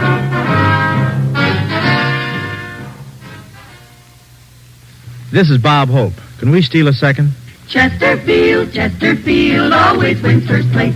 That mild tobacco never leaves an aftertaste. So open a pack, give 'em a smell. Then you'll smoke 'em. Don't forget to give Crosby for Christmas. I mean the Chesterfield Christmas carton with Bing as Papa Santa Claus. See you Tuesday. Fatima Cigarettes, the best of all long cigarettes, has brought you Dragnet, portions transcribed from Los Angeles. Coming up, We the People with stories of today on NBC. Keep it tuned right here to HOJO Radio for more classic old-time radio.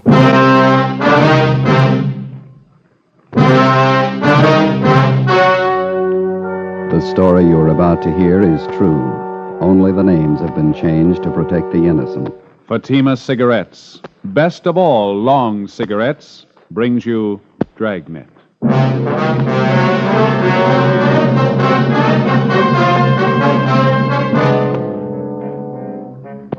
You're a detective sergeant. You're assigned to robbery detail. You've been tracking a hold-up man for months. You finally get a line on where he's hiding. You know he's dangerous, well-armed. Your job, get him. You'll be amazed when you compare Fatima with other long cigarettes. You'll find they now cost the same. But in Fatima, the difference is quality. You see, Fatima is the quality king-size cigarette because it contains the finest Turkish and domestic tobaccos superbly blended. And Fatima is extra mild, with a much different, much better flavor and aroma than any other long cigarette. So try comparing Fatima yourself. Fatimas now cost the same as other long cigarettes, but your first puff will tell you... Ah, that's different. Yes, in Fatima, the difference is quality. Ask your dealer for Fatima, the quality king-size cigarette. Best of all long cigarettes. Start enjoying Fatima tomorrow.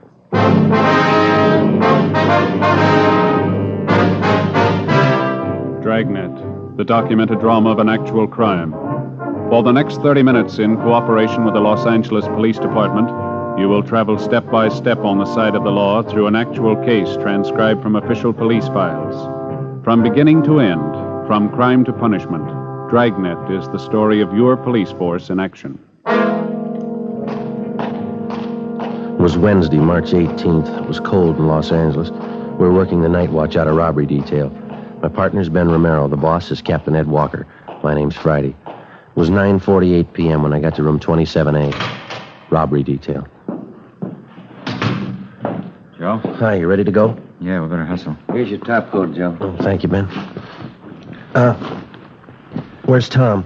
We can pick him up down the hall. He's checking out some tear gas shells. Might need him. How about the address? You confirm it? 2100 Buchanan Avenue. It's a corner house. Skipper? You know what to expect when you get out there. Don't take any chances. He's alone in the house, that right? Supposed to be. Yeah, that won't give you much of a break. How do you mean? He's heavy on guns. 2 revolvers and a hunting rifle. Yeah. He's not shy about using them. Don't forget it. Right, Ed. Slats, Ben? Let's go. Okay. It's been a long haul. Yeah, I hope this washes it up. Hunting rifle, couple of revolvers. What do you think, Joe? Well, 18 robberies in 3 months. You know the guy as well as I do. Yeah. What's your guess?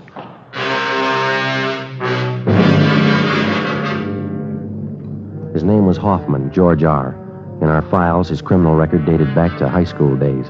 Petty theft, grand theft auto, burglary, armed robbery. His record included 2 terms at Preston Reformatory and 1 at San Quentin. Hoffman's latest campaign was a 3-month run of armed robberies. We tried everything we knew to stop him, but it wasn't enough. We'd failed to get a line on him until one of Captain Walker's informants came up with a tip that Hoffman had been hiding out for the past month in a small bungalow on the corner of Buchanan Avenue and Selma Street. According to the information, the suspect had a good supply of food, ammunition, and 3 guns. 10:15 p.m., together with Sergeants Tom Gaffney and Slats Henry, Ben and I parked our car down the street and started toward the house. It was foggy. The street was poorly lighted. As we approached the house, we could see a light burning in one of the rooms at the rear of the bungalow.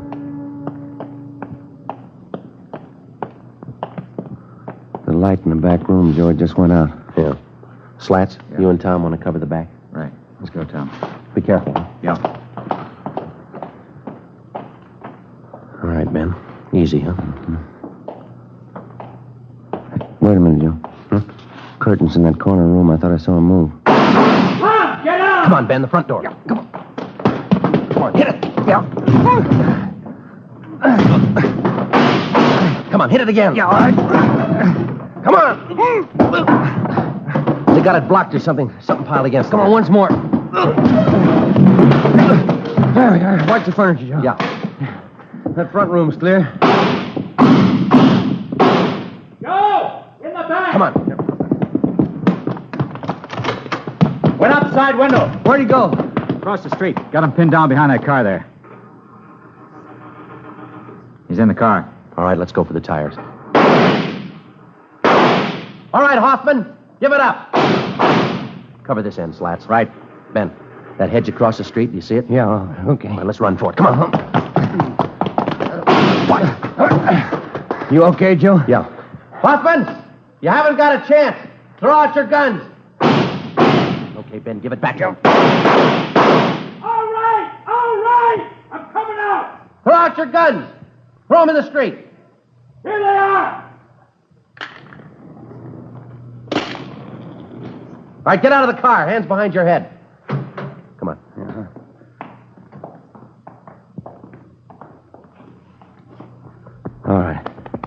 All right, hands behind your back now. Slats! Yeah? You want to get our car? Right, Joe. Who told you? Who gave you the tip? Does it matter? I made it easy enough for you. Lousy car wouldn't start. I'd be 3 miles away if it would have started. Better call the tow truck, huh, Joe? Let me give it a look, huh?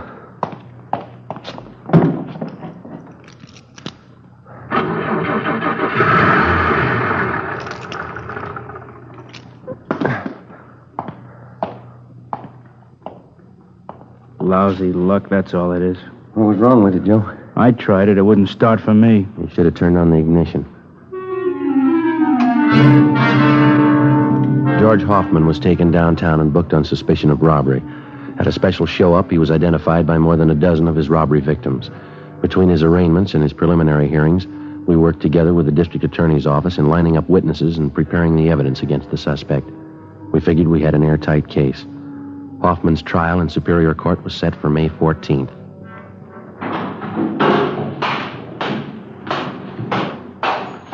Hi, Joe. Hi, Slats. What's doing? You still arraigning Hoffman? Yeah, this trial's coming up.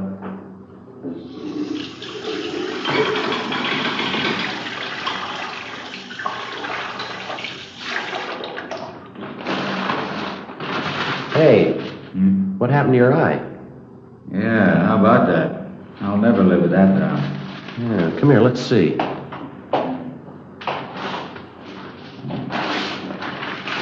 First real black eye I ever had. Had 'em bruised plenty.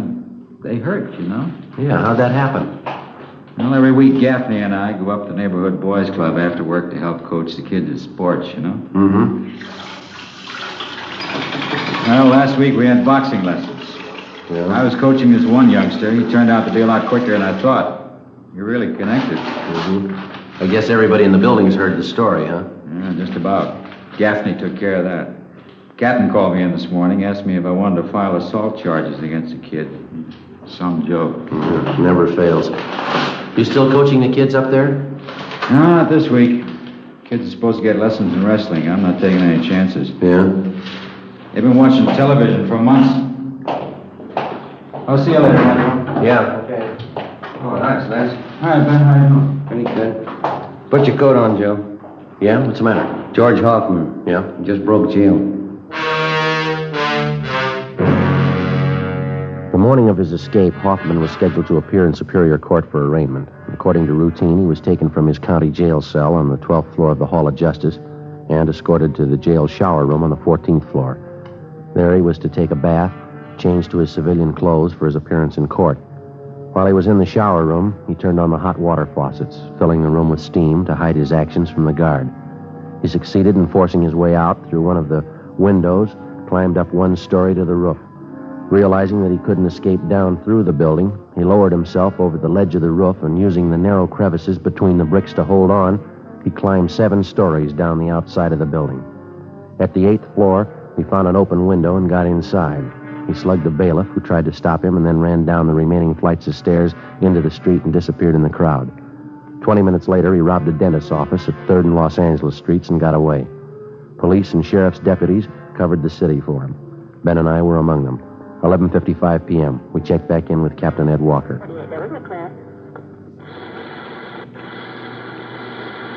KGPL, Los Angeles. You want to cut that speaker, Ben? Yeah. 11A, 6th Spring, 118. Nothing.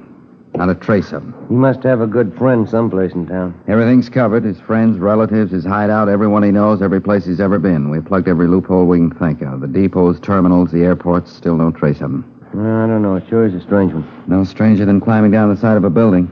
Did you check that story out, Ed? It's the truth. Apparently, Hoffman planned the thing out pretty carefully. How do you mean? The sheriff's men talked to some of the prisoners in the jail. They said Hoffman was practicing for it since the day we put him in there. Yeah? He'd work out 5 to 6 hours every night, building up his hands and fingers. How'd he do that? Use the upper bunk in his cell, hang from the edge of it with the tips of his fingers. He'd do it for hours, pulling his body up and down. Made little grooves in the wall, dug his fingertips into them. Prisoners say he got so he could hold himself up like that 10 minutes at a stretch. Yeah, that's pretty amazing. How about the bailiff he slugged? He'll be all right. A couple of bad bumps on the head, that's all. Robbery, Walker. Oh, yeah, Little John.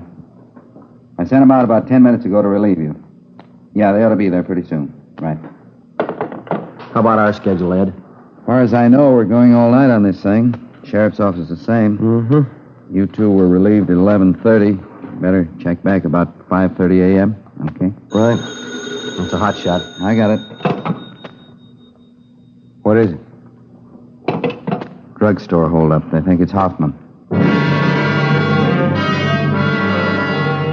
The scene of the holdup was the Rex Lake Pharmacy on the corner of Pico Boulevard and Pine Lake Street. The victim, a Mr. Clarence Geringer, told us that the holdup man had entered through a rear door, slugged him, and escaped on foot with his overcoat and about $150 in cash. We showed him a number of mugshots. He identified George Hoffman as the bandit. A special detail of men were ordered on a thorough search of the general area around the drugstore. No sign of the suspect. The citywide Dragnet continued all that night and into the next day. No developments. The search went on. A week passed. 2 weeks. At 10 p.m. on the day Hoffman was scheduled to be tried in Superior Court, he beat up and robbed a 40-year-old liquor salesman in the Highland Park area. Again, he made good his escape.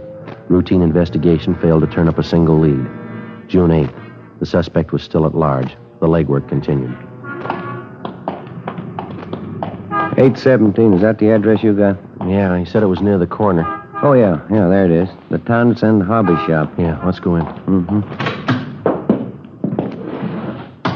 Joe, look at the electric train. Look at that one.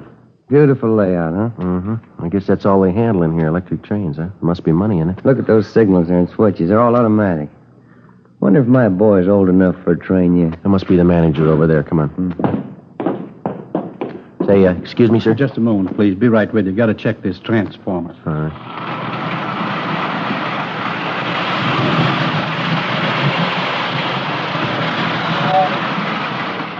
Uh-huh.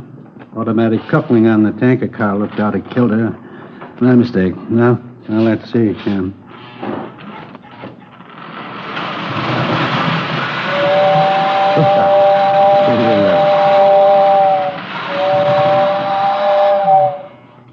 Yep, she's a dandy, isn't she? Sure is. I'm sorry, gentlemen. Have to keep up our maintenance on the rolling stock. What can I do for you? Police officers, we're looking for a Mr. Townsend. Oh, yes, I'm Roy Townsend. Are you the sergeant I talked with on the phone? Yes, sir, that's right. This is my partner, Sergeant Romero. How Hi, do you Mr. do, Townsend. You mentioned that you might have some information for us. Yes, as a matter of fact, I may have. About that fellow who climbed out and escaped. What was in all the papers? George Hoffman. Hoffman, that's it. I'm a pretty good one for faces. I think I might have seen him last night. Where was that? On my way home from the meeting. I belong to a model train club. Don't get enough of it here every day. Yes, sir. We'd like to know about this man that you saw. As I say, I saw him going into the auto court just down the street from where Mother and I live. It was pretty late, after midnight. Where do you live, Mr. Townsend? Over by Pasadena, Royal Oaks Avenue. I know Mrs. Cox at the auto court very well. I see. Well, this man that you saw last night, you sure it was Hoffman? I saw his picture in the paper when he climbed down and escaped. I don't say I'm positive it was him, but I'm good on faces. Well, wonder if you'd mind checking through these pictures. Oh, no, not at all. Yeah, this one. He's the one I saw. Am I right? That's Hoffman. Do you happen to know if he's staying there at that auto court? Oh, yes. He's been there for a month. Say, Sergeant, if you find out it really is this Hoffman, don't tell Mrs. Cox at the auto court. It'd just break her heart. Oh, is that so? She's sort of an amateur detective. She thinks she knows faces better than I do. After we left the train shop, we called the office and filled them in. Captain Walker called Pasadena and notified them. Then we drove out to the auto court where the suspect was reportedly seen.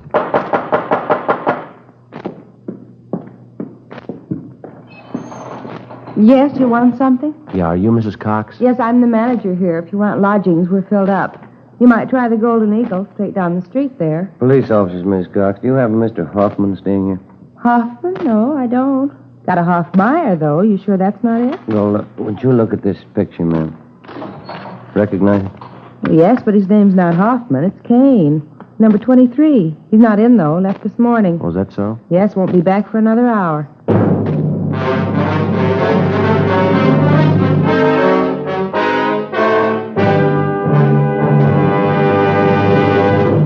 You are listening to Dragnet for the solution to an actual case from official police files. Now, here's a real solution to many of your Christmas shopping problems. If your friends smoke long cigarettes, give the best of long cigarettes.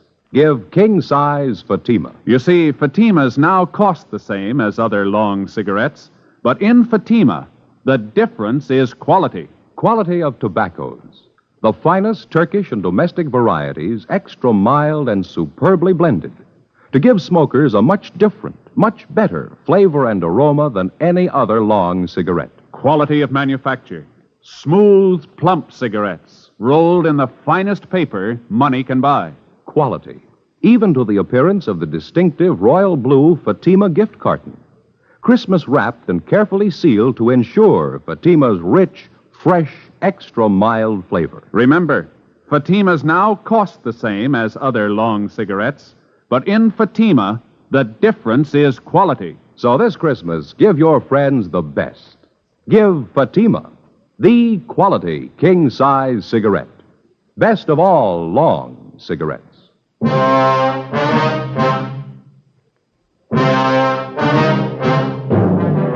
Before going on stakeout at the auto court where George Hoffman was registered, Ben put in a call to the office.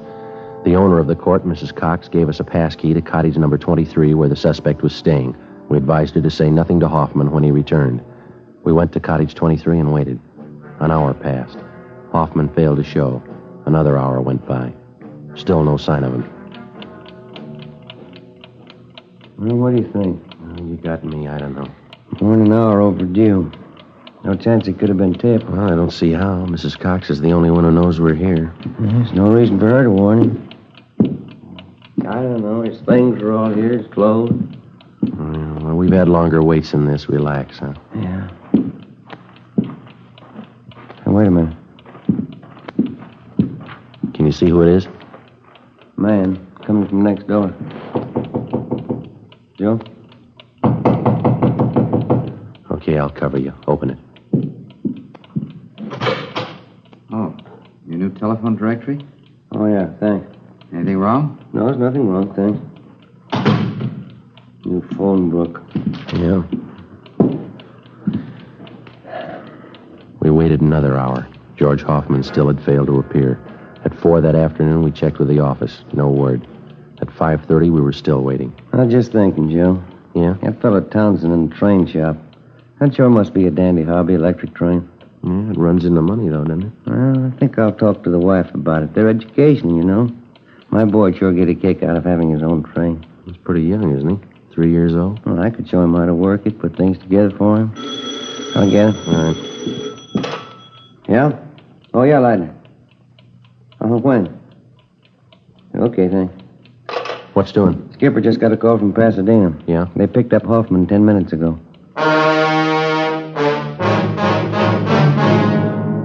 The suspect, George Hoffman, was taken back to Los Angeles and lodged in county jail. This time there was no escape. At his Superior Court trial on August 16th, he was convicted on several counts of armed robbery and sentenced to the state penitentiary. From August to January of the following year, the months went fast. We washed up a string of liquor store holdups just before Christmas, got 2 days off. My Uncle George and Aunt Allen came down from Renton, Washington to visit with my mother during the holidays. In January, Ben was off work for a week with a bad dose of flu. Another 5 months went by. Toward the end of June, we got word that George Hoffman was no longer at the state penitentiary. After serving 11 months, the former holdup man had been paroled into the Army with the provision that he serve overseas. Another 3 weeks passed. July 12th, Tuesday, Ben and I had lunch at Koken's Cafe and checked back in at the office. I wish Koken would change his menus a little oftener. Fried beans and pastrami sandwiches. Seems to have the same thing every time. Well, you sure dug into them. I got the idea that you like them. Like them all right. I just eat too much, that's all. 3 sandwiches, 2 plates of beans. No wonder I never eat dinner. Dan? Joe? Yeah. You two back from lunch? I want to grab a sandwich. Yeah, go ahead, Slats. We can cover. Okay, thanks. Say, there's somebody waiting in the next room for you. Wants to see you. Okay, see you later. Right. Want to see who it is, Joe? I'll check the book. Yeah, all right, fine. Yes, sir. My name's Friday. You want to see me? Yeah, that's right, Sergeant. Remember me? George Hoffman? Oh, yeah, Hoffman. The Army uniform there. I didn't recognize you. Yeah, I thought it might fool you. I guess you heard about me. Good break, huh? I'm glad you feel that way. How you doing with the Army, huh? Pretty good. I like it. That's fine. Just thought I'd drop up and see you fellas. You still that partner you had? What's his name? Rodriguez? Romero. Yeah, we still work together. Yeah, Romero. I knew it was some kind of name like that. Yeah, well, come on in, Hoffman. Oh, thanks. Hey, Ben. George Hoffman here. He stopped in to see us. Oh, yeah. Hi. Been a long time, Hoffman. How are you? Pretty good, Sergeant. Thanks. Just thought I'd stop by, you know. Show there's no hard feelings. Oh, sure thing. You got any idea when you're going overseas? Boys in my outfit figure day after tomorrow. That's kind of one reason why I dropped in to see you. Well, how's that? Well, I know it's pretty nervy, but I got lots of that. You see, a bunch of us are on leave till tomorrow noon. Figured we'd go out tonight, and I'm a little short. You know how the Army pays. Okay, well, how about a couple of bucks, George? Will that do you any good? Yeah. Sure is swell of you, Sergeant. Believe me, I'll see you get it back. Well, here's a couple more, Hoffman. Might help out. Well, it's no use telling you how much I appreciate it. I give you my word I won't forget it. I'm going to pay this money back to you. Don't forget it, George. We're glad to help you out. Well, thanks again for the touch, huh? Sure nice of you. Okay. Now, drop a card if you get a chance. Like to hear how you're doing over there. Sure thing. See you later, huh? Right. Good luck to you, boy. Well, looks like a turn for the better anyway, huh? Mm-hmm. But it was my last $2, doggone it. It never failed. Well, we had to give him something. Yeah, but what do I do for lunch money tomorrow?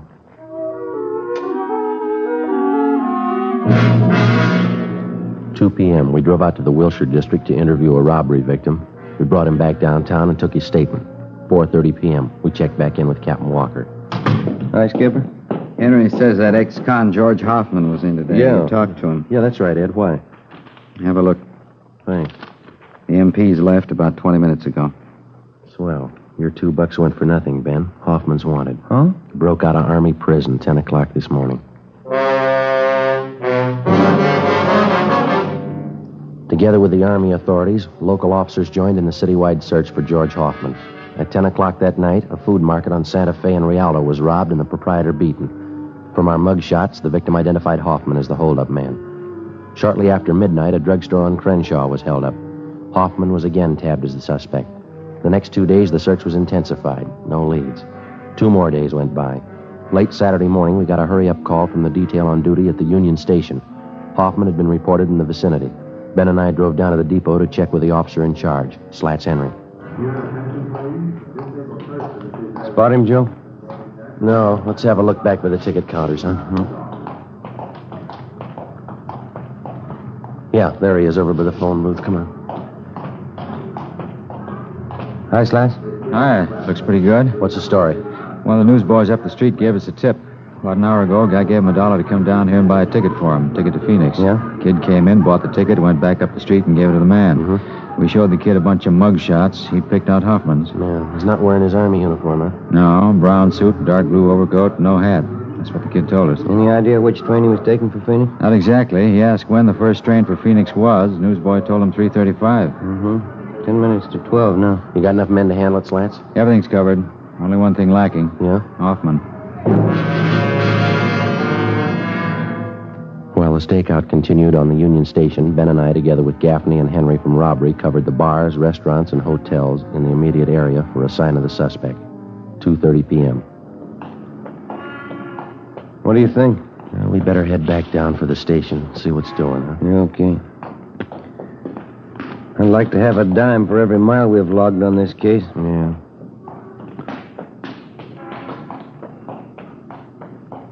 Joe, have a look. Where? Across the street, dark blue overcoat. Same build as Hoffman. I'll bet on him. Come on. He spotted us.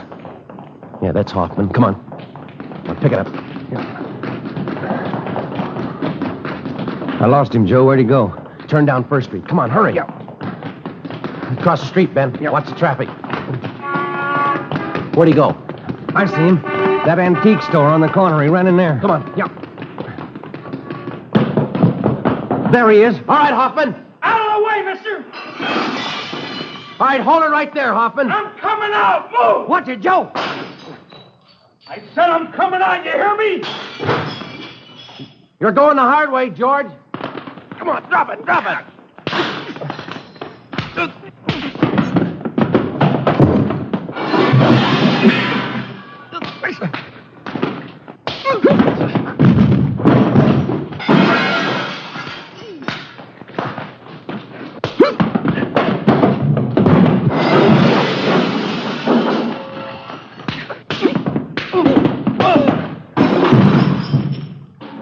All right, Hoffman. All right, on your feet. Come on, get up.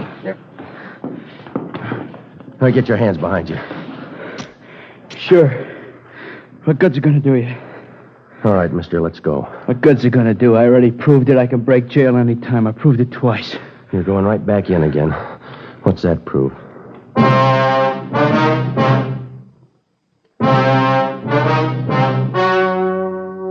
The story you have just heard was true. Only the names were changed to protect the innocent.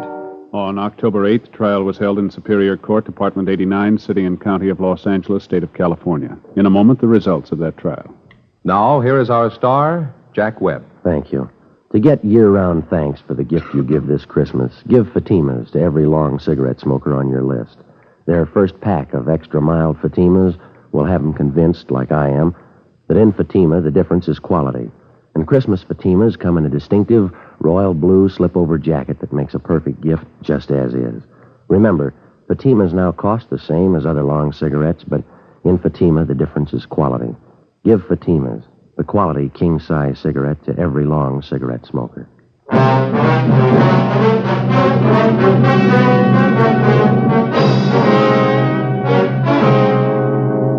George R. Hoffman was tried and convicted on several counts of robbery and received a life sentence as a hardened criminal. After serving 10 months of his sentence, Hoffman attempted an escape and failed. A few weeks later, he took his own life in his prison cell by hanging. Ladies and gentlemen, next week, in answer to your requests, Dragnet will repeat A Gun for Christmas, the actual case history broadcast last year during the Yuletide season. That's next Thursday, December 21st.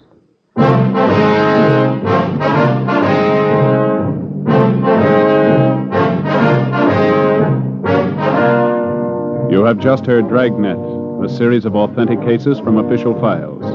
Technical advice for Dragnet comes from the Office of Chief of Police W.H. Parker, Los Angeles Police Department.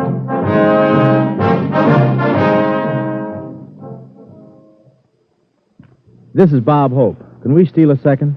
Chesterfield, Chesterfield always wins first place.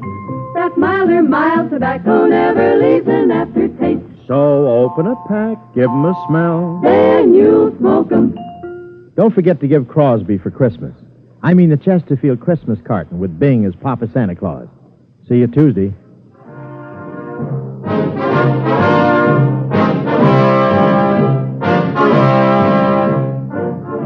Fatima Cigarettes, the best of all long cigarettes, has brought you Dragnet, portions transcribed from Los Angeles.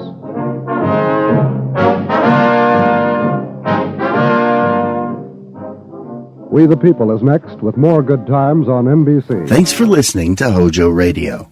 We'll be back again very soon.